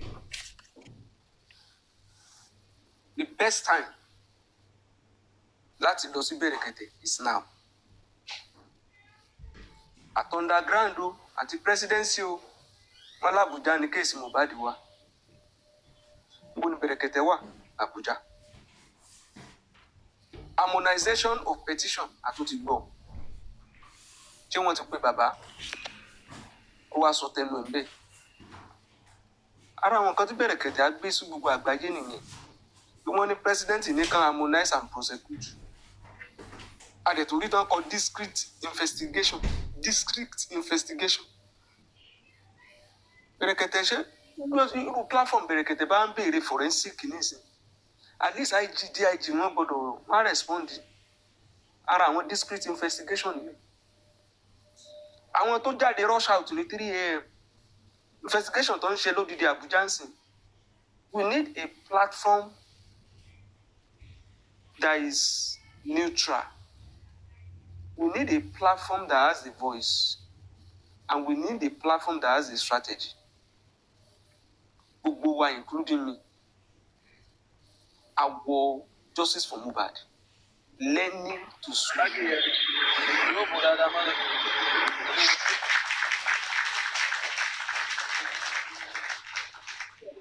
Our justice for Mohbad. We should have less experience in movement. For our justice for Mohbad. Learning how to swim. Because ojú agbamita àti bára wa. tó agbára tó do individual effort lọ ni. Unless if there is a platform that is battle ready, a platform that is already on motion, ojoojúmọ́ ni bẹ̀rẹ̀kẹ̀tẹ̀ ń confront àwọn issue báyìí. Eléyìí táwọn kan ti ń gbé fíríjì lọ yìí, ṣé bẹ̀rẹ̀kẹ̀tẹ̀ ni wọ́n ní kó gbé fíríjì wá tó di commissioner of police? Lórí program ẹ̀ tó bá dá nọ́mbà DIG lẹ́ẹ̀mejì, bí wọ́n bá gbé níjọ́ kejì ẹgbẹ́ kó the man call me back ni. Mr. Isaac, sorry sir. Kò even PA rẹ̀ lásán ó pé IG Lagos State níṣẹ́jú mi. Ìyẹn tó ń bẹ lórí fóònù nígbà ẹ̀dá kan ìjọ mo ti fẹ́ wá yọjú sí yín, mo ń wáwè láti wá yọjú sí yín, PA rẹ̀ lásán nìyẹn. Ọlọ́run ọba ń gbọ́, ẹ continue sir. Tí bá ti sọ̀rọ̀ débẹ̀, a ṣe mọ́rọ̀ lọ, jẹ́ kí Mr. Isaac sọ̀rọ̀, ọmọ àmì náà sọ̀rọ̀ ń sìn. Inú gbogbo wa tá a wà justice for Mohbad. I'm not perfect o. And nobody should say because I'm not following Baba, I've not made my own mistake. I've made my own mistake. Even by believing lies of some people, maybe in the past, or following some leg in the past. Even ẹja fún Kàrímọ́lá ikú tí ẹ sọ̀rọ̀, it's a mistake. Ṣé mi náà sọ bẹ́ẹ̀ ni pé àti táyì pé ẹja agbọ́n tó fẹ́ sọ? Bá àti ẹ̀gbọ́n lásán, ṣé kò di virus lẹ́nu? So nobody can say I'm perfect. But the issue is that our eyes should be on the ball. Táwọn èèyàn bá gbé nǹkan offer wá, tán gbìyànjú in the past, tí ò bá work, ẹja àfisẹ́gbẹ́ kan. Tá a bá ní ká máa flog wọn, we won't move on. Left that day, you will see that it don't gbé wá lójoojúmọ́ lórí justice for Mohbad. It's just for us to fall into the camp of the enemies. The two camps that are on stage now, they belong to one constituency. And you just see us saying yes or no. Our presidency underground. It's a motion without movement. Èmi ò rí àwọn tán wà underground gan bọ́n ṣe lè wù láwọn ṣiṣẹ́ tó lé ní. Tó jẹ́ pé wọ́n á wò pé wọ́n need a platform like Bẹ̀rẹ̀kẹ̀tẹ̀. It's not the person Bẹ̀rẹ̀kẹ̀tẹ̀ ń sọ lọ́hùn. Nígbà tó ń ṣe Tadégòkè àbí kí ni irú OAU yẹn bàdàn. They look for a reliable platform bí Oríyọmí Hamzat. Oríyọmí Hamzat platform is perfect. And Kamama ignore advice of platforms that are not popular. Kamaro pe platform tẹ́rù bá ti pọ̀ jù nìkan lóòótọ́ ti ń jáde. Mi àti bí àwọn ọmọ tó jẹ́ pé tó bá sọ̀rọ̀ ìyá ò pé àbọ̀mọ àbálìjọ̀nù wà nú ẹ̀ tó jẹ́ pé tó bá sọ̀rọ̀ ńgbà mi gbogbo tó bá sọ á lè máa ṣe wò. Àwọn kan ní gift ẹ o. Tẹ bá ń wo age tí wọ́n ní sọ pé ọmọ tí mo bínú ló fẹ́ máa advice mi. Ọmọ téèyàn bínú á advice yẹn o, and we show you the way. And at times téèyàn bá gbìyànjú tí ò bá ṣe kò mí ìpẹ́ nìyẹn is a failure. Even kò jẹ́ failure is part of success. It's on you are in the journey to success. Téèyàn bá gbogbo gbìyànjú tí gbogbo wa ṣe, we shouldn't say ourselves pé àbọ̀ orí wọn is a wasted effort. Anybody at any point in time tó bá close mọ́ bàbá aloba, we have some inherent risk láti gbé.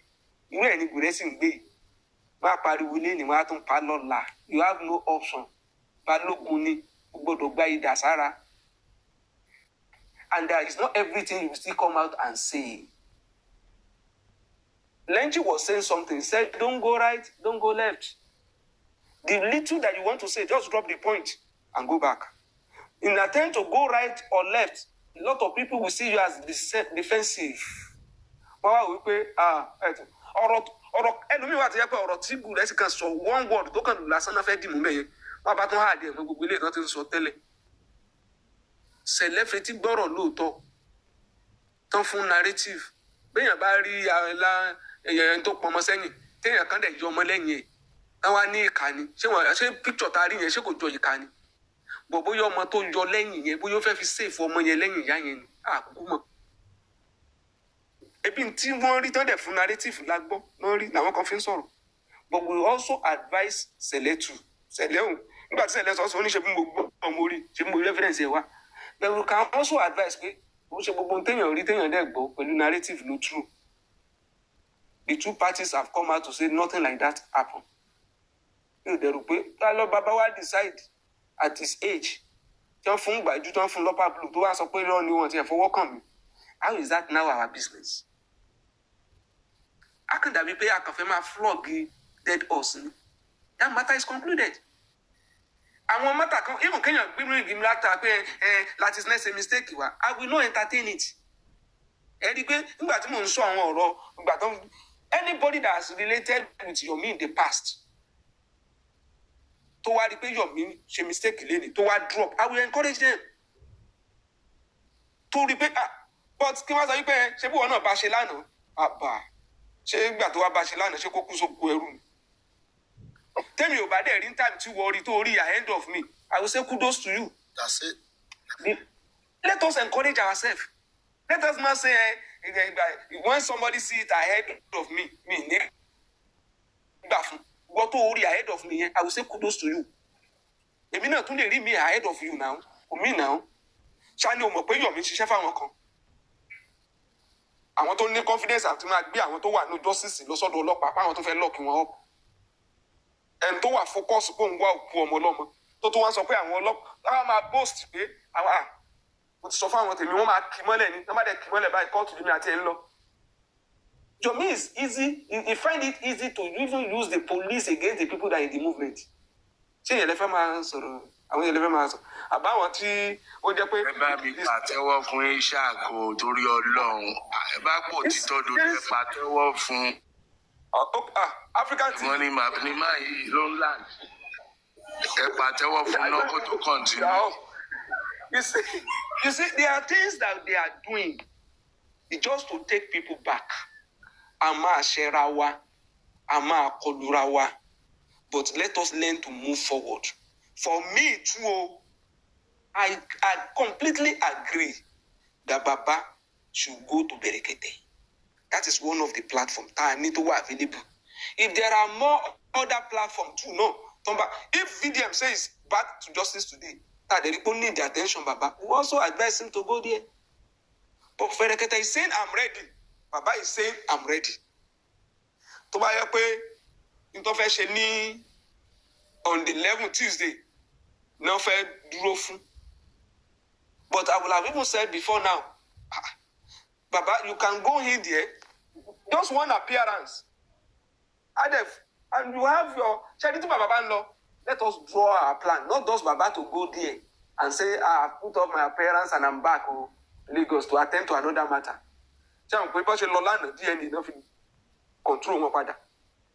So that will not happen.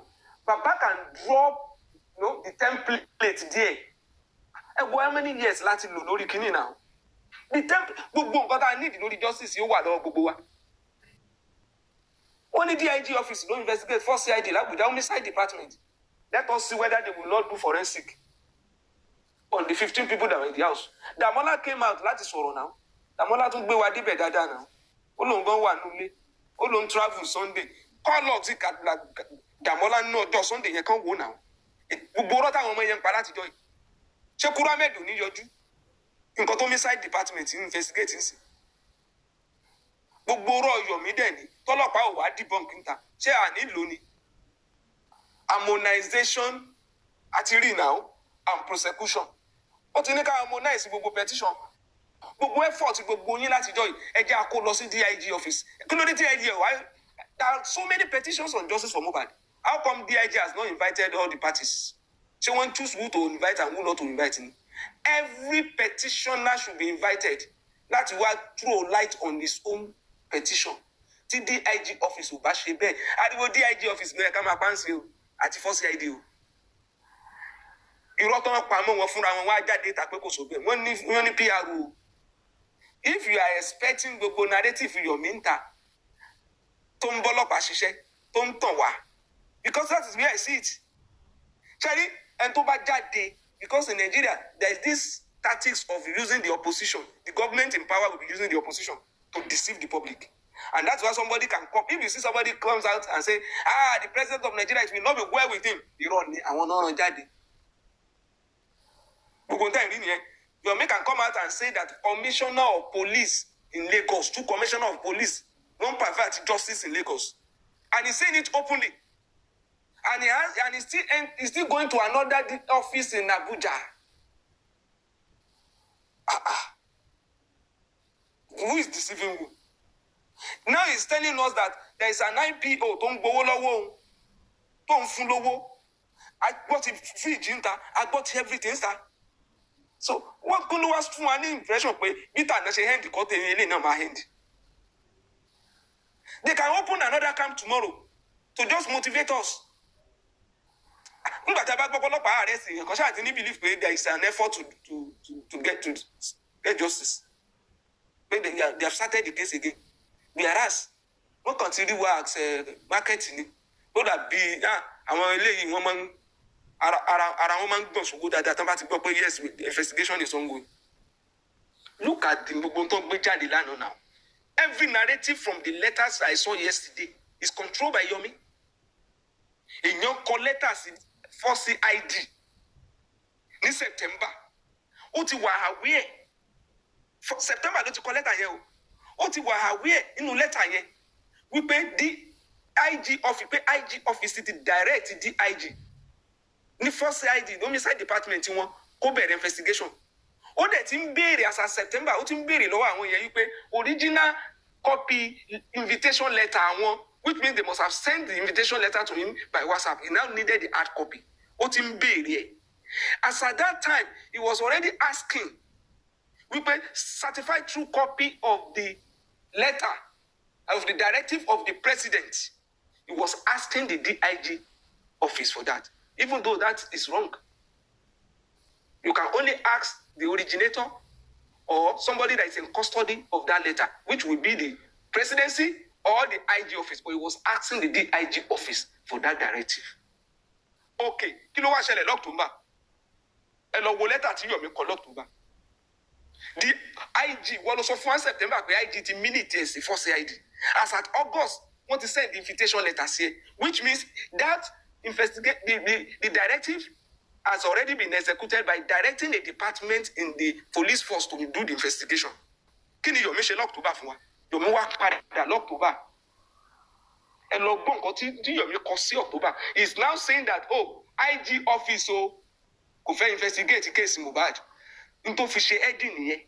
Do you want to pervert justice? Ẹ lọ wo heading yẹn that you caption letter October. Nínú body letter yẹn, for a man that instead of writing that very letter to a department that is in charge, if you know that they are not working, you are now asking the IG again in October to expect from IG ni kí wọ́n gba dẹ̀ ti sọ òun náà ti lift gbogbo necessary evidence from Lagos. Necessary evidence from Lagos is in that letter. Necessary evidence from Lagos ló kọ sínú letter tó kọ l'October. Àná là ń gbọ́n sìn tí wọ́n sọ wípé òun náà ló ń sọ àti the other kí lórúkọ Dàmọ́lá wípé fóònù Dàmọ́lá sì wà lẹ́kọ̀ọ́ homicide department nígbà àwọn máa call for it. So kí wọ́n ní necessary evidence tó kọ sínú lọ́tà pé they've lifted it in October. Then you know that they have lifted unnecessary evidence. And you are also asking the IG office, directing the IG office to do forensic, to do all the necessary things. Say IG office no investigating. The reason to fi call letter yẹn ni pé letter yẹn you can only write it to IG. Tó bá kọ sáwọn department tó ń ṣiṣẹ́, or tó bá kọ ID tó CC àwọn department tó ń ṣiṣẹ́, àwọn ìyàwó pé sórí ẹ̀ dàrú. But only the letter yẹn for public apology. Láti motivate wa. Láti sọ ó wá smuggle so many things to it so that people on the order of presidency. So somebody write a letter to president will minute it if it is about investigation now. If it is even say a murder case, it's just to minute it out to IG, do proper investigation on this matter. That's all. But you say it's on the order of presidency. You even say presidency is involved. Gbogbo àwọn caption tó dẹ̀ wà lórí even invitation letter to you. Go and read it very well.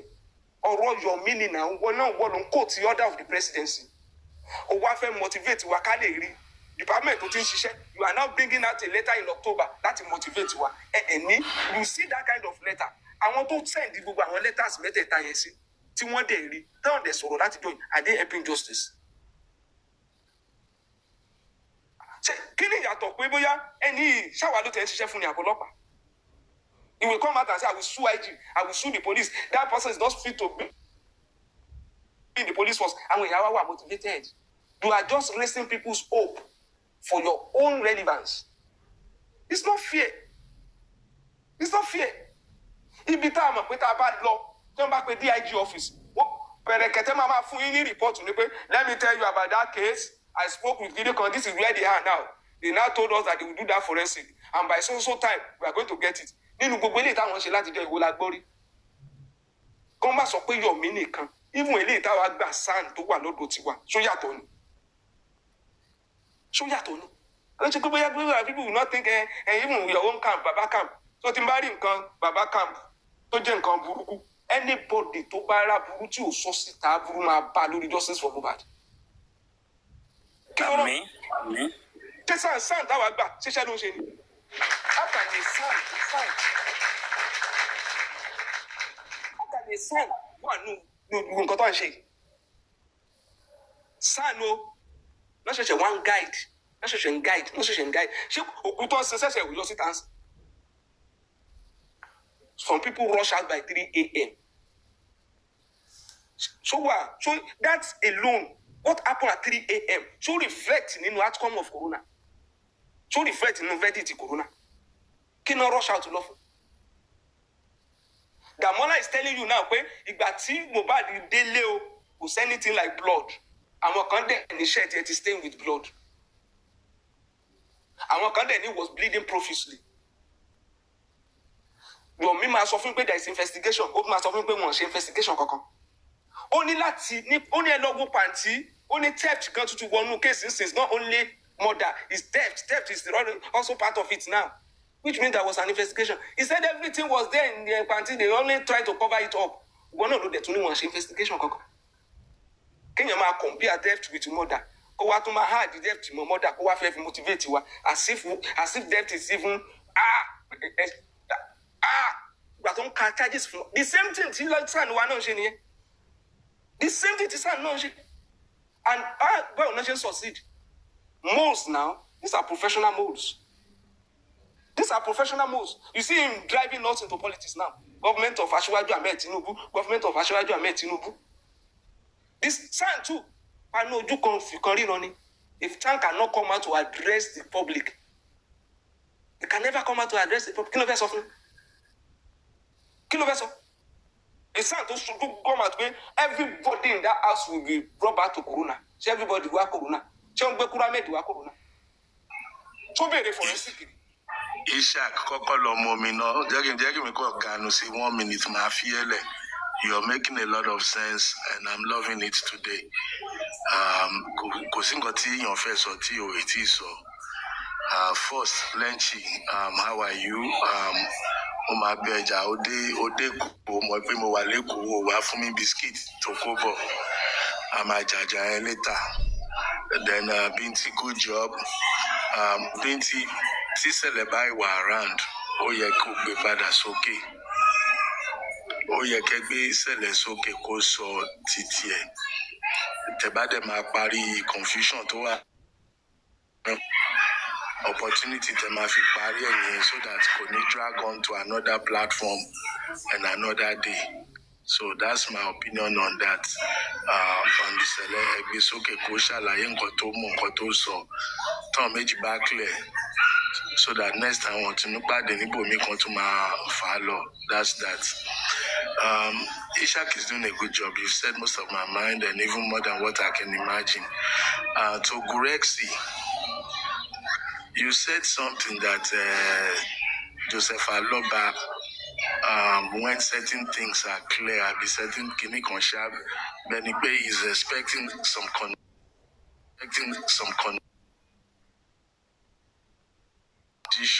Let me put it to you and the world.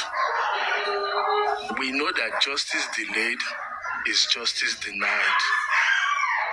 I will say it again, justice delayed anywhere in the world is justice denied. If you, like you said, agree that a certain degree of justice can be gotten from Berekete, I don't understand any condition that will stop the father, that will hold his hands back and delay him from going to where he knows his son can get justice. You can explain that to us. What could be the delay? What could be the condition? If you agree, and Joseph Aloba says he has no problem with Brekete, and Brekete has said he's willing to continue. This is, for me, allegedly. This is, for me, allegedly, because I think. Allegedly, because I think.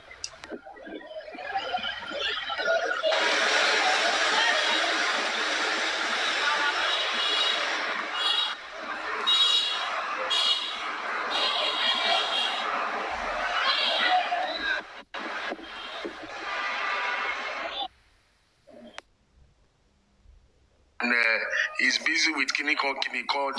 That is why he's waiting for 2029 before he goes to Brekete, before we start chasing where we think there is a light at the tunnel. Make it make sense, please, people. If Arifa can walk into Brekete, Binti can go back to Brekete, they have access to Brekete. What is preventing Joseph Aloba from going there if he understands the need to get justice? So I want some clarity on that. Then on the Minister for Presidency matter, the National Security Agent,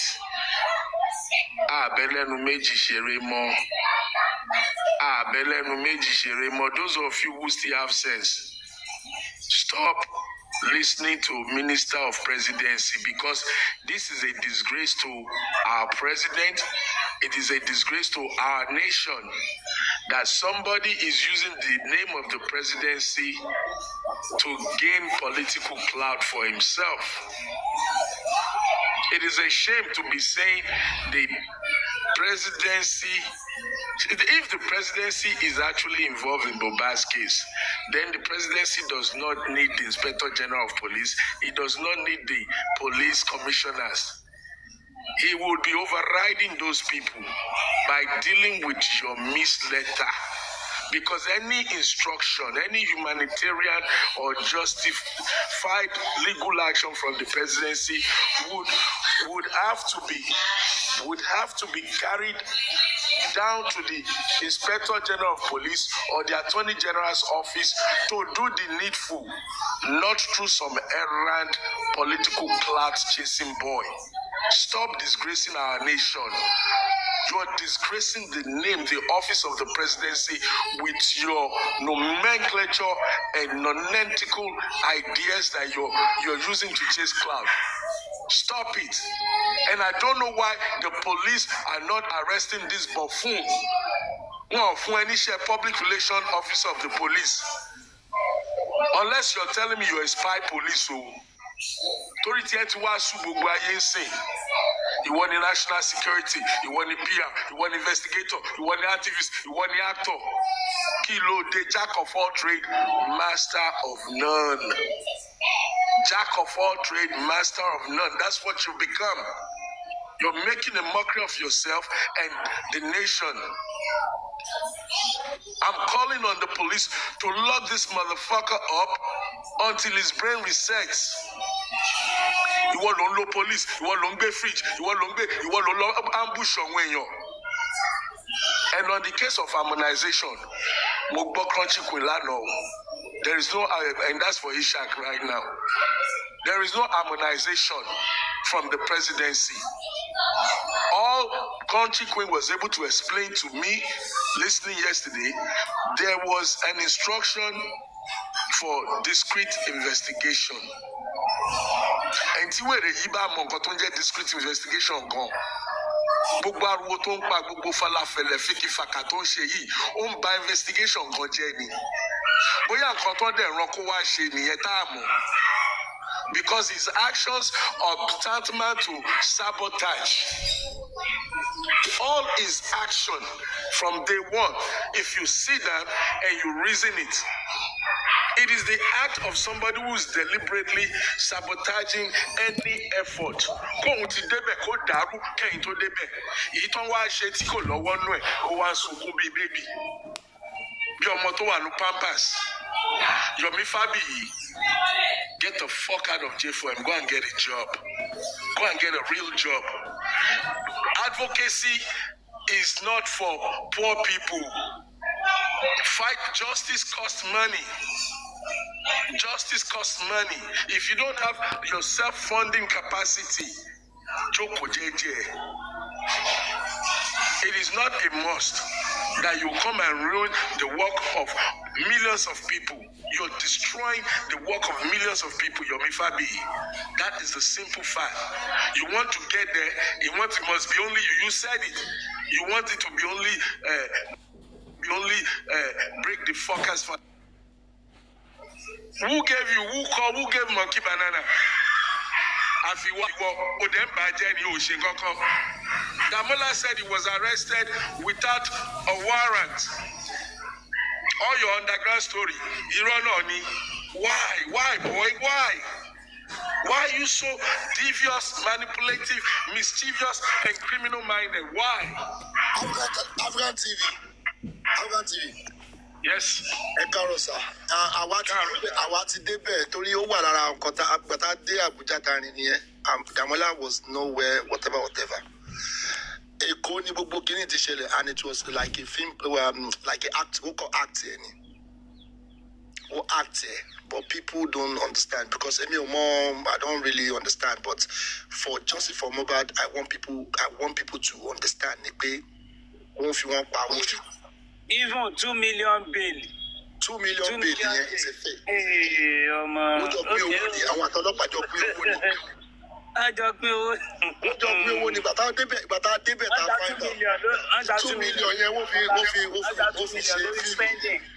spending, no, Damola, it's fake. Oh my God. So, Bintin because the reason why I took Bintin along for Bintin Kojuele Lada da Kole on the Akisha Bintin Telu Kalkulo Timonico Wine. Something done. Yeah, done. Yeah, so the reason why I did this is for clarity. So please, way forward. Give a ballet by justice somewhere. Let me say this. For this African TV, I'm so sorry. Hold on. Okay. For the sake, for clarification's sake, I am, as much as everybody wants Baba to go to Rekete, even more than that, I am 100%, and I want to say this. If I have the power to make Baba go to Rekete today, I will do it. I can assure Baba will definitely go to Rekete very, very soon. When and how is what I cannot say. But why I said what I said was this. I don't want us to paint the man as if when he can have justice, no. That is why I said he could be encountering certain challenges or delay or whatever. That's why I said it. But I can assure you that Baba will definitely encounter that later. Okay. But what I'm going to say, thank you for that word. I can assure you. If you do that for justice, not for me. You do that for justice. Reason why Bobo DNA, Bobo Emini, go for me. Who did anything? I don't need anything. I'll personally put a call to Rekete this week. Don't worry. At least as we'll discuss. Please. It's not that I'm forcing anybody, but that justice needs to be served. Because what this man said, capacity to public can do it. We will donate money, forensic, Brekete is what Brekete was supposed to do. You were able to establish the fact that no 16 million naira, no money exchange. Exactly. Please let them know. I'm not talking about that one. Gurexy. Sir. The reason why I want to appreciate bintin. You know, when I saw that there was some, disagreement, I dropped. There's no how I will leave your platform. And when immediately you said I should come back, I quickly sent my request. One thing I appreciate about what we are doing this morning is that we are just charting the way forward.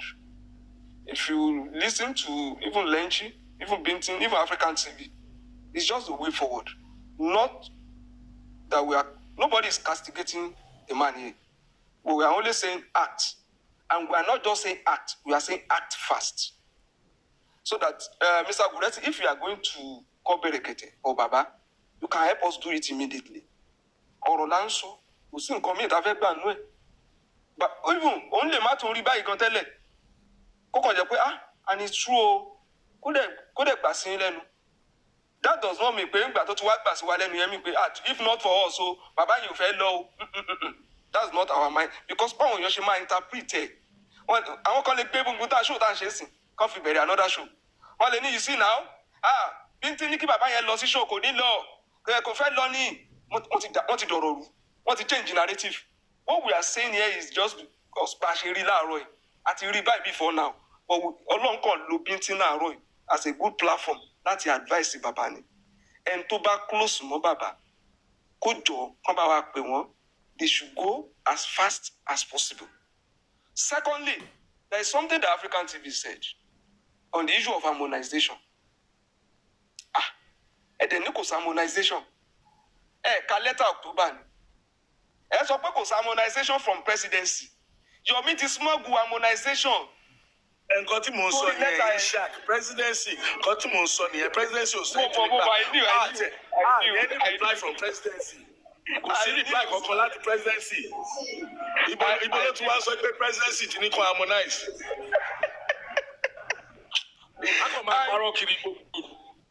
That is ara nǹkan tí lẹ́tà October fẹ́ wá achieve nìyẹn. Ó smuggle that harmonize and prosecute for the sake of justice into that letter. What do you tell? Not from the presidency. Ó ló ń kó tare o, ló ń gbé lórí presidency o. So that I knew what they were doing and I have been watching them. Underground. The only way to feel it overtake ni kò sọ wípé letter tó ń kọ o no fún ní exclusive right to deal with the police. Then if you look at that letter very well, my brother, a letter to IG in October, you are now asking IG for detailed forensic. Told them about homicide investigation. She IG office ló máa ṣe forensic. Only can address Adura. Only can address Darusha. Say IG office ló máa. Only the letter here to that I office. Just to come. That's why he was quick to release that kind of letter to us. So that we will turn it to stamp it. This stamp what Dorie. I wanted to donate to the people. They just saw that a letter was acknowledged by IG office. Sorry. It's just a way of turning us up and down on this justice for Mohbad. Thank you. Eshegun. Lenchi. Yes. Check your inbox. Okay.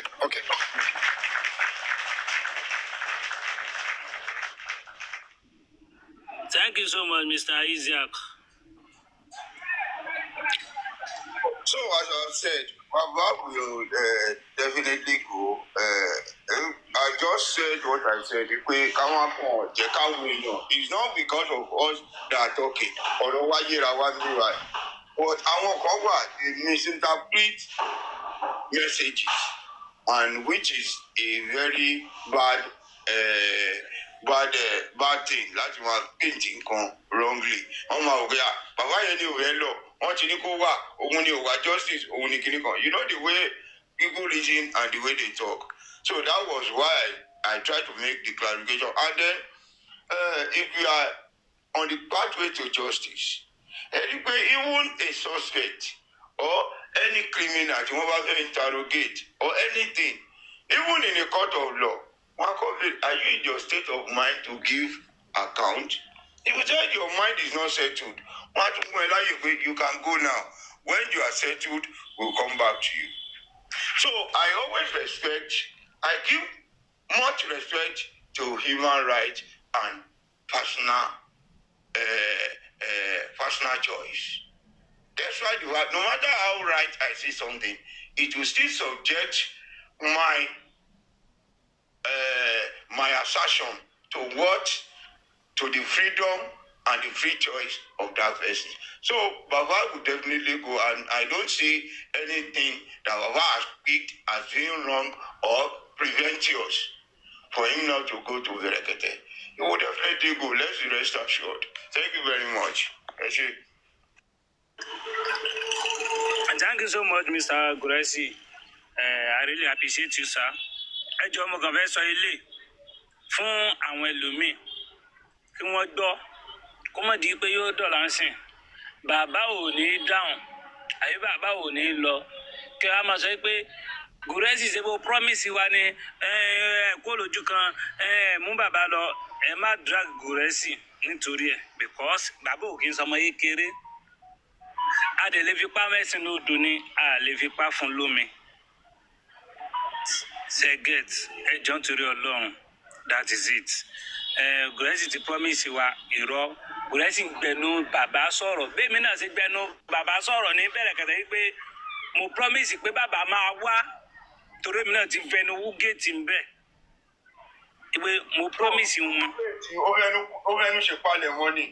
Mo fẹ́nu ṣe palẹ̀ mọ́ wípé mo promise yín sẹ́ bàbá máa wá kó tó di November end kẹ́tún lè bá a mọ̀ pé mo tún sọ ọ́ mo ní kó tó di November end bàbá máa dé mo dẹ̀ mọ̀ yí pé mo fẹnu wú géètì ni bọ́ Ọlọ́run lè sọ yí pé kó má jẹ́ pé mo fẹnu wú géètì kó rí bẹ́ẹ̀ nítorí jẹ́ kí n máa ṣiṣẹ́ tọ́ nìyẹn. Ẹ gẹ́t kọ́lọ́n dẹ̀ bá wa ṣe. African TV ǹjẹ́ nìkan tẹ́ fẹ́ bá wa sọ Àdùkẹ́ mo fẹnu wú géètì ni o. Ẹ gẹ́t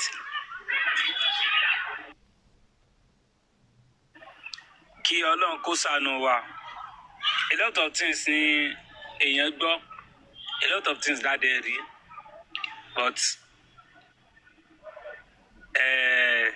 àti presidency àti underground ọ̀gálùkù kùsẹ́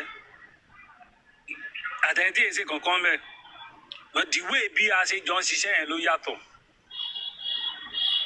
the way bá a ṣe jọ ń ṣe ó yàtọ̀ ní tèmi gbé dání nǹkan lẹ́yìn gbé dání bẹ́ẹ̀ mi ṣe mọ̀ yí pé mo lè wá justice yẹn bẹ́ẹ̀ lèmi ṣe ń ṣe bẹ́ẹ̀ yìí ṣe believe bẹ́ẹ̀ lẹ ṣe ń ṣe gbẹ̀yìn tó bá believe yìí pé òun rí opportunity láti fi lè make owó àwọn yẹn ni kí wọ́n check ara wọn àwọn yẹn ni kí wọ́n yẹra wọn wò àwọn yẹn ni kí wọ́n túnra wọn ṣe a lot of things la gbọ́ àtàwọn tó jẹ́ pé 2 million tán fi béèlì èèyàn wọ́n jọ ṣá ni lọ́yà èèyàn mú iye báyìí nítorí pé ẹ̀yọ́ fúláìtì tẹ iná lè kó ẹ̀yọ́ iye báyìí kó mbẹ́ ó yẹ ẹ̀yọ́ iye báyìí ẹ̀bẹ́ mi délé iye báyìí padà sí inú àkáǹtì mi ẹ̀sìn gbogbo ẹ̀ la gbọ́ gbogbo ẹ̀ la dẹ̀ mọ̀ ṣùgbọ́n ẹ múra sí ẹ múra sí. Bintin apapin ló ń ṣe ni. Wàláhì tàláhì apapin ni. Do you have any evidence? Mo rẹ́kọ̀dù.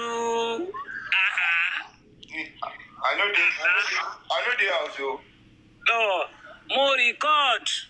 Ẹ gbọ́, mo record first evidence day and first evidence face. àti bíbẹ yẹn justice la ṣe ń wá. tó bá dé pé kó máa ju bọ́ǹbù báyìí nísìnyí àní bí ọ̀nà lọ so jẹ́ ká gba justice yẹn ná táwa ti rí pé a ti rí ibi tí justice yẹn sórí Brekete ò ní di £1 ó ti ní àti DNA tó ń wá o àti gbogbo kíní yẹn o òun ready láti ṣe sórí àwọn tó jókòó ń jọ yẹn most of them are doctors, retired army officer, gbogbo ọba yẹn wọ́n ní nọ́mbà ara wọn lọ́wọ́. They've played all this game before. So if they sit down and said kí ló wà nínú justice for Mohbad táwọn ò lè gbà fún àwọn tó ń wá justice, it's because some people want to make money, it's because some people want to use it to chase clout. We are not chasing clout. afẹ́jẹ́kórí àwọn èèyàn pé they have been used and they are actually using the public to make their own gain. So enough is enough. That is the topic. Enough is enough. Tẹ́bá fẹ́ gbòòtọ́ ọ̀rọ̀.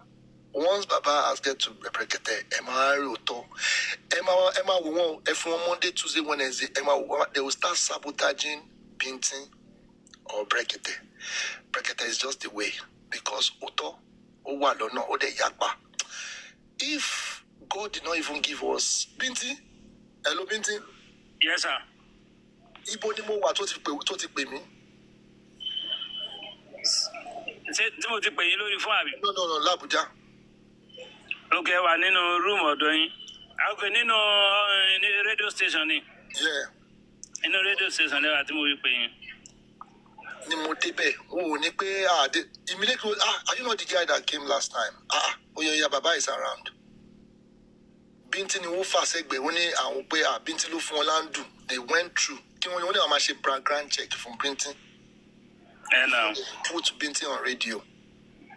But kò sáyè láti pe àwọn 1 or 2 people pé ẹ lọ sí social radio station máa gbọ́ nǹkan tí Bintin sọ. They record everything. Evidence there wà. So when we are talking about evidence, tó bá bí àwọn míì dá kó jáde kó sọ pé kíní kan ẹ máa wo wọn àwọn àti justice nìyẹn tó bá ti ń sabotage whatever that came out from this place this morning. We have been there. We found out every garden thing. Gbogbo nǹkan táwọn èèyàn ṣe ọ̀rọ̀ no, it's too much. Please, I want the public to understand. No donation. Ẹ má donate 1 naira. Don't donate any money to anybody. Except bóyá ẹni náà ní problem. Ó dẹ̀ jáde lóòótọ́. Pé òun lòun ní problem o. You can do that. But they want to run Abuja. They want to do this. Kí ni Brekete sọ? But I will not go there now. Bintin. So, if we are talking about people should get the facts and the sorry, please. Can I ask the question, please? I'm talking. When I finish, please. I just want to make my submission and I'm going. You can ask a question later. So, if it comes to that level of getting the clarity, why don't you people just sit down and say, okay, I want people you could send to wrong. Nobody donate money. We just want people to understand. And when you are now coming back to sabotaging people that actually do it willingly, that means you are looking for something else.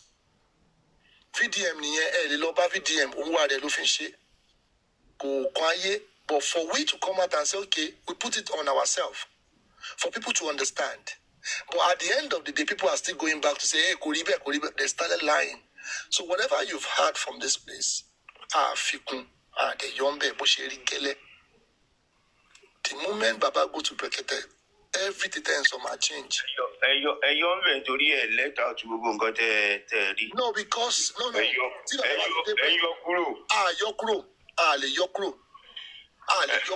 because Gurexy, let me be honest with you. I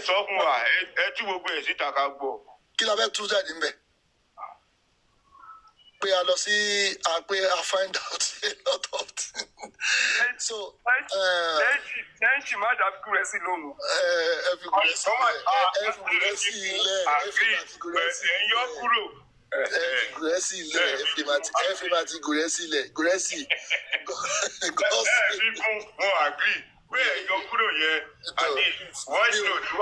voice recording yes. I know, because what I mean is so the voice note because if it ain't low, that's why I said don't go left, don't go right. We want straight. After the color yellow straight. But the moment about in Yaile, kilode, ibiti or tindaru ni one hour borrow to man borrow. So awata borrow. Ejeka mu oro yen dele leri. Come up with justice is. Mr. Gurexy, please, can I ask a question, please? Okay, let me just leave you. I'm in church by. Mr. Gurexy. Check your inbox. Yeah, Mr. Gurexy. Yeah. All right. Yes, sir. Mo fẹ́ béèrè question kan ni. Go on, Mr. Smith. Okay. Mo fẹ́ bèrè pé àbí there is a gag order fún bàbá Mohbad látọ̀dọ̀ lọ́yà wọn. Ṣé ẹ mọ̀ pé during African TV's time, ó kọ sínú MOU pé yes, bàbá should not talk anywhere else. Ṣé that kind of order wà fún bàbá from his lawyer ni? Do you want to ask? Are you asking question or you are trying to? Because I wouldn't want to go that route. But I can boldly say there is nothing like that order. Okay. No refraining, no. Me, I'm not trying to cause anything. I'm not lying against anybody. Nǹkan tó ṣẹlẹ̀, me gonna try to compare. It's not a lie. It's something we all see. I like to see positivity in anything that happens. And for African TV to have said that was just to sustain the sanctity of the whole narrative, so that Baba does not talk out of point and does not say certain things that he's supposed not to have said. So, go that route. I'm not trying to cause a fight or gaslight anybody. Nǹkan tí mo kàn béèrè ni pé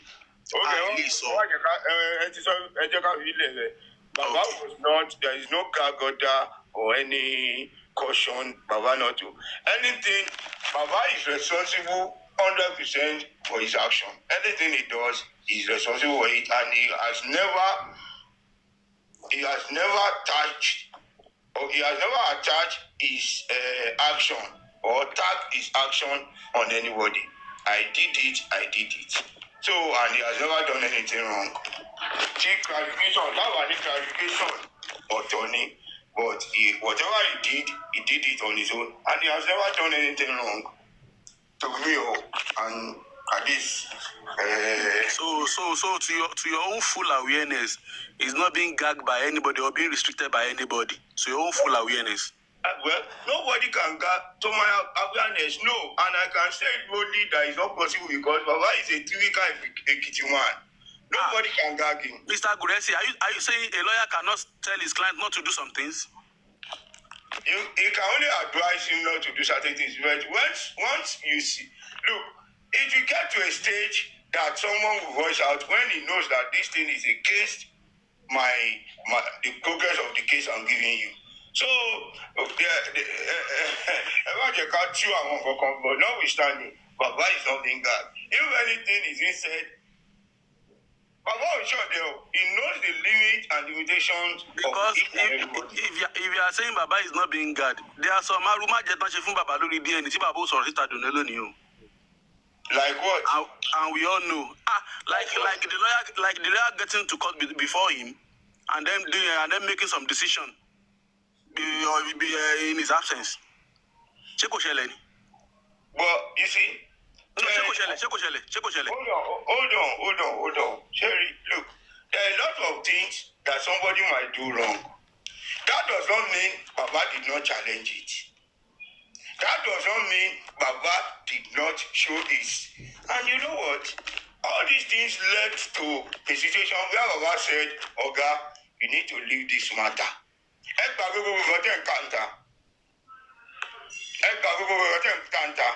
And these are the reasons and these are the facts that make Baba say, Oga, I know you are doing your best, but at this junction, I don't think we can continue. Okay, thank you. That's my question. So he made his decision as at when due. Thank you. Well, thank you so much, everybody. I really appreciate every one of you. Thank you so much. Mr. African TV, you have anything to say? Very wicked lady. Mi ní kọ́ fọ́lù àkáǹtì yìí o, nítorí wọ́n wá títì mí, wọ́n tì mí pa la ṣe ṣe léyìí o. Ok, ẹ dákun, ẹ bá a fọ́lù Mr. Gurexy, ẹ jọ ẹ ti mọ̀ pé èèyàn wa dáadáa ni wọ́n, ẹ bá ní fọ́lù wọn ẹ jọ nítorí tọ́lọ́run. Àwọn náà dẹ̀ máa fọ́lù padà, ẹ̀yin náà fọ́lù padà o. Fọ́lù padà, ọmọ ọ̀dọ̀ ni mi máa fọ́lù follow Mr. Ishaq, follow me, follow you. Yeah, okay. I just address kankan where ẹni ọkọ sẹ́yìn tí kankan sí mi sí ní ìsinsìn. Ṣé rí ibi tá à ń lọ, a máa débẹ̀ ṣá, no matter what. Ṣé rí narrative kan wà tí mo ṣẹ̀ṣẹ̀ gbọ́, mo fẹ́ address it for people to understand. Lóòótọ́ lọ́jọ́ tá a ṣe protest la rí bàbá lórí fóònù anti-justice which is Lagata. Tàdé sọ yí pé bàbá ẹ má jèbù rẹ̀. Wèrè kan wá jáde tó sọ pé èmi sọ lẹ́ǹtì tó rí bàbá lórí fóònù. Ṣé mi mo ní fóònù ni? Ṣé bó fi hàn mí ni? Ó fi fóònù hàn mí pé bàbá wà lórí bẹ́ẹ̀dì. Mo dẹ̀ ní ha! Báwo bàbá ṣe máa wà lórí bẹ́ẹ̀dì tàdé ń wá bàbá? Ni mo ti sáré jáde pé bàbá o, ẹ má jèbù rẹ̀, wá ń change ẹ̀ ń sìn. Please, all those narratives from all those people are fake. They are trying to justify what is not. And 100% is because of Ototofe Jade. So they are trying to use any kind of manipulative, evil, Masopa Onto Waleko, they could have done more than what you guys are expecting. They could have done all these things. It won't be underground. Me, I will not do underground. I will let people to understand. But it is open. So pé lẹ́yìn tí mo ń pa kidnap at all, irọ́ ni wọ́n pa. They are trying to put my name into all these things. Tẹ́bá wò dáadáa, gbogbo ọ̀rọ̀ yìí wọ́n ti sọ láti group chat. Narrative yẹn wọ́n gbé káàkiri. So tẹ́bá wo group chat wọn láti bẹ̀rẹ̀ látọ̀rí Ìyábọ̀ Òjó 2023 ní pé ẹni tó bá máa ganu sí tó máa disturb wọn, rub those people on the mud. Kẹ́ máa rub wọn, kẹ́ máa parọ́ mọ́ wọn. And the same thing wọ́n ṣe fún African television nígbà tí NGO yẹn dé. Ìgbà tí African television tún try láti mí nínú ibi tí kó gbéyàn báyìí, kó gbé fún àgbáyé. African TV try láti mí, ó tún lọ gbé Yomi jáde. So all these things are they are tackling the truth. Mi ní parọ́ fún yín, wọ́n ń takò òótọ́ ni. So ẹni tó bá máa jókòó síbẹ̀ tẹ́wọ́ pé kíní kan, these are totally fake. Wọ́n try as much as possible.